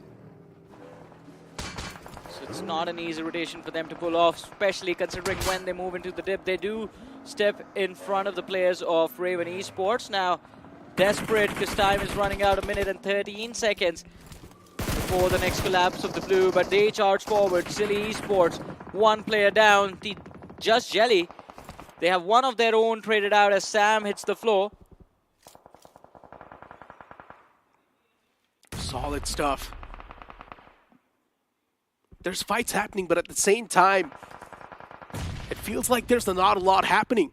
We're just seeing those scrappy elimination points in the elimination feed. A few stray players getting caught too. And with that, the entirety of Wingard Esports, they've finally been eliminated from this game. 4 finish points, that's all they got. Silly Esports, now it's time for them to make the mad dash inside of the circle, but finding a good comfort zone is going to be super tough. They're surrounded by too many teams, and Kalyuk from the back, he gets put to sleep. It's also going to be Team Insane who take down the man who took down Kalyuk. And everyone's getting knocked out in this one, and Insane, they are doing so much heavy lifting for themselves. 6 finishes on the board. TWM as well, 9 finishes for them. 1 player knocked out, 1 completely finished off. 2 still left standing in this fight, but Versista Esports, what is that? The distraction comes through. That's going to be harsh from the side of Team Insane that finds the opening against Versista, resetting their focus towards the lads of Troy Tamilian Esport, or at least the 2 lads that remain. Pekka spotted out. Hydro in the front lines, just trying to hide, trying to wait for an opportunity to strike. Skips and his entire team still alive. Team Insane, major chance to take this game home. But then you've still got a few teams like Vasista Esports who can put a big spanner in the works. Even TWM with a 3-man squad cannot be underestimated. Wall of Death is going to start to close on in, and Hail Inferno squad, a team that had the most amount of chance to take the game home. As I mentioned, it's Miramar. Having the smack center is not going to be a good thing, especially in the final few moments, because you've only got those terrains to play with, and you never know from where a line of sight can be formed on top of you. Oh, but look at this. Lobster, as you mentioned, Necro. This one with a metal skeleton. Just moving forward, the nade being cooked right in the faces of Hail Inferno squad. He is not afraid, finds the knock as well. And Hail Inferno squad under a lot of pressure. The second one goes out. Goten takes a lot of damage, down to 50% HP he goes. The third nade in the same position, or at least quite close. More HP chipped away, and now running forward with the DBS, but the nade from Raven Esports, the finishes are going to be stolen, and TWM all of a sudden, they are in a position left to wonder what do they do, surrounded from every single direction with the opposing sides closing in upon them. This collapse is so brutal. Vasista, that nade bounce, it is just perfect. Ralphie and Lobster both are going to be wrapped up, and it seems like the old form is back. Vasista Esports, finally a good game from them, breaking into the top 4 with 5 finishes secured. Within a moment, TWM, they come crashing down. And now Vasista, they need to focus on Raven Esports. Just one man, that's going to be Lentz. And he's trying to keep his position anonymous. But he also knows going for an uphill battle will be super tough too. Now Lentz needs to wait for the players of Team Insane to engage in a fight against Vasista Esports. And Team Insane, they're already on the verge of doing that. But unfortunately for Lentz, he gets snuffed out first. Gets eliminated on the 3rd spot. Raven Esports, still consistency's there, but with not a lot of elimination points. So it's not a great outing. And now Vasista Esports, it's their time to focus against the players of Team Insane. They've got the man advantage, so that's a great thing. So Vasista Esports already kicking things off with the advantage in the fight. Yeah, 4 versus 3, they have the numbers, as you mentioned. And of course, that can be a big difference maker in a situation like this. But the utility going out seems to be in an off direction until now. Fierce, pretty sure he's scouted out, skips his position with that buggy bait strategy of his. But overcommitment in this position can still swing the advantage in the favor of Team Insane. There's one man on the flank as well. Dark Lord, just waiting for the players to move up close. And honestly, for Vasista Esports, they're still in a big confusion. Do they want to make the pounce or not? Because Team Insane is playing it too defensively. And Vasista Esports is left with 2 thoughts. But there's a man from Team Insane who's looking to pull off a flank angle. He's wrapping up all the way from the left. They need to watch out Hirsch. He's a snake who can prove out to be quite venomous and skips. He's looking to back up Hirsch as well with that move. Vasista Esports now aware of what's happening. Pukar sent to that same direction. Team Insane really looking to find those isolated duels. Wall of Death as well starting to close on in. The circle is smaller than ever before. And Team Insane, they're somehow almost on the verge of finding the advantage. But still, Vasista Esports, they start to clinch their feast as they finally get that chicken dinner secured. And a big one as well, Necro. What a comeback coming in from Vasista Esports. We were so critical of them in that last fight. Insane, they started things off in a brilliant manner, nulling out the advantage, the numbers advantage that Vasista Esports had for themselves. And yet, Vasista, they somehow do manage to recover. I think this is what we were hoping for from the start. 10 finishes, 10 points for placements, 20-point game. Yes, still it's not enough to bring Vasista Esports even closer to that top 8. Because Vasista Esports was doing worse before this game, right? So now they need another 20 bomber just like this, and maybe Vasista Esports can stand a chance to move up in the top 8 in the upcoming 6 game that they will have. Yes, I agree with that. I think if they drop a 20 bomber in Erangel as well, just like this one, yeah, then maybe tomorrow if they put in the same amount of work, they can move towards the top 8. Right now, I think they might just move up 2 or 3 positions from the bottom. It's a glimmer of hope right now. Yeah, that signs they've of got. life. Yeah, now it's just the initiation of the comeback, just like the way Hail Inferno squad did, right? In the previous game of Sanhok, they initiated that comeback. This game of Miramar, we're not able to nail it, but at least they got okay-ish amount of points, so you can't say the consistency, the average is still there. But for teams like Hail Inferno squad and Vasista Esports, the average is not going to seal the deal. They need to be the extraordinary ones. Yeah, definitely. I mean, they have to put up an extraordinary performance. But that is extraordinary based on how Vasista was playing. To be honest, Necro, and you are going to agree with me on this, this is the standard for Vasista. We have seen this in the past. We have seen these players play for different lineups, and individually, this is what they can deliver every single time. They indeed can. The standards are even higher, honestly, because Vasista Esports, we know how much punch they pack. Yeah, we know right how now, much let's settle firepower for they've this. got. Yeah, I'm pretty much happy with this performance, considering we're seeing those improvements at least. So it's a good thing. At least the graph is now on an uphill curve. Yeah, I mean, that's just it. I mean, just keep doing this again and again. And I think Vasista will finally have those beliefs of their fans regained by the end of the matches tomorrow. I mean, because we still don't know how the rest of their journey is going to go inside of the grind. And let's not forget TWM's performance as well. Oh, yeah. Insane. Third World Mafia, Lobster himself, just taking down squads after squads. The man's not even scared of the opponents at this point. Yeah, I agree with you. I mean, he was just running face first into a lot of teams. I mean, and towards the end, until Vasista showed up, until Insane showed up, I think he would not have stopped. Especially this moment against the players of Forever Red Ross. 4 finishes secured all by himself. That was a brilliant 4-frag fiesta, feast if you want, for Lobster. And this time he wasn't the one getting eaten. The man with the tough shell, huh? That's what we're going to call him. But RGC2, honestly, I'm not even exactly sure why Dope just knocked his own teammate out. I'm pretty sure it was a bit of that fat finger. Maybe he wanted to toss out a smoke, but then he accidentally tossed out an aid. As you said, he was 2 steps ahead of his opponent, but did not relay the information to his teammate. Like, just wait back, let them push, let them walk into the nade. That's not meant for you, buddy. I'm pretty sure he wanted to toss out a smoke because that nade was right on top of his teammate. It was way too precise to be a bit of that mistake. His teammate went out later. I think because they were outnumbered. It was a 2v4 against the side of God's Reign, right? So in a situation like that, especially when you know the opponent knows that you are outnumbered, you expect them to push, and sometimes you just preemptively lob out a nade to relieve some pressure, make sure the opposing team just stays back and they have a threshold that they can't cross. But yeah, I think miscoms happen. In the heat of the moment, man, miscoms happen. It's quite common. Honestly, we've seen a lot of those panic moments today. Yeah. Even some of them happen from the side of Team Insane. Some of them happen from the side of Vasista Esports in that previous game of Sanhok.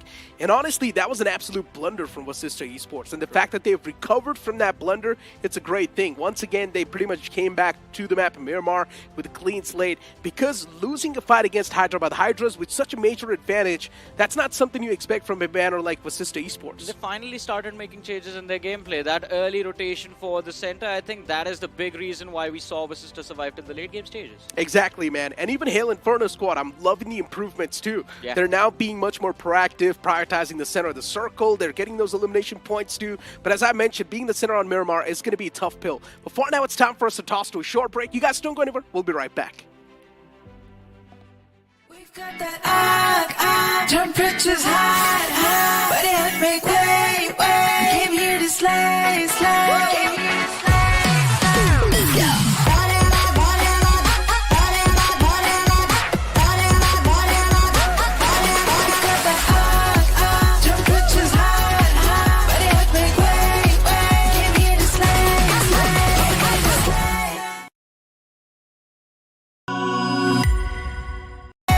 to slay.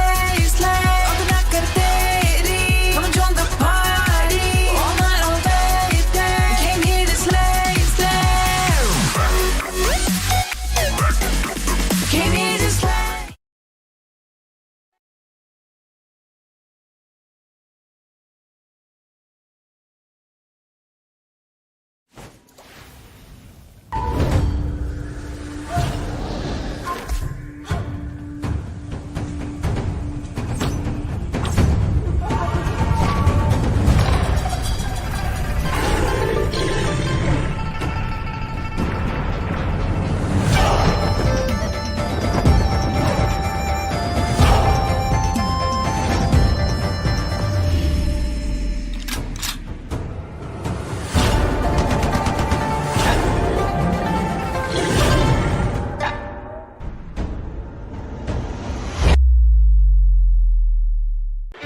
grind to survive is a state of mind.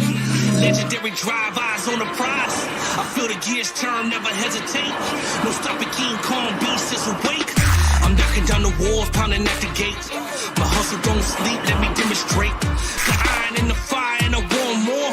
I intend to win the battles, yes, in the war. I'm the champ, I'm the champion, I'm the champ, I'm the champion. Boss beast, Taiwan master. I'm the champ, I'm the champion.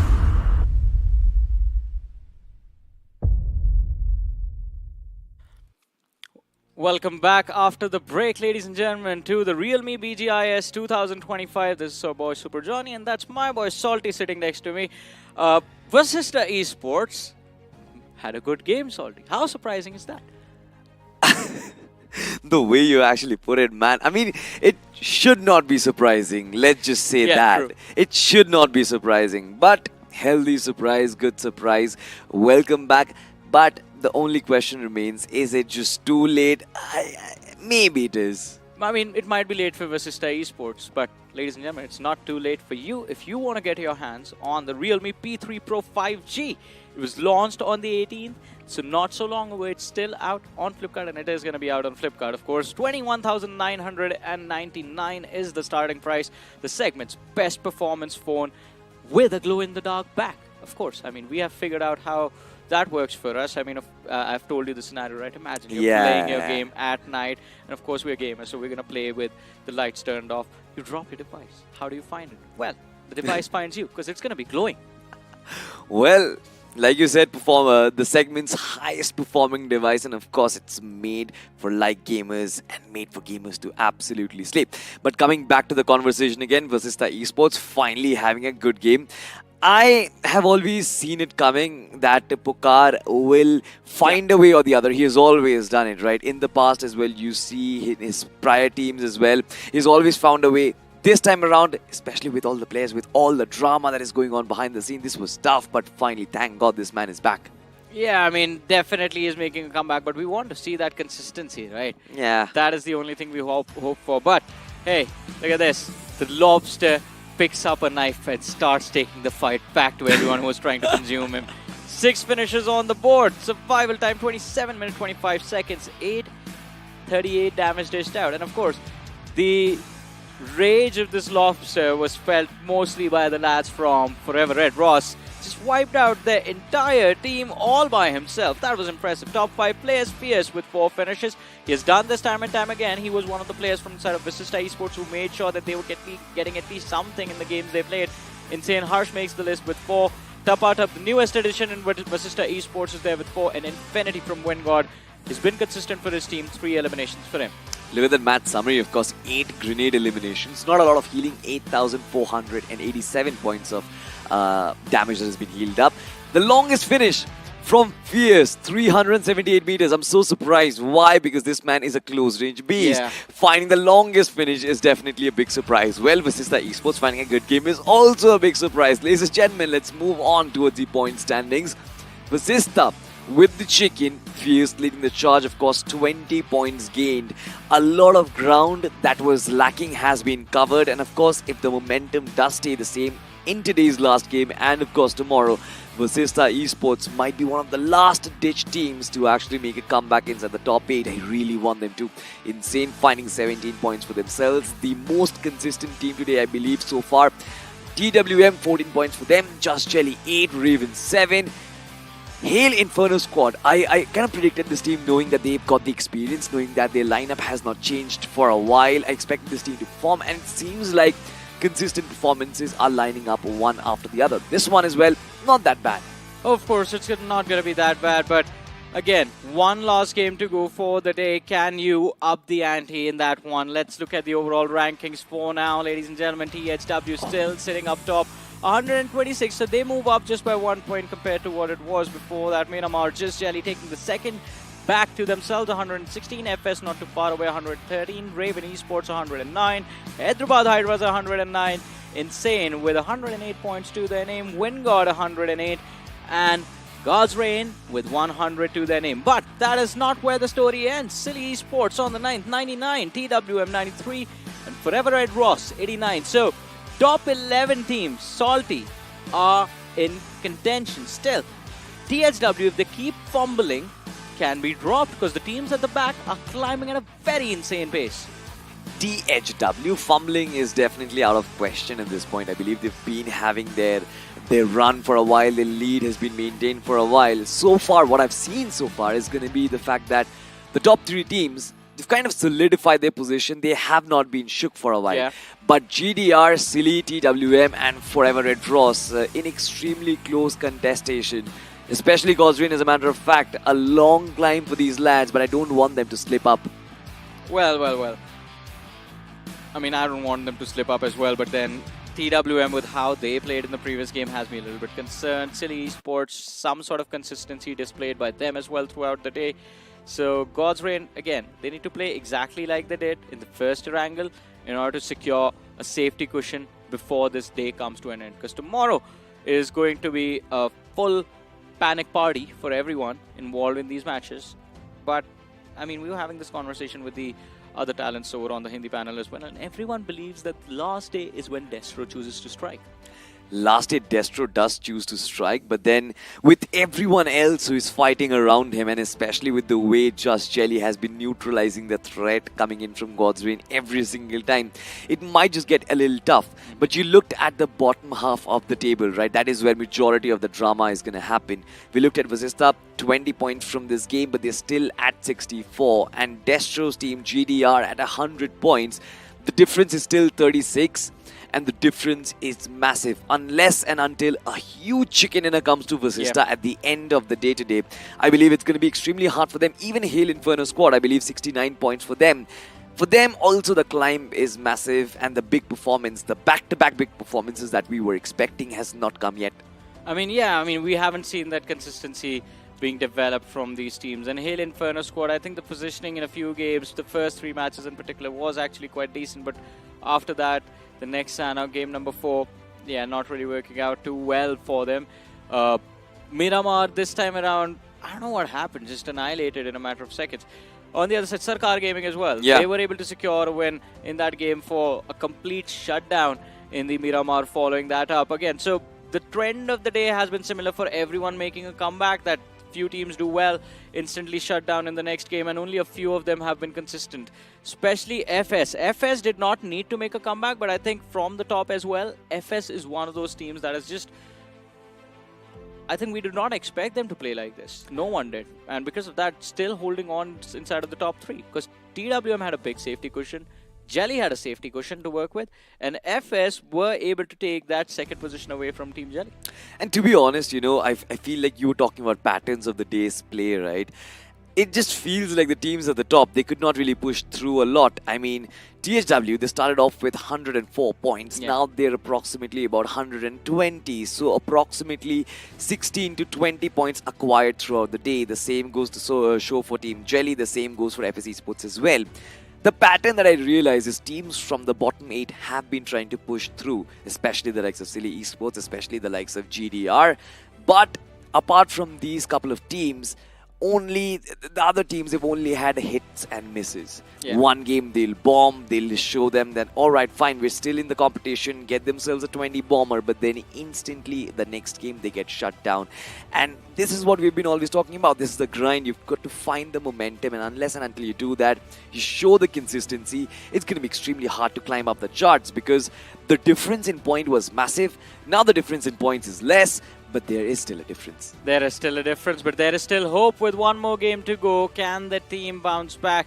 Let's find that out, ladies and gentlemen. The last Erangel of the day. It's going to be on our screens right about now.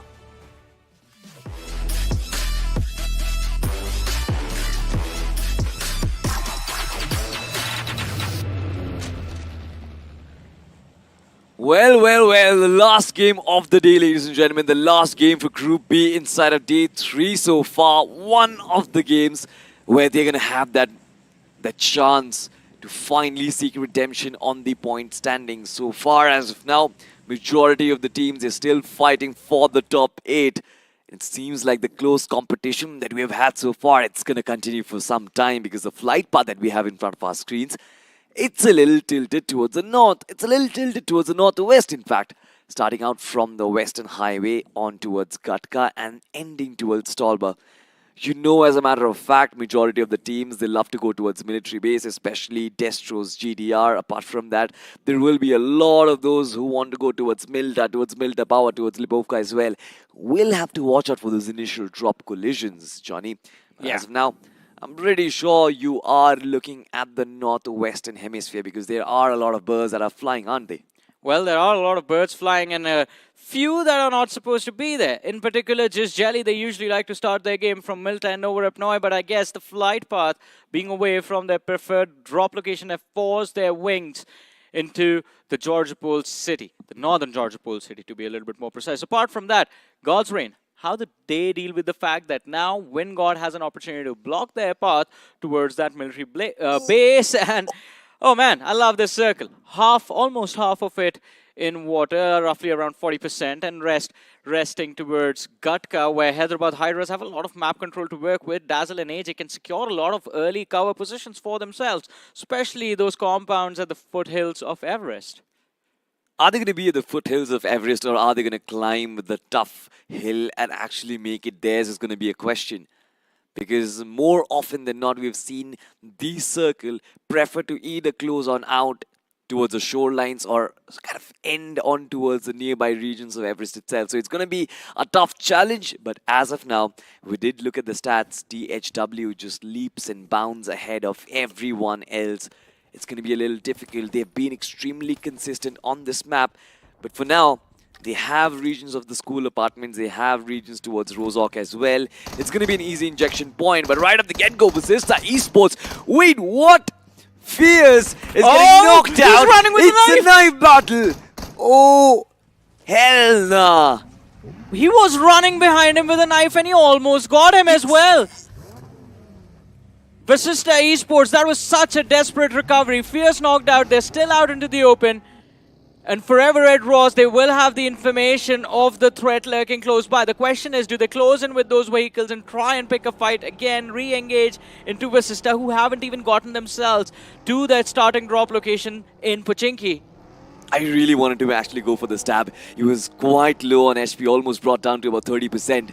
Vasista Esports, it could have been absolute hellfire coming down upon them if that man had brought two players down with a knife itself. But instantly off the get-go, Vasista Esports, they did get their reinforcements back up. I want to see if there are someone else from Forever. They want to take the fight, continue that fight against Vasista, or they just give up. Yeah, the rest of the players just move out. I think they try to close in, but by that time, Vasista already getting away. They didn't go for a revive out into the open, picked up Fierce, put him in a car, and took him to Pochinki. That is where they are going to recover. On the other side, though, another casualty inside of the game as FS have been left bleeding.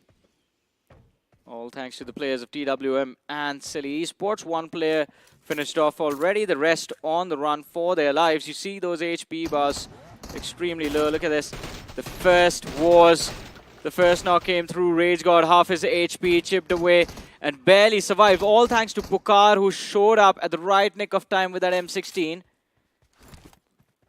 It's surprising that Rage God missed so many of his shots, right? The slow motion actually making it worse for this lad. Once he goes back and watches the stream, he's going to be like, what was I even doing? Raging probably, because he's Rage God. Raging for sure, but at his own demise, of course, which was extremely close. But, well, the situation has been handled. Vasista Esports, they survive a scare, but nonetheless, they get themselves a finish point. So start on good note. Yeah, decent start for the game.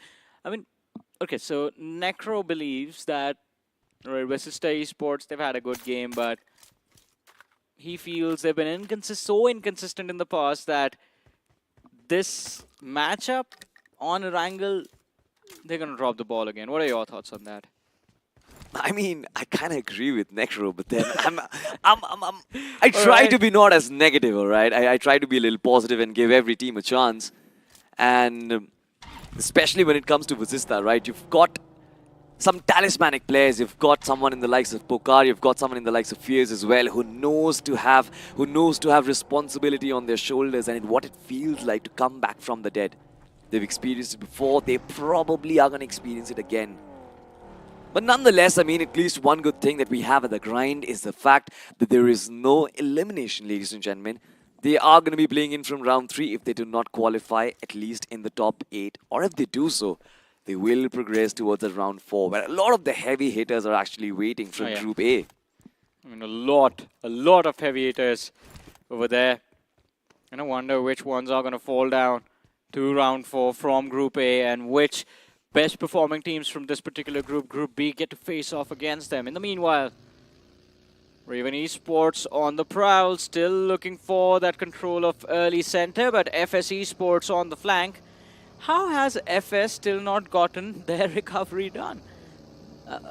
Or am I seeing that wrong? No, those HP bars aren't really there, and Raven Esports will have an opportunity to pick a fight.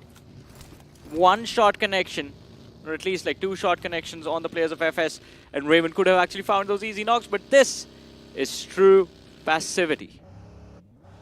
They just completely look to avoid any conflict in the early stages. I mean, for now, yes, they do, but eventually I believe the paths converge, Johnny.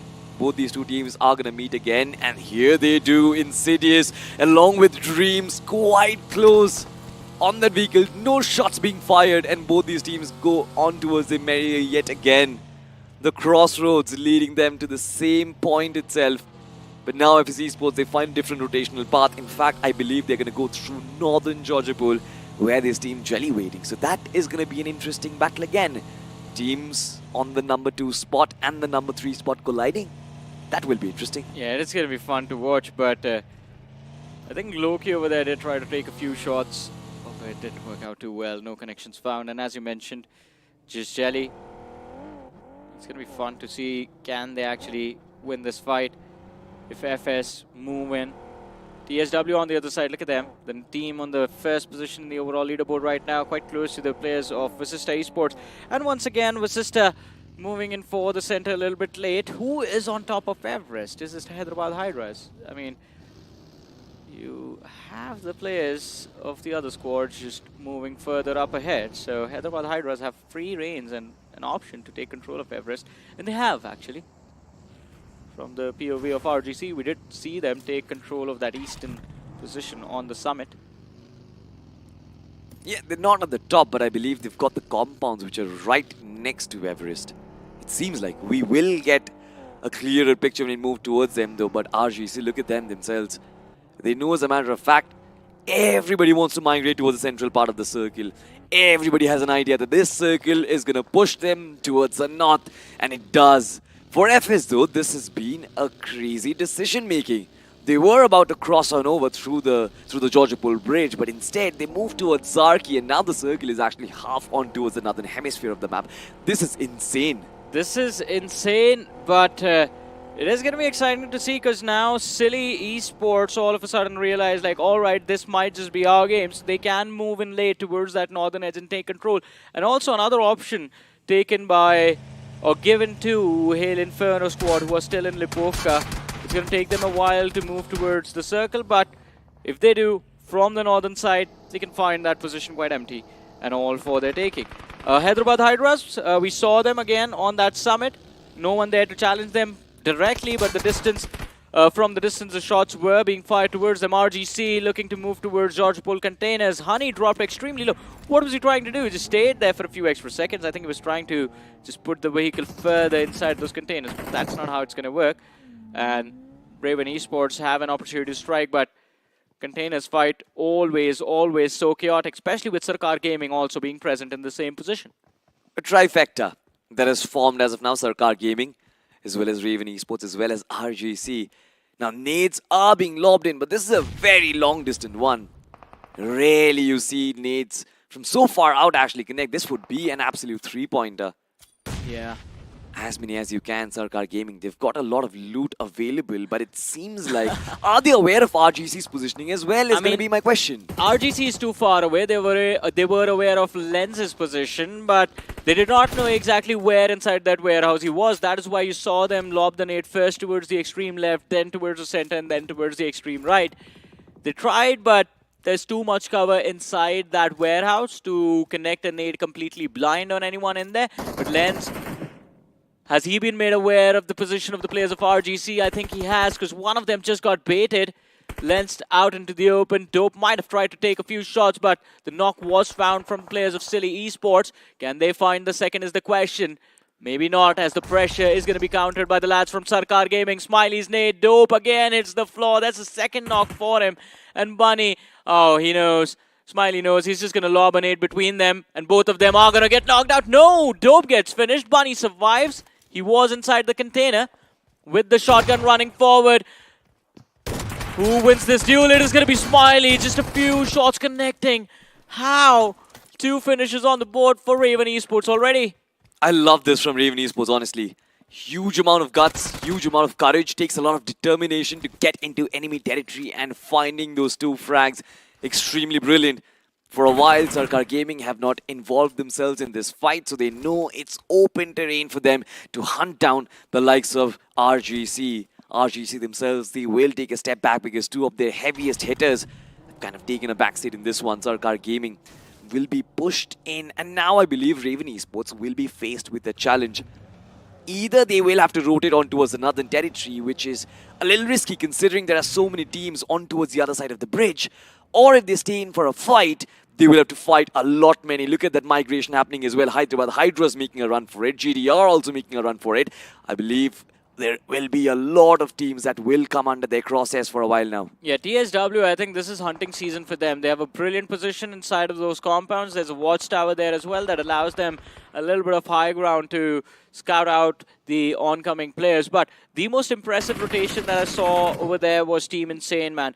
Insane was close to Pachinki. Yeah. It's a miracle they've made it towards the northern side without, completely unscathed, without taking a single casualty. So I would love to see where does Insane move from there. In the meanwhile, it seems like Troytham Esports do want to pick a fight against the players of Wingard, but do not really have an opportunity. That door being open gives information to Pekka as to where Sahil is present. Sarkar Gaming, they get one of their players knocked out. LeBron spotted out as well. Nade lobbed towards him, but no connections found inside of that smoke. But Wingard Esports, their priorities are different. Their target is different. Manijod on the floor. Sarkar on the run for his life. And he's being hunted down right now. Where are his teammates? They're still in the backlines and they can't really do much over there. They're not just in the backlines. In fact, Skeleton, one of their heaviest hitters, is actually inside Northern Georgia Pole.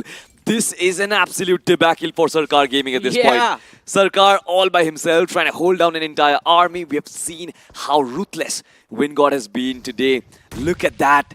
Nades being flushed in, floors being absolutely laden with lava, Molotovs been thrown in as well, and now they realize how did Sarkar manage to escape from there. The timing extremely pristine, but that will just invite the rest of the 2 players from Wingard to actually flush in, rush inside of this compound. A 1v2 made extremely difficult, especially with this cloud of smoke.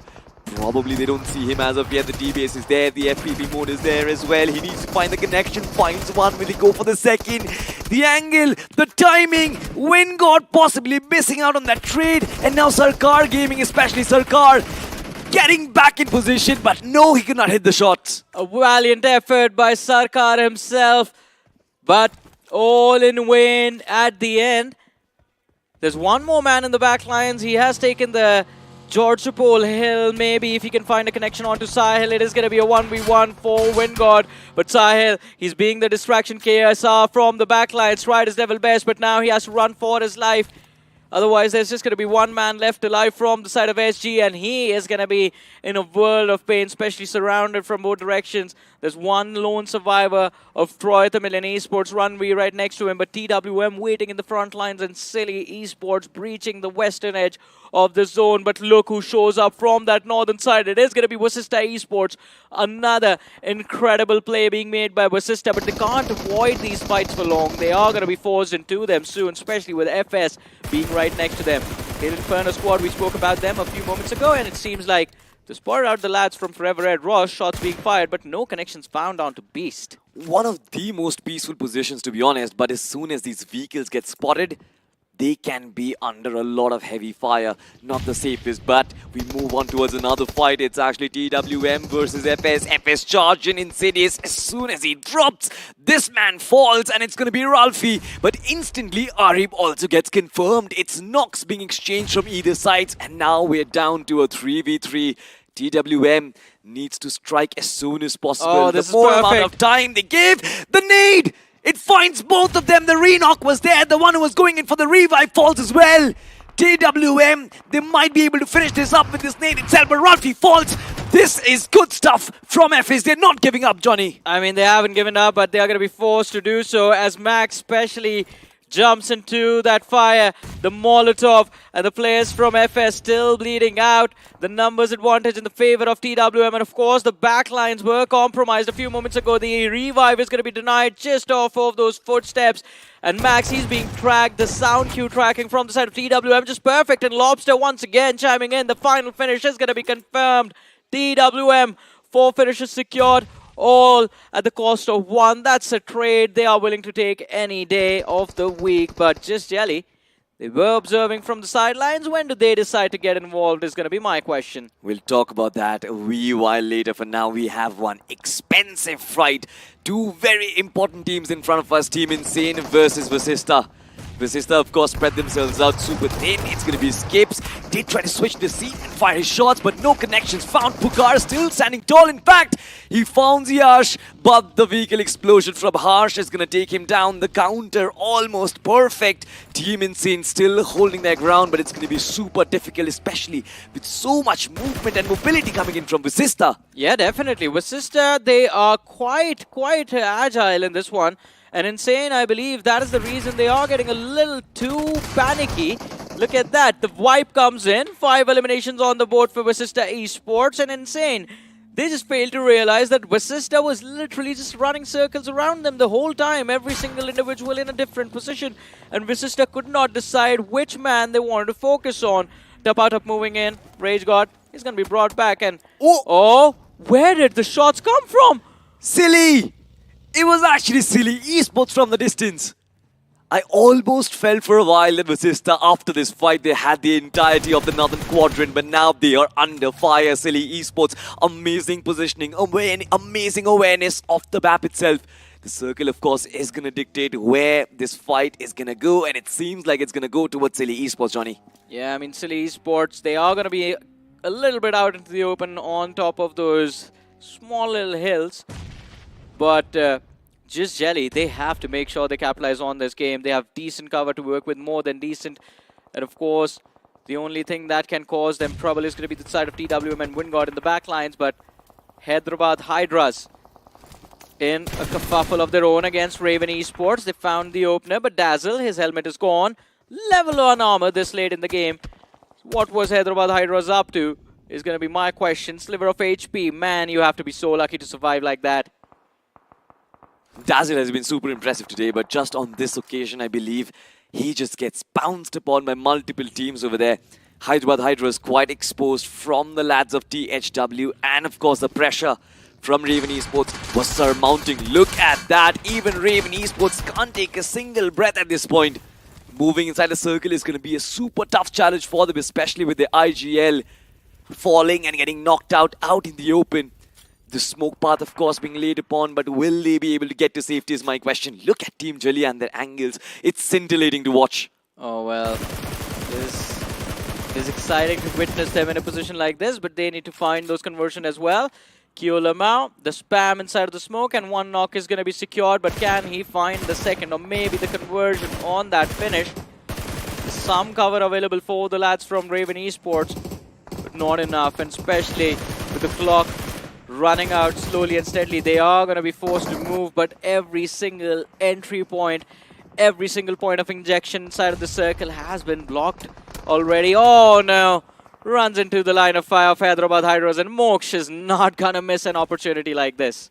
The ability to fight, the ability to actually put up an unforgettable performance from Hyderabad Hydras is still there. The determination is still there. So many lines of fire open for this team, but they're still making it through. But on the other side, THW under fire. Hail Inferno squad, couple of their players almost on the verge of getting knocked out. They themselves, Goten is also low on HP as well. I believe multiple teams taking a shot at it versus the esports also having an angle. Hyderabad Hydras coming in from the back lines will have to protect their backs from them as well. Jatin definitely trying to do something over there, but it seems like it's not paying off. THW on the other side, stopping Vasista Esports from entering the circle, and it's just a one man who's trying to carry their hopes and dreams, but now he has been shut down.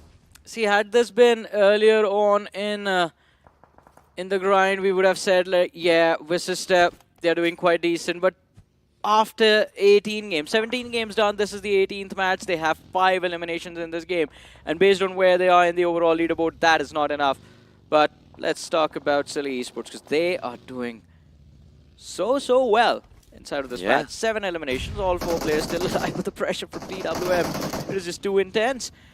Rapido just trying to scout for information, running the buggy in circles, has spotted out where the smoke is, so going for this piece of util right now. If he finds the opener, TWM are going to be in a world of pain. THW, my apologies, that is not TWM. TWM is still in those apartment positions. Good position, in fact, for them. Almost the central part of the circle. Hard covers for them. And also the height advantage. But currently the fight we are focusing on is going to be Silly Esports. Nades and smokes being lobbed in. And so far it seems like Silly Esports, they just have a better positioning. It's just majority of these fights are happening outside the circle. Lavish, one of their most important player, has been taken down, and that might lead to Silly Esports trying to make a move on them.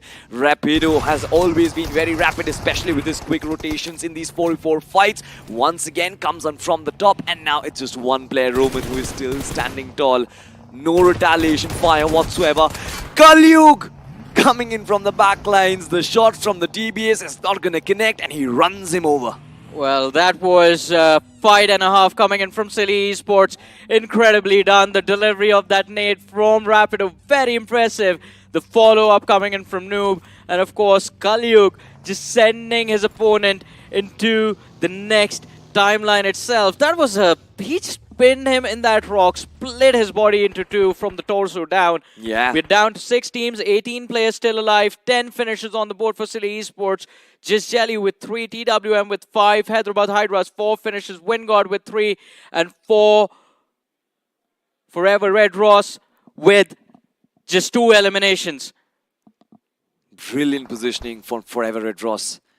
Right at the center, of course, with that sniper tower under control. Just Jelly finding Wingard and their players. The nades precise. One player confirmed. Wingard, no retaliation whatsoever. They cannot do anything about this because they can't see him. Sahil, of course, in the protection. But will he be able to retaliate is going to be the question. TWM, of course, where did they find sightlines on towards Ninze? That's absolutely insane. I mean, just Jelly, they're going to be forced into deeper inside of the circle. They were on the edge. They need to get, all of the players need to get to where Jelly is right now. That is the safest compound for them. But TWM, they have a lot of concrete cover to play this endgame fight for themselves. But as we were talking about it, I think Sahil OP's position compromise just gives them, Toxic especially, a very easy opportunity to strike. He needs to drop that nade inside of that balcony. How accurate is he? Well, very accurate. Practicing those 3-pointers, I guess, after watching all of the promos that run during the breaks. Perfect nade, perfect point secure. No threat taken. 6 finishes on the board for TWM with that one. And now all they need to do in this game to win the chicken dinner is finish Just Jelly without falling into the line of fire of Silly Esports, who have to compromise their backlines. 3 teams pinned down in one corner of the map right now. TWM, Just Jelly, as well as Forever.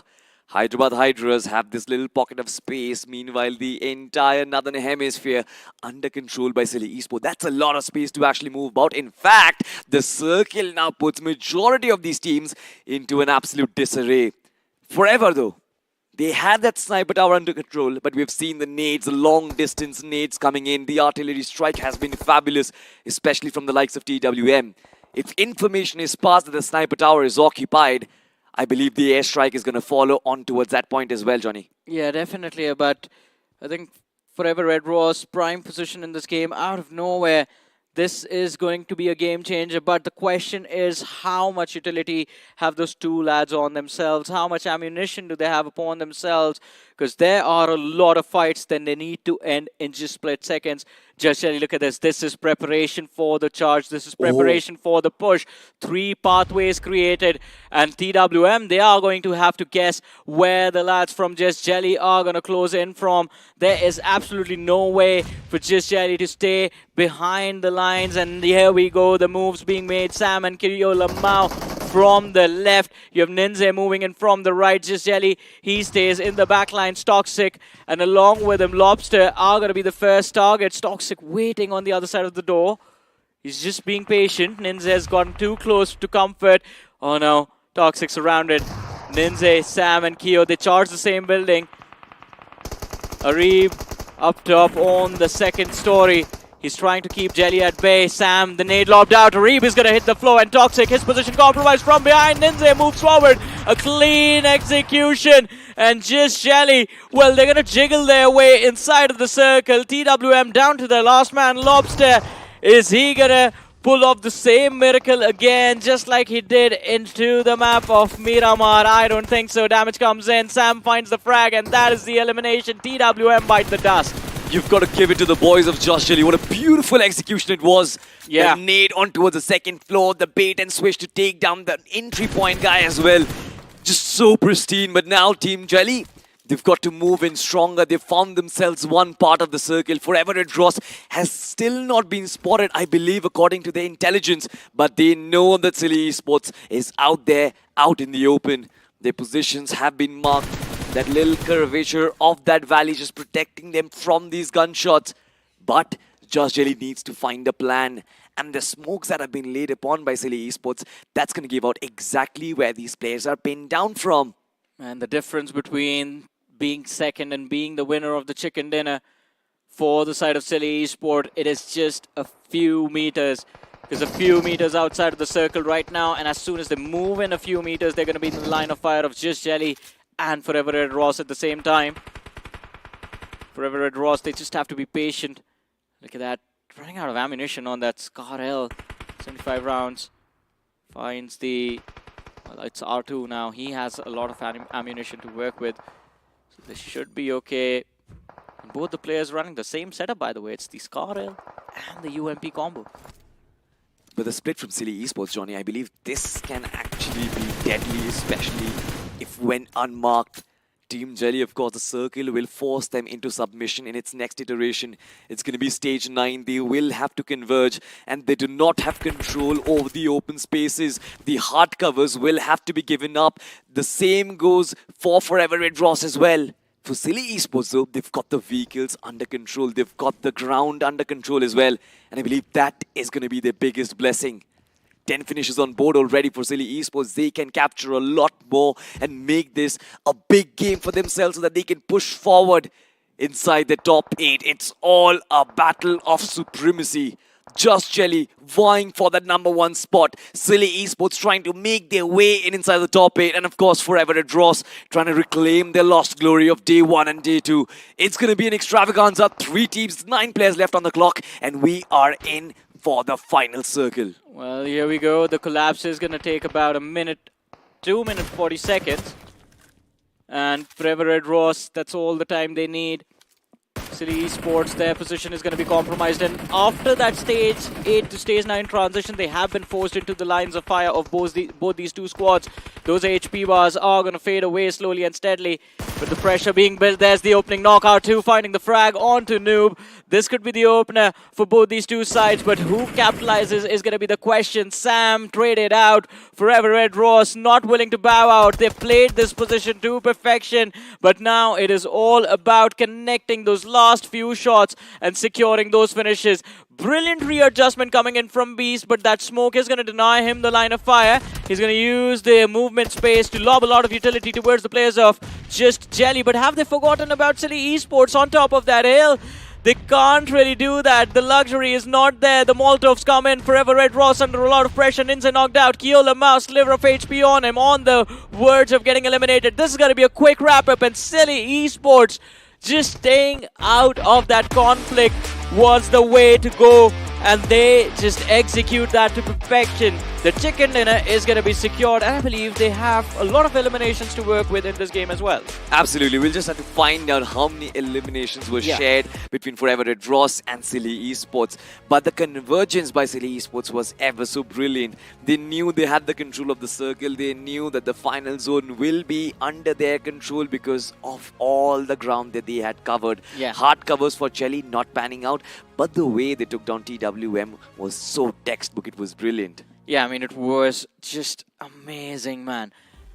But, I mean, I don't know why all of a sudden they just completely shifted focus to the players of Forever Red Ross. And if they wanted to do that, that should have been done a little bit earlier inside of the game. Because with how QLML specifically was positioning, he was exposed to Forever Red Ross, but all his attention was towards Silly Esports. Either you use the backsides of the apartment and just charge up that hill, force that fight, or you just completely back off, try and pick off Forever Red Ross without losing a single play, and then look forward to that 4v3. But, I mean, who cares? All three of these teams just played an amazing game of BGMI, and now all we want to see is how many points they got on the overall leaderboard. I'm not sure how many points Red Ross got for themselves because they were in that sniper tower for a while though. I'm not sure if majority of the nades landed. It was Silly Esports from up top whose shots were actually knocking down Just Jelly. So we'll have to find out though. I think they had 4 eliminations even before that last fight began. And with the top 3 finish, the worst they could have done is 9 points. Or maybe, I mean, for sure, the chicken dinner is not there. So it's either 9 points or 10 points just with those 4 eliminations. Anything else, if they found even 1 extra finish from the side of Just Jelly, it's just going to be bonuses, right? So for Forever Red Ross, based on how their day began and how it ended, it's still a good day. It's a decent day. It certainly is a decent day, but talk about Silly Esports, right? Pushing forward inside of the top 8. They were the ones who were trying to make it count on the last day, and they actually did so. The fight against Vasista, the fight against THW, they were all extremely clean squad fights, if you actually remember about them. The way Kalyug was always going on the flank, being very mobile. I kind of felt like Vasista, they also had a good run, especially in the one squad fight, which they kind of undertook, but then instantly had lost concentration of the teams coming in for the third parties. And this is something which does happen, right? I mean, if you're coming in from the bottom of the leaderboard, you focus yourself, you channelize all your attention into one 4v4 fight. You put all your resources into winning that one 4v4 fight, but as soon as the third party comes in, you're like, oh, where did that come from? Yeah, that, and I think more than that, it's the terrain that they chose, because the northern side, anything north of Georgia Pole, that northern island position, it's quite exposed. Only a few cover positions are available. You either head to Severny shooting range. That is the position where you find the most amount of cover. When you're going towards that Stalber Hill, there's a broken plane position as well. That and towards Zarki is where primary of the cover is going to be there. Other than that, on the northern Georgia side, that's just that one ridge. Apart from that one ridge, just like barely a few trees, and those trees are going to be useless when you're surrounded from an open field, because players will have options to just go for the flank, like Kalyug did to that last surviving player, just pinning him behind that rock. So terrain understanding, and as you said, just not being tunnel vision on one team was important, mix of both, but at this point it's too late to say sorry, I guess. Too late to say sorry, but nonetheless, very early in the highlights as of now, ladies and gentlemen, Tapatab, of course, a little shadow of his comrade Gamla Boy, to be honest. I really want to find the tree of Gamla Boy, Fierce and Pukar coming back in prime form, but now look at this, the way THW got absolutely ambushed. And the way this Lamborghini struck him, that was painful to watch. That was painful, and style points for that buggy leap over the ridge while he got that finish for his team as well. And Toxic, this nade was just like perfect, man. Just... this is what I dream of some days, right? I'm in Toxic's position. I love about a nade, that distance, finishes on the board. Mine's probably not even going to reach that part, but nevertheless, you talk about Team Jelly, yes, they kind of had their focus diverted. Part of this squad was trying to deal with Silly Esports, part of them were trying to deal with Forever Red Ross, and the only piece of cover that they had was the soft smokes that they had laid upon to try and cut down vision. But then Silly Esports have been very proactive and very clever. Majority of their fights in such scenarios, they don't even have to look at the opposition. They look at the hit markers and they keep on spamming that direction until and unless they find the frag, and that has been ever so helpful to them. Yeah, I mean, inside of a smoke, especially in the endgame circles, that is what players are going to do, right? Everyone wants to lob out those smokes and just lie on the floor so that the shots go over their head. But just spam inside that smoke, and as you said, as soon as you find that hit marker, just focus fire, ping it, and everyone just focus fires there, because that way the knocks are going to come in a little bit quicker and you can move to a different position to check for the other players. But ladies and gentlemen, if you guys want to check something out, why don't you check out the Realme P3 Pro 5G. It is out on Flipkart. 21,999 is going to be the starting price, and of course the segment's best performance phone out there right now. It's quite incredible, born to slay, made for gamers like you and us, of course. And of course, there was a lot of slaying happening in this game as well. Absolutely, there were a lot of slaying happening, especially in that containers region, right? We saw that trifecta happening. You had Raven Esports, you had RGC, and you had Sarkar Gaming as well. Hyderabad Hydras from the edge of the river made themselves survive for so long. That was the most surprising thing that I've seen in a while now. Man, Hyderabad Hydras, I don't know what's happening to them, but some games they're going to look like geniuses in terms of position. In the other games, they just drop the most difficult of positions to lose out points from. But then again, I mean, Hyderabad Hydras overall have been doing quite decent. So them just being a little inconsistent, I think we can't really take away too much from them. Like day 1, day 2, they were just like perfect, on point. So they have earned the luxury to mess up. And to be honest, kudos to them, because this circle was extremely difficult to play from, considering where they dropped. Yeah, it was a little difficult, but they had so much early map control. They had a 2-2 split going on, 2 players in Gatka, 2 players just north of Query, and they just charged Everest, the first team to get to the Everest summit. And yet, in a position like that, you're going to try and find those frags. They did not want that for some reason. Well, we're going to find out who did actually, and then this one, it was actually Rapido from Silly Esports. Beautifully executed. We saw him and his movements with the buggy. 5 eliminations on this lad, 747 points of damage with 4 headshots. Yeah, looking for rights and dropping the players to their desired, not to their desired drop location, but to his, which was the lobby. To the lobby, Yeah, sending them back to the lobby. And Kalyug sending the other players back to Kalyug, not back to Kalyug. Are we in Kalyug right now? That is a question which we'll have to ask Spiro. He will be the only one knowledgeable enough. Talking about Lobster, his claws were also ever so deadly. 3 finishes on him. But whoa! 17 grenade finishes. This was a blockbuster in terms of, if you love grenade eliminations. 327 meters, of course, for Kalyug. But that is the only stat that actually stands out. 17. I think out of those 7, we saw 8 in those final fights. Toxic with that one finish of his. Then the entirety of Jelly got destroyed by the nades of Silly. Win got 2. And Win got 2. I mean, Win got, I don't know if the entirety of team was taken out just by nades.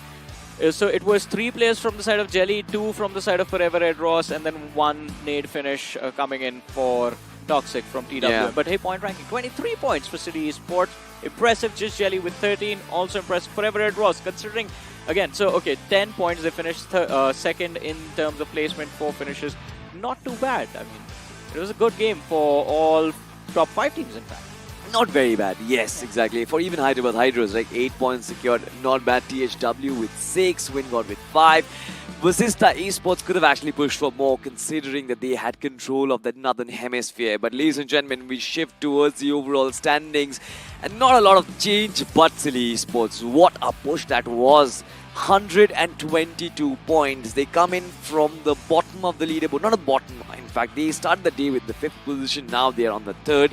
But there was a brief moment when they actually slipped down to the 9th. So that was impressive.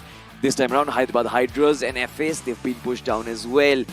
GDR has been pushed out of the top 8 yet again. It's Wingod and Insane who actually make their mark. Insane started the day on the 14th position. Now they are in the top 8. Yeah, and Wingod as well. Very, very impressive throughout the day. But let's see how tomorrow is going to turn out. It's going to be the last day for this group to try and figure out, or maybe decide is the better word, who moves to round 4, who goes to round 3. And it is going to be surprising to see if Wingod actually do manage to hold on to their position, because look at those differences, right? 122, and then you look at God's Reign, 101, so the difference barely there, but Hey, the predictions, God's Reign, they got like what, 36 points throughout the day. Jelly walking away with 31 or 32 points. Then your prediction was Inferno Squad. Well, why do you want to take such a big gamble today? I wanted to take a big gamble, and to be honest, they did not absolutely go down the drain, but yeah, could not just recover their positioning, right? They got one chicken dinner, if I'm not mistaken, but that was about it. Wingod and GDR both played phenomenally well, and so did Team Insane. For just Jelly, I think that was the only team that kind of had an average day. They were already playing well, they just played well without a superstar performance. Both Insane and Wingod, I think 58 or something around that marker is going to be how many points they gained throughout the day. For God's Reign, decent run. I think I expect them to do better than 40 points in a single day, especially with 6 matches happening. So, again, incredible comebacks though. They've at least found themselves, they find themselves at the end of the day in a position where hope is there that they can break inside of the top 8 tomorrow. Not for all, though. I feel like for Vasista, for Hail Inferno Squad, the hopes are dying. Even for Sarkar Gaming, as a matter of fact, they had that one chicken in to actually work with as well, but could not really work out. The consistency was not there.